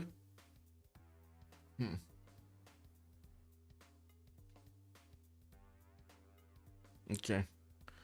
Time for an update, guys. Oh. Okay. Well, I guess this is normal for Civ6, but this... I don't know about this, man. Shouldn't have... Oh, right. We're Wednesday. I guess we'll... Give me a second. Let me put it like this. Yeah, it just keeps on going lower. Just keeps on going lower, man. Unfortunate. I did ask, by the way, I do have to say, I'm gonna admit this. I did ask, how to say, on Steam, in the Civilization official channel. Where was it? In one of the feedbacks, in props to 5-axis and 2K leadership, I asked a simple question. Because this is in my mind, right? Will the players still like the game even if it gets polished enough? That's my question.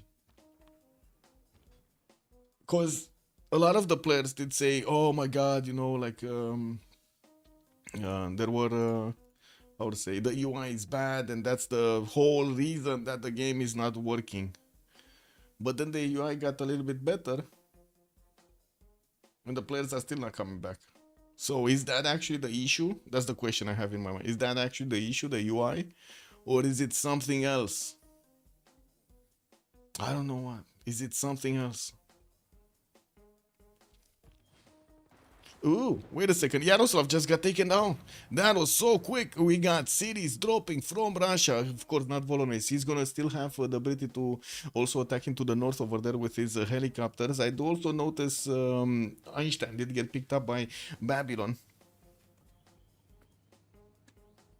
And Russia did manage to get Noble. Okay. He's on 14 out of 20 points. Advanced flight coming up in 2 turns for his fighter upgrades. Now that means he's kind of far away from computers, especially he just doesn't have that much science.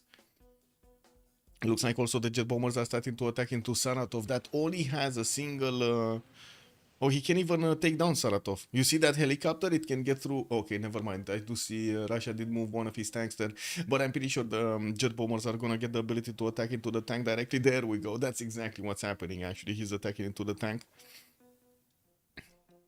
trying to drill away through that.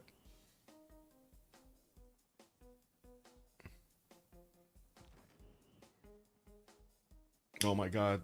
Yeah, I can see the frustration on Liege over there. It's not giving him the drop down for the proper tank. Never mind. Never mind. He did take it down. And we got another city from Russia falling. Turn 97. Russia that's going for a culture victory. The win condition on looking for DShark. Poland is smashing on the other side Historia, but to be honest, Historia wasn't that relevant to the game other than having a lot of cities and giving his resources away, not to mention also taking some resources from his allies. He did try to do a few things. He did what he could with his territory there. Of course, with Poland being right next to his borders, he did need to actually defend himself to the north. I think the biggest actually problem on Historia was actually the opening with the holy sites. I definitely think he should have gone for something else. And what they did go for is take away the feed the world from Russia. Basically, he denied feed the world from Russia by going with holy sites. He made a big sacrifice in this game by doing that.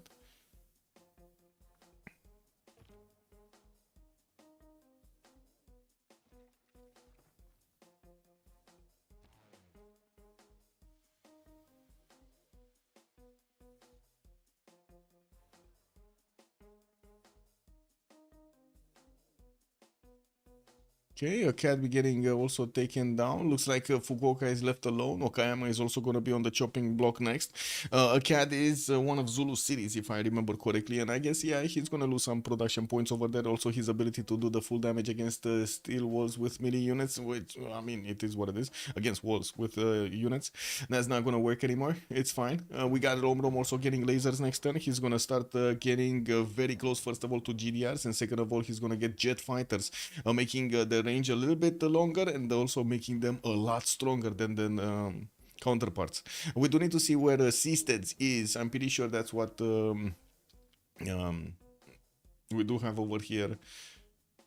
Liege looking at. Wait, was that the tech tree or the civic tree? I guess there is 1 point on each, right? On the culture tree, he's definitely not gonna get on the science tree. Sorry, he's definitely not gonna get anywhere. He lost like 100 science from 2 or 3 cities. Russia, I mean.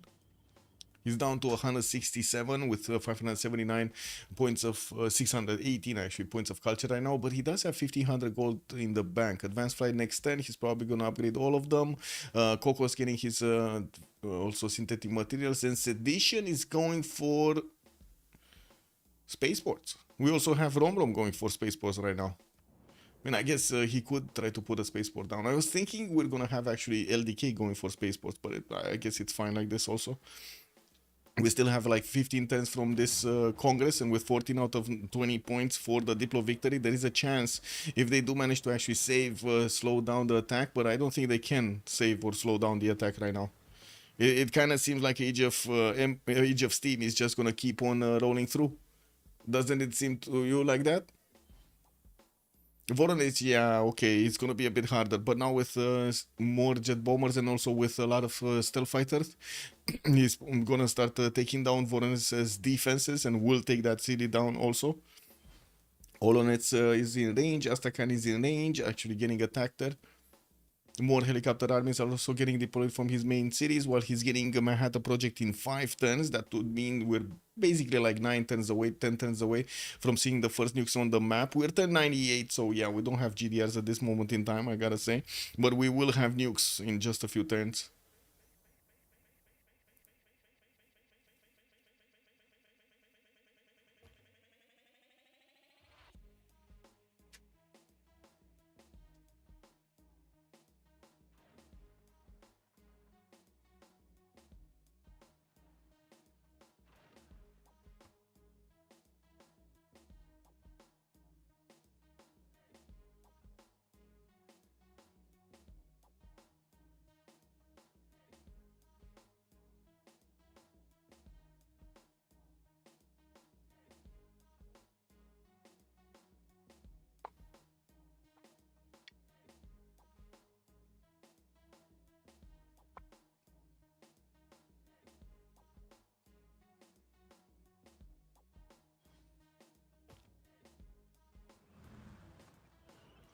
Okay, well, Maori is clumping up and trying to put planes at the same time as having tanks right below them, so he can actually keep those tiles intact and stop his opponent from getting through. It does also seem like we do have a new line of defense being built over here in Russia, so he can try to stop these units while he's taking a lot of damage from the jet fighters and also the bombers from afar. It does seem like his tanks are in trouble right now. Finally, Russia did manage to upgrade some of his units, some of his biplanes into fighters, and that's gonna definitely put a bit better defense, a bit better offense, especially against the helicopters with the offense, because I don't think he's actually gonna go against jet fighters with jet fighters. Not enough levels, and we're gonna need to see if he's gonna have enough of them, because right now it doesn't seem like he's having enough of them.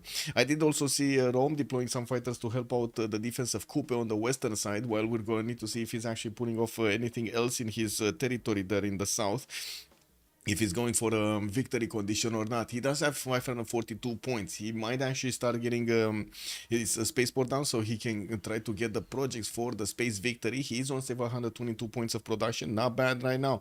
But I do have to say both LDK and Rom do have more than his production. LDK is on 882, Rom 947.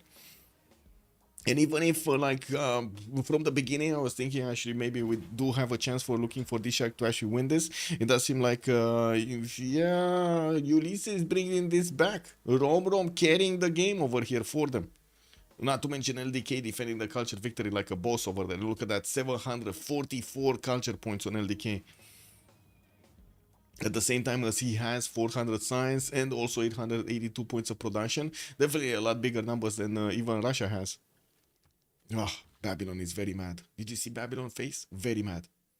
Some fighters deployed from Babylon, tank armies also to get to hit back these units of Poland, but unfortunately they're on the wrong side of the city. He cannot actually attack through the city center, right? Nemesis is almost halfway there, 78 out of 191. But now that he's losing cities and he doesn't have the ability to actually put his rock pants, or I should say his faith into rock pants, he just needs to get as much military as possible.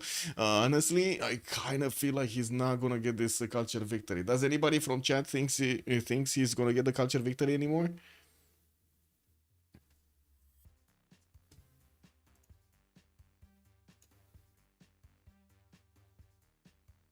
No? No, no, no. Down, down, down. Down, down, down, down. No, click.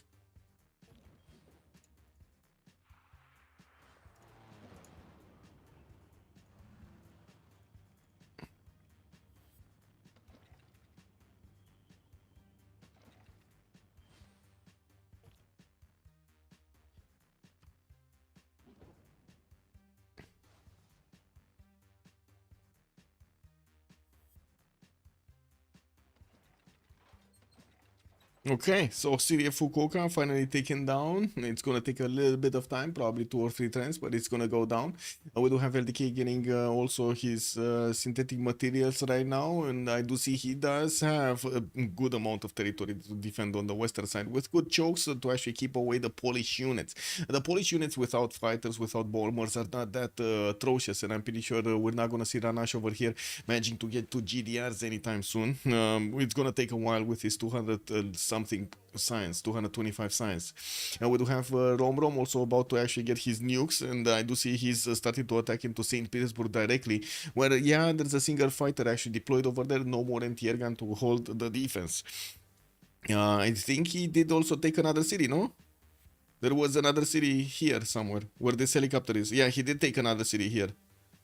And I do see also, oh my god, Poland is coming in with a few units. I did mention earlier that there might be a possibility, or there should be a possibility for Poland to actually get the units out on the eastern side. But unfortunately, he's kind of late. He's kind of late. Like already Nemesis lost like half of his culture, not to mention a lot of his tourism. If he loses his capital city, that is the majority of his culture and tourism. And that capital city should be like 1 turn off from being taken out. Like that, there's no way he doesn't have enough jet bombers to attack into St. Petersburg and not take it down. You see also the helicopters are starting to position to take it out next turn. One to the north, one to the west, then one to the south. Another one coming in. Okay, I think that's Warlord's Throne in London. Warlord's Throne, wow. Means War Department, I mean. War Department. Zulu still not getting through Coupe's defenses. We do have some defenses also from England on the eastern side, so he keeps away any kind of Coupe units from him. I do see a settler from Arretium, and what I don't see actually in the lands of Rome is a spaceport. I don't see him going for a victory condition.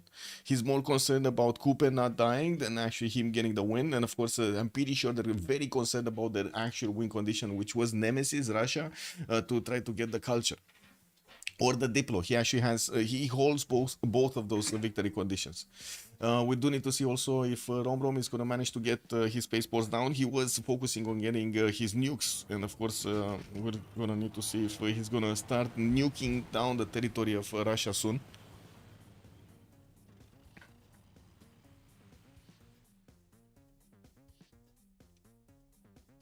Planes are getting closer. I did see those helicopters actually fell, right? From St. Petersburg, they both died. There's one to the south, though, that's still alive, but can it go past? No, it doesn't have enough movement to go past. So he's gonna need to get another one here from the north. Or somehow that delays him by 1 turn at least.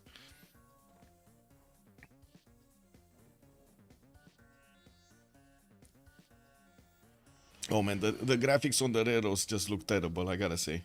That's probably the worst railroads that I have ever seen.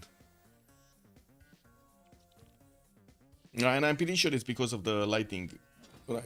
The light of day. Liege really likes to have like in between dawn or dusk, basically. I think it's here is dusk. not done.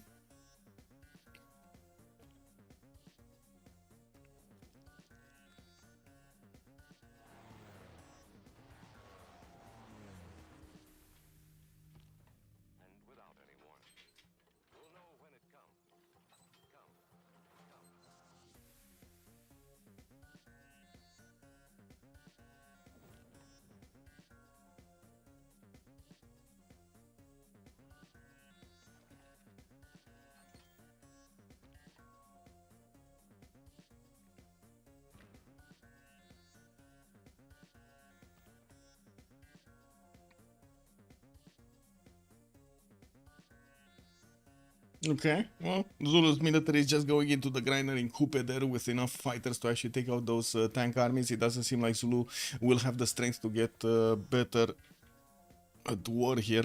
He will try to get to at least modern armors, and maybe he's gonna do some more damage, but I'm pretty sure Coco is just gonna keep ahead of him, and both of them are losing gold right now, a lot more on soft style. It's fine, they do have Rom and LDK managing to get the funds, and its addition on the other side definitely gets the funds for his own team. And we do have some missile cruisers coming in from London and Leeds. Actually, wait a second, he put off finishing his this is unbelievable. He put off finishing his Manhattan project to actually get missile cruisers. Interesting. I would have definitely went for that Manhattan project, man. Manhattan project.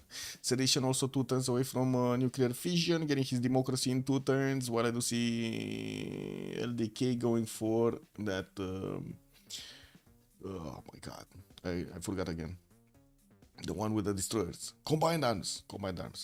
There we go.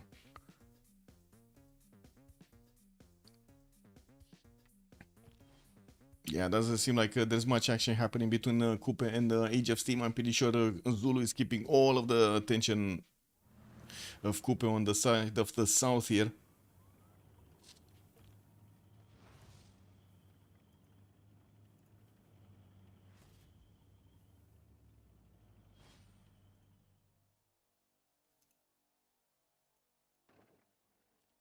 Click, clack.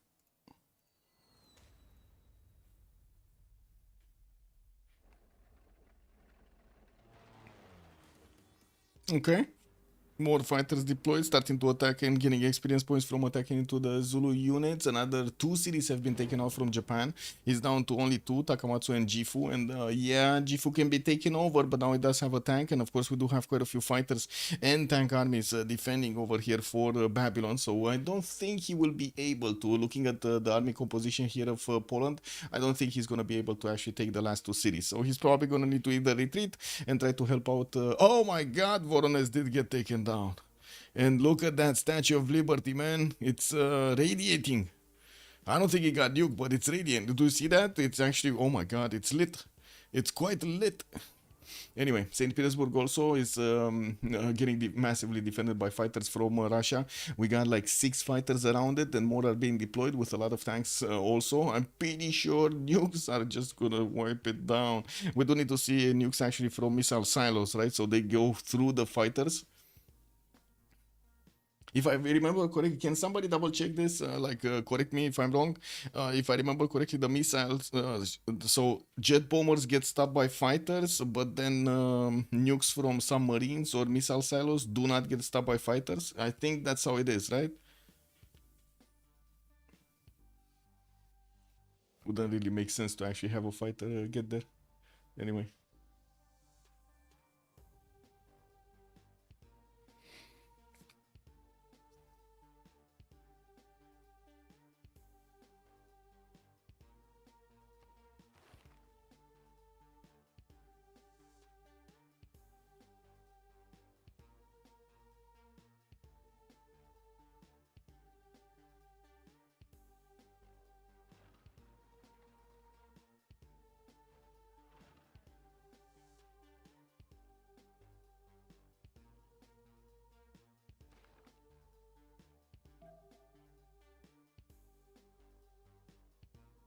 Okay, more gold production here on Babylon.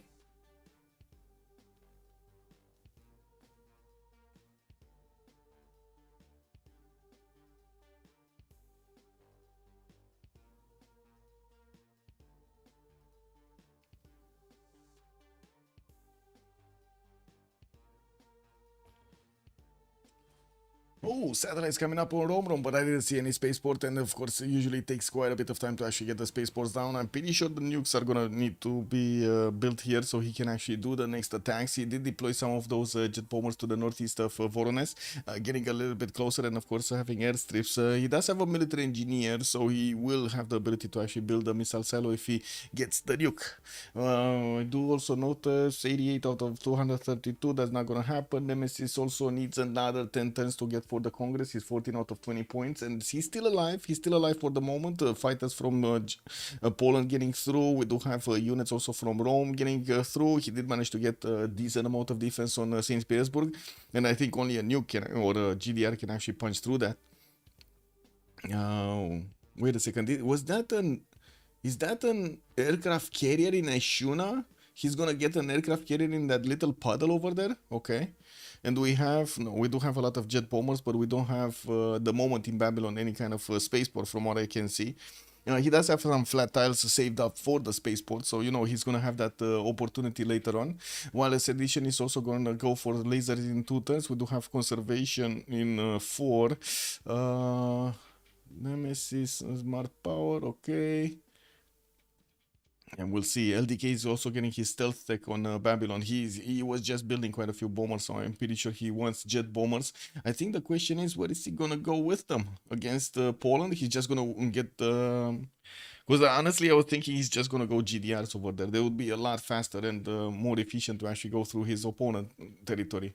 Especially because of the distance, right? He has so much to cover. Okay, well, it seems like Zulu is actually on the back foot right now.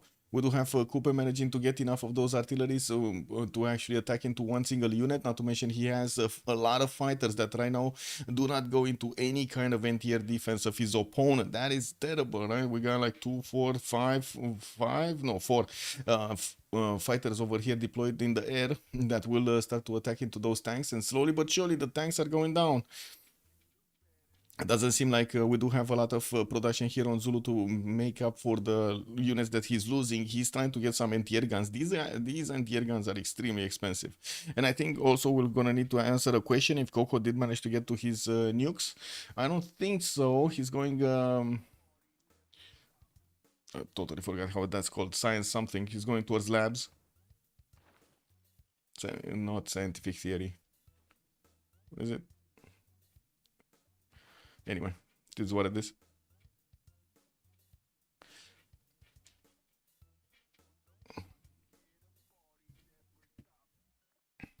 Spies in Rome are museums or archaeological museums, not sure. You can't really make a difference from afar here.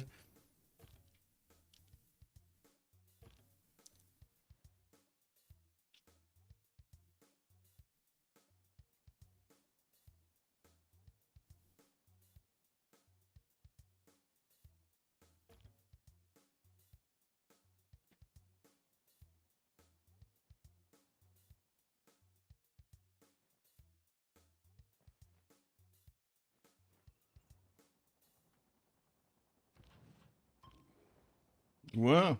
Nuclear submarines? Totally fine. But he only has one, and it's not a nuclear submarine, it's just a submarine. Also, GDR's coming up in 2 turns from Rome. I'm pretty sure we're gonna need to take a look at their coffers. If they do manage to actually buy one, it's gonna be amazing. We need to wait. We need to wait and see. So 600 tourism on Nemesis, that's definitely not going to give him the culture victory. Way too little passive. And way too far away. It's 240 on the defense over there for LDK. City of Kazan, by the looks of it, is getting attacked by the jet bombers of his opponent. There is no unit that could actually take it down, but still, there's something being done over there. And yeah, there are more cities in the back foot, like in the north over there, the city of Tula, that can be also attacked. We do have some more of these military engineers starting to get all of the railroads to also allow him to get across these rivers much faster. And I'm pretty sure we're gonna see soon next time if he's gonna, well, in the next 2 turns, if he's gonna have the gold. The gold is gonna be very important for Rom if he's gonna manage to actually get this out or not.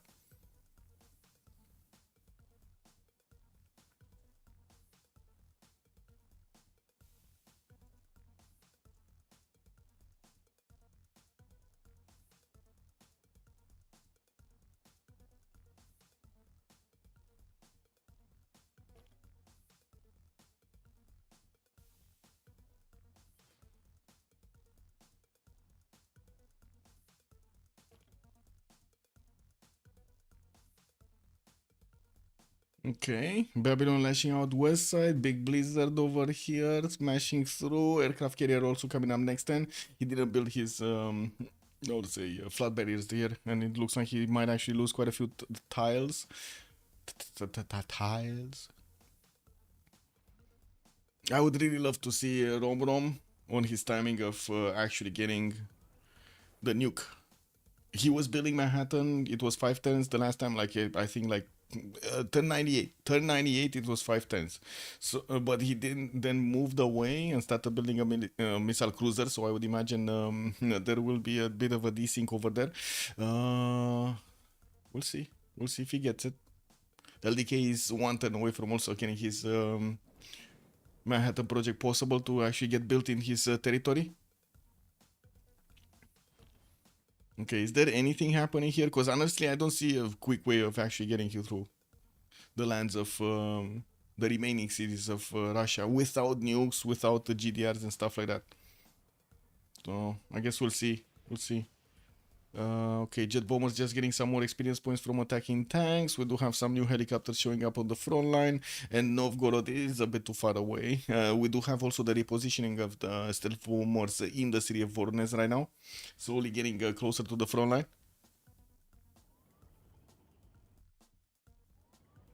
Ooh, Zulu actually allowed Kupe to move most of his army, most of his military to the western side. Now we do have a few jet fighters deployed also from Age of Steam here that will do a lot of damage to the tanks of Kupe. The problem is Kupe also has quite a bit of military force from his side as well, air force from his side as well. Okay, so the missile cruisers are basically for defense. I think Manhattan project did finish. I don't see anything in the production queues from London, and I would expect him to actually start putting nukes into the production queues. He has 6, from what I do notice, 6 cities, that 7 cities that actually don't have any production chosen for them. He is on 1171 points of production, significantly higher than the 813 of sedition, but he's also warning his opponents, so you know you can't really judge him for that. In the south, a lot of jet bombers coming up from Babylon. He's 700 science, 700 culture. Oh my god. 700 science, 700 culture. But still not going for his, how to say, space victory over here. He just wants to get the jet bombers and get some helicopters to start also chewing through his opponent territory.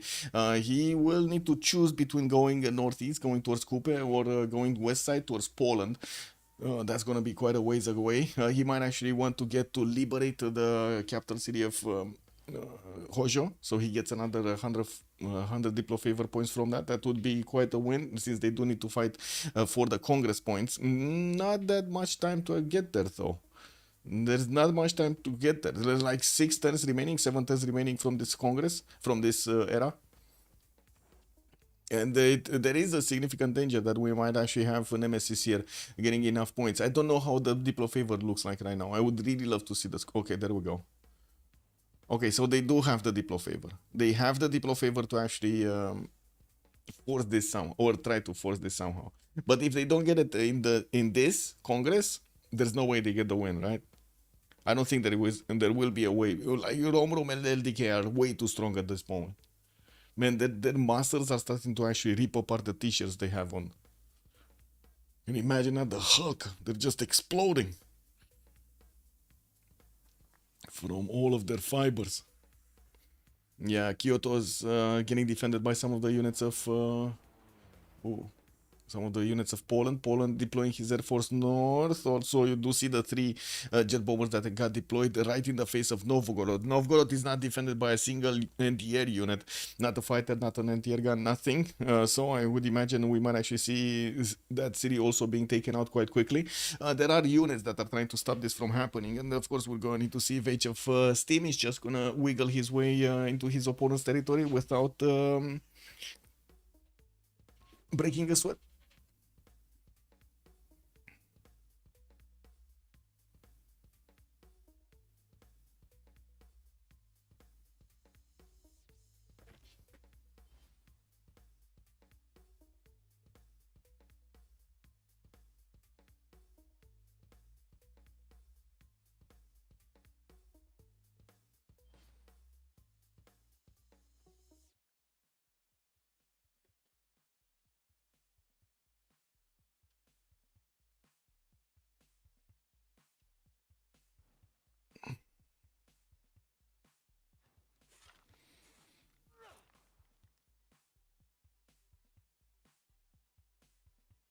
Well, that's kind of what is this picture? No? I guess Leech just went to the bathroom or something. Got distracted. Does he have a cat or a dog or something? He got distracted.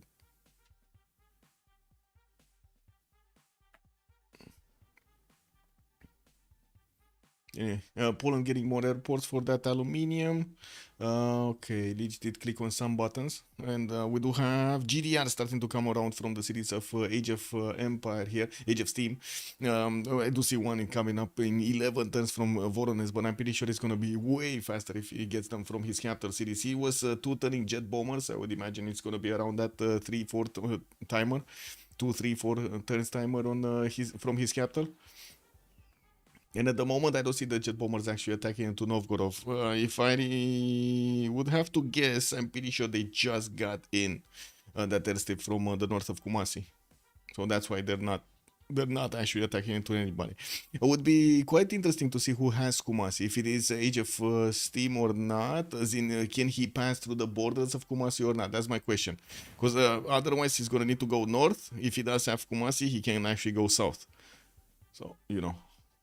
It makes quite a bit of a difference. You see that road pathway over there? It's just giving him a direct line of attack against Novgorod. While from the north, there are quite a few units and also 3 of these fighters deployed. They can make a line and they will get to block those tiles.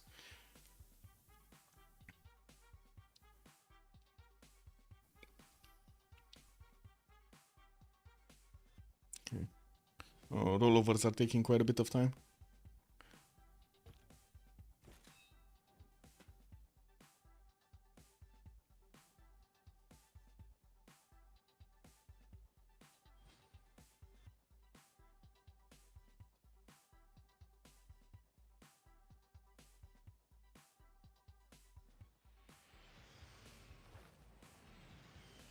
Okay, so this was the Civic 3. Yeah, that's not gonna... I don't think anybody's gonna get there quickly. I guess LDK is gonna get to the latest ones, but it's not like he's gonna have a major advantage from it. He already got the ones that he needed to get the advantage. Okay, they bought a GDR. Okay, there we go. First GDR bought in the city of Voronezh. There is a significant fighter screen here, and I don't think they're gonna get to punch through without... how to say... without nukes. Doesn't seem like it. I mean, his fighters are gonna, his jet fighters are definitely gonna be stronger than his opponent units.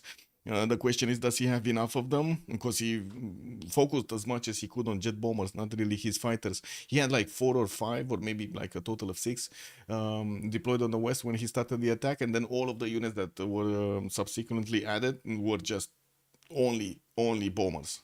Only bombers. Looks like Coupe did manage to push back one of those jet fighters from England and is pushing towards Nodwengu.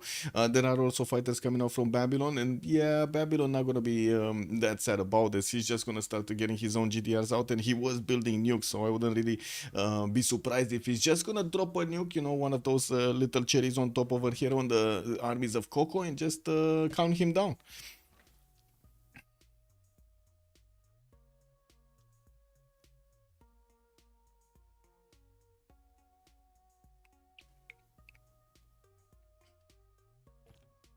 Okay, there we go. 2 turns for this to get the GDR, 5 turns for the other city, 2 turns for the second city, and I don't know the capital. I think he's getting it next turn from the capital.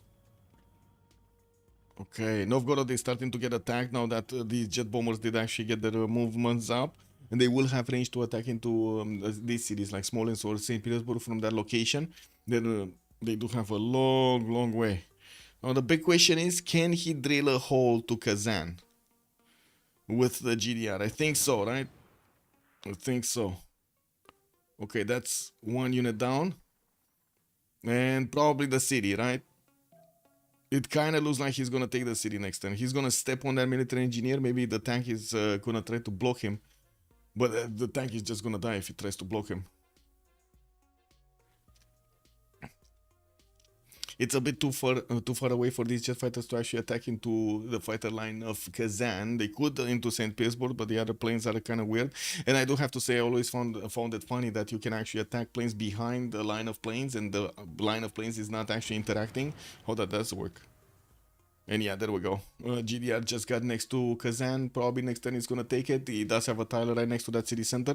We do have also the jet fighters actually deployed to attack into the fighters of Hungary here. And it looks like he's leaving Hungary. He just took out two of those fighters and leaving Hungary with leaving Poland. Sorry, Poland, not Hungary. Leaving Poland with only one. More of these helicopters coming through. I do see, of course, did you see the aircraft carriers getting next to the coast? He will get the opportunity to bomb Kyoto, and that's exactly what he's doing right now from afar, with the help of those jet bombers from the aircraft carriers. Okay, 3 GDRs coming out next turn from Age of Steam. He's just gonna wipe the map. He's literally just gonna wipe the map. We do have Rome getting his own GTRs next turn, but I don't see Coco gaining them anytime soon, and that's gonna take, unfortunately, quite a bit of a toll on them. Wait, did the GDR die? Wait, what? Did the GDR die to the fighters? The GDR died, no? Oh my god, they killed the GDR. Whoa, now that's a big sacrifice over there on those fighters. All of them took a lot of damage there.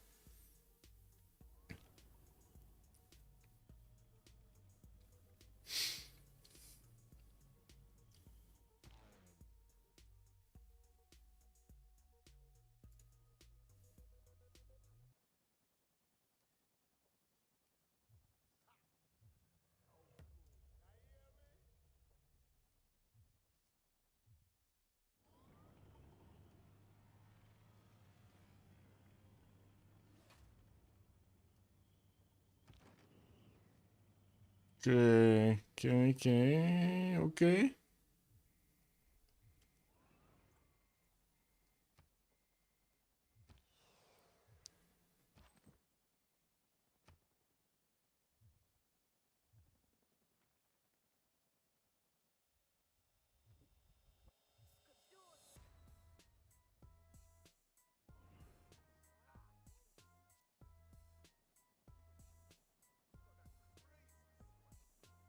Yeah, I'm pretty sure they took out the GDR with the fighters. And the tanks, probably. There's a banged up tank over there also. Did some damage. And also there's a clear line of attack against Novgorod right now, which is very low HP. Those jet bombers can attack into the other stuff, like the tanks, for example, to clear the pathway. And we do have a single plane, a single fighter available for Poland to actually defend the city of Novgorod. Doesn't seem like he's gonna go there. With 3 more GDRs coming out distant from Age of Steam, I'm pretty sure Rom is gonna get another wave of attack going. The big question is he going Russia or is he going somewhere else? I don't think they can actually take out any civilization before the next World Congress. And at the moment, there still are a lot more points on the side of looking for the Sharks than on the side of Ulyss. There we go, another city being taken out from Russia, the one in the south, but not a big one. Okay, sacrifice that unit, that's fine. This is basically, you know, that's how it is right now. They're basically sacrificing units against each other. There is a Babylonian helicopter army right next to Kyoto. He might actually manage to get the 100 points. That's gonna be super valuable. If he manages to get the 100 points, that's gonna be super, super good. Oh, he did. Wait a second. He did already liberated. What am I talking about? He did already liberated. Never mind. I totally missed that it was white color. Kick W. Took me a bit of time.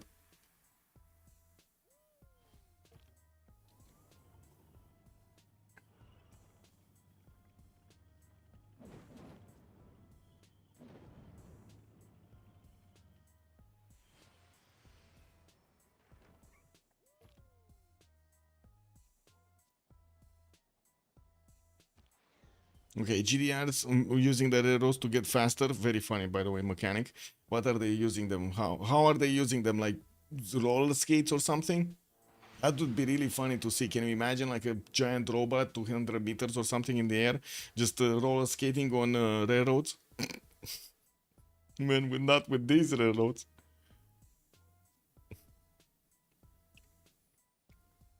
Okay, jet fighters also deployed in the north, and since we had a lot of fighters attacking from Russia's defense into that GDR, unfortunately they lost a bit too much health, and as you can see, the jet fighters do have almost full health.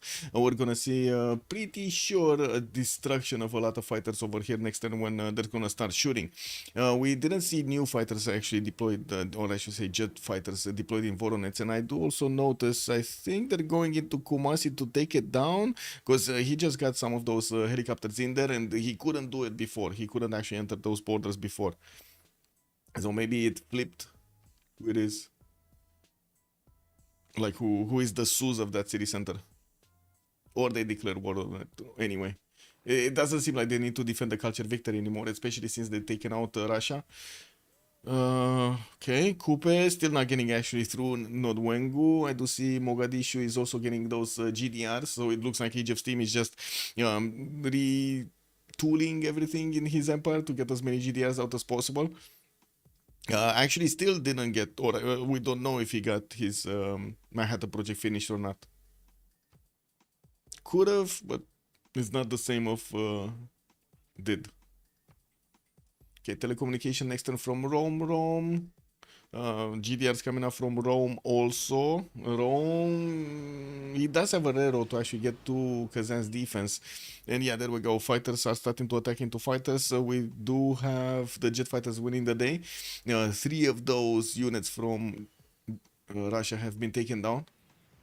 The first GDI from Rome actually is getting onto the front line, and I do have to say at the moment the Age of Steam does have level 2 GDRs versus the level 1 of the baby GDR of Rome.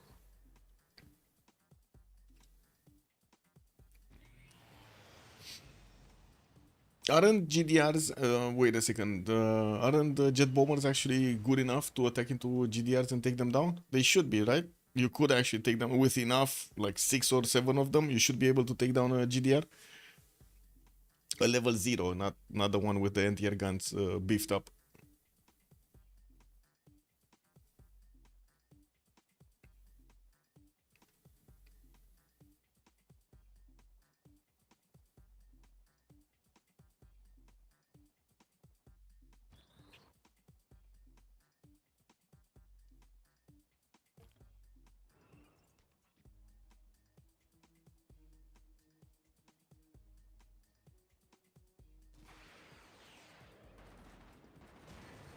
Okay, well, that tank did go down quickly.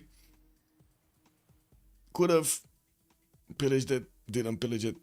It is what it is. Okay, we got 4 GDRs actually right now. They're gonna take a bit of time because not all of the land over here does have roads, so it will take them a bit of time to get through that territory. More fighters coming in from Poland. We'll need to deploy quite a few of them to the northeast. Looks like Kyoto did manage to finally get steel walls, man. He got steel walls. Wow, turn 110. We do have the story over here getting steel walls. I would actually really say Poland shouldn't really take the cap of Japan again. Like he just is exposing himself to actually getting, I would say, getting more diplo favor for his opponents and not keeping his team intact. Whoa.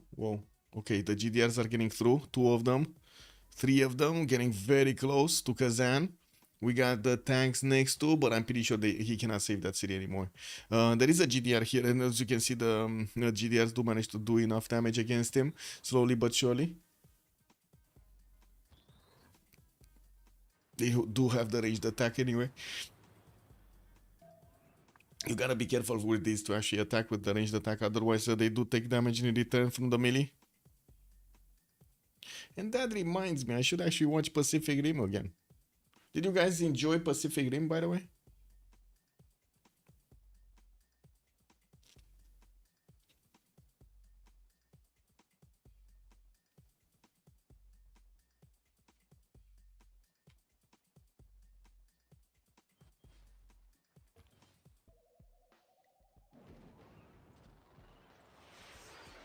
Okay, city got taken down. There's also Tula in the north that is gonna take the damage. A second GDR from Rome also arrived here. He's gonna need to deal with these. Somehow he's gonna need to deal with the GDRs of Rome. He cannot get them to a too high a number against him.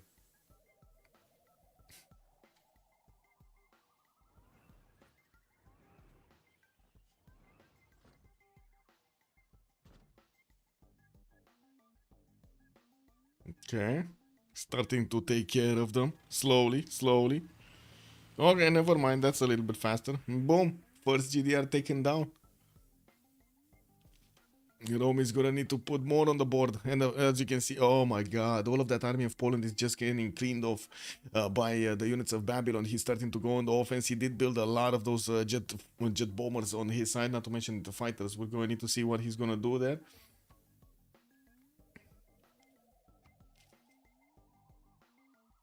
Okay, my materials on Rome. LDK is also going to get his GDRs the next turn. He does have a decent amount of production to keep them going. I do see he's not actually putting... Well, I guess there still is quite a bit of time in the game. Yeah, there still is quite a bit of time in the turn, I mean, for him to actually put his choices. We're like 2 turns away from getting the Congress, and we're going to need to see if they did manage to actually get enough Diplo favor. I do see Russia did manage to get a safety settle to the north of Rome, in between Kupe, Poland, and also Rome. So he's going to be safe, even if he loses Smolensk, St. Petersburg, and Tula in the north. His core cities, basically. He's still going to get one city that he's going to get to vote with.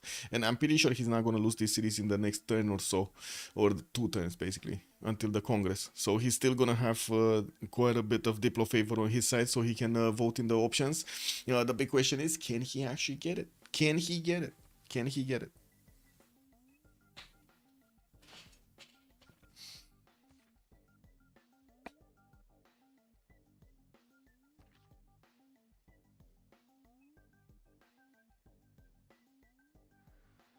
Okay,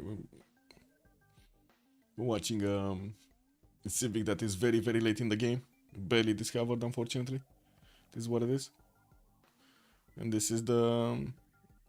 Oh, this was the one with the Diplo point. Well, it definitely doesn't have enough culture to get here. I don't think so. Okay, 5 GDRs right now from England. Quite a few fighters, 4 fighters, and I do see more of those helicopters coming in, so they can take cities with. I'm pretty sure that right now the GDRs are much more efficient, not to mention they can defend themselves a lot easier.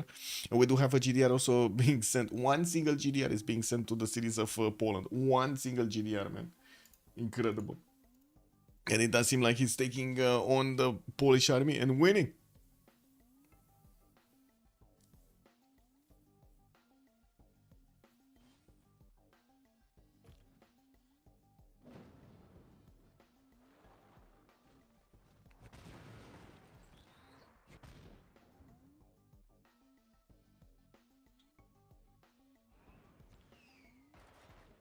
Well, that's a dead tank. He's just slowly drilling through this territory. The second the GDR of Rome did get back behind the Smolensk. Can you imagine that? He's actually the biggest unit over there is actually cowering behind the city center. Oops, that is a problem. And yeah, we got 2 more minutes and we're gonna see what happens in the Congress. Looks like Nemesis is 15 out of 20 points to get the victory. If he does manage to win all of the Congress options, he's gonna have that. Tula also has been taken down. St. Petersburg is getting the attack here. I don't see a unit. I don't see if he has a unit to actually attack and take the city center with this turn around, but he's definitely not gonna take Smolensk.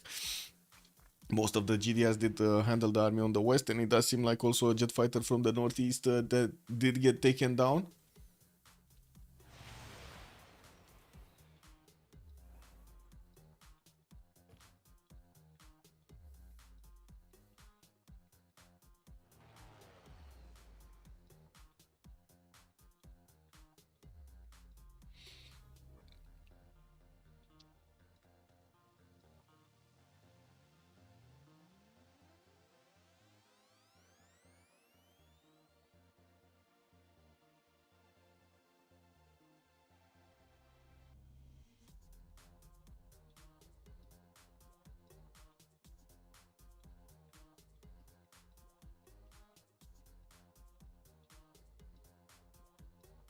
Oh. Just waiting for the last minute or so.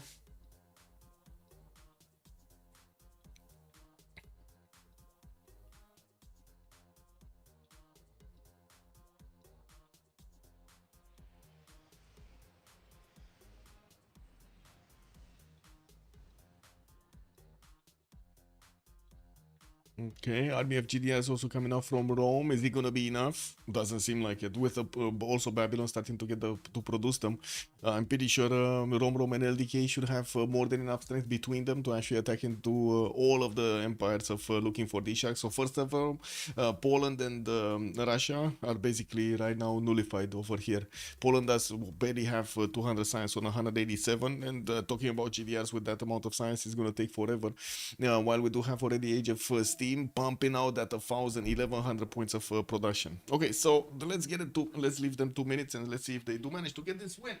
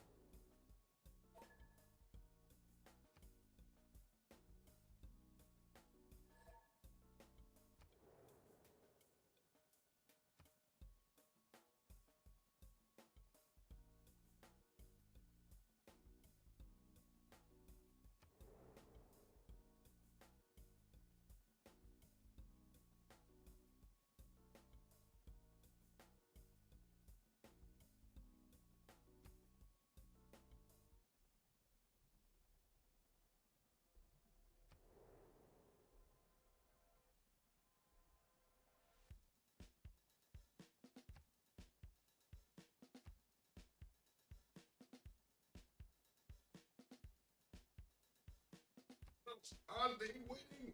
Are they winning? That's the question. Are they winning this? It's actually starting to be a bit cold. Ugh. Evening, night. It is what it is.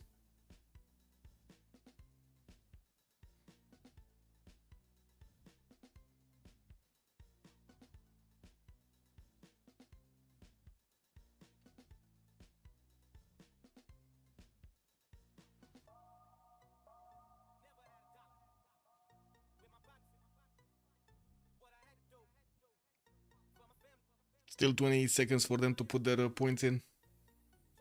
They're thinking until the last second what they should do here. It's Sedition that needs to click, Rom and Soft Style that needs to actually finish the turn.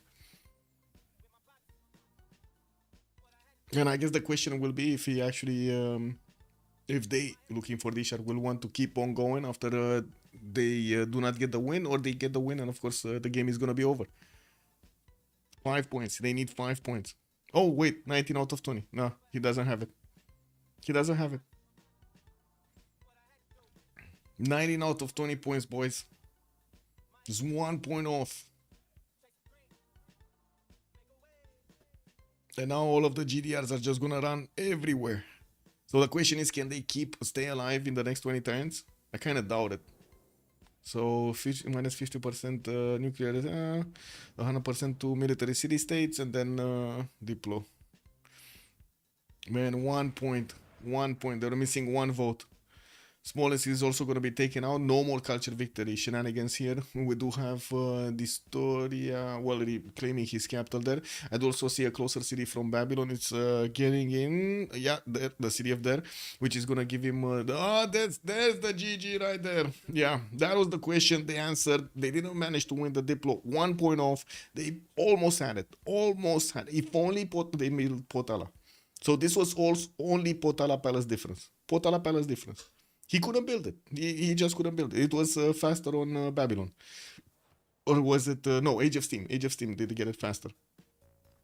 Okay, well, that's about it for today. I'm gonna send you to Legion stream so you can take a look at and hear the post-game chat. And I do want to thank you so much for being here with me tonight. Let's see each other in the next few days. I'm not sure exactly which games we're gonna have tomorrow, Friday or Saturday. Saturday there was a game from the wildcard, which I'm kind of thinking we should take a look at that. They're in the playoffs basically, and it's, you know, the pressure is starting to be a bit higher over there. And in the meantime, much appreciated also for the support of the stream. Let's see each other next time. Bye bye. Stay safe and play some Civ6. Bye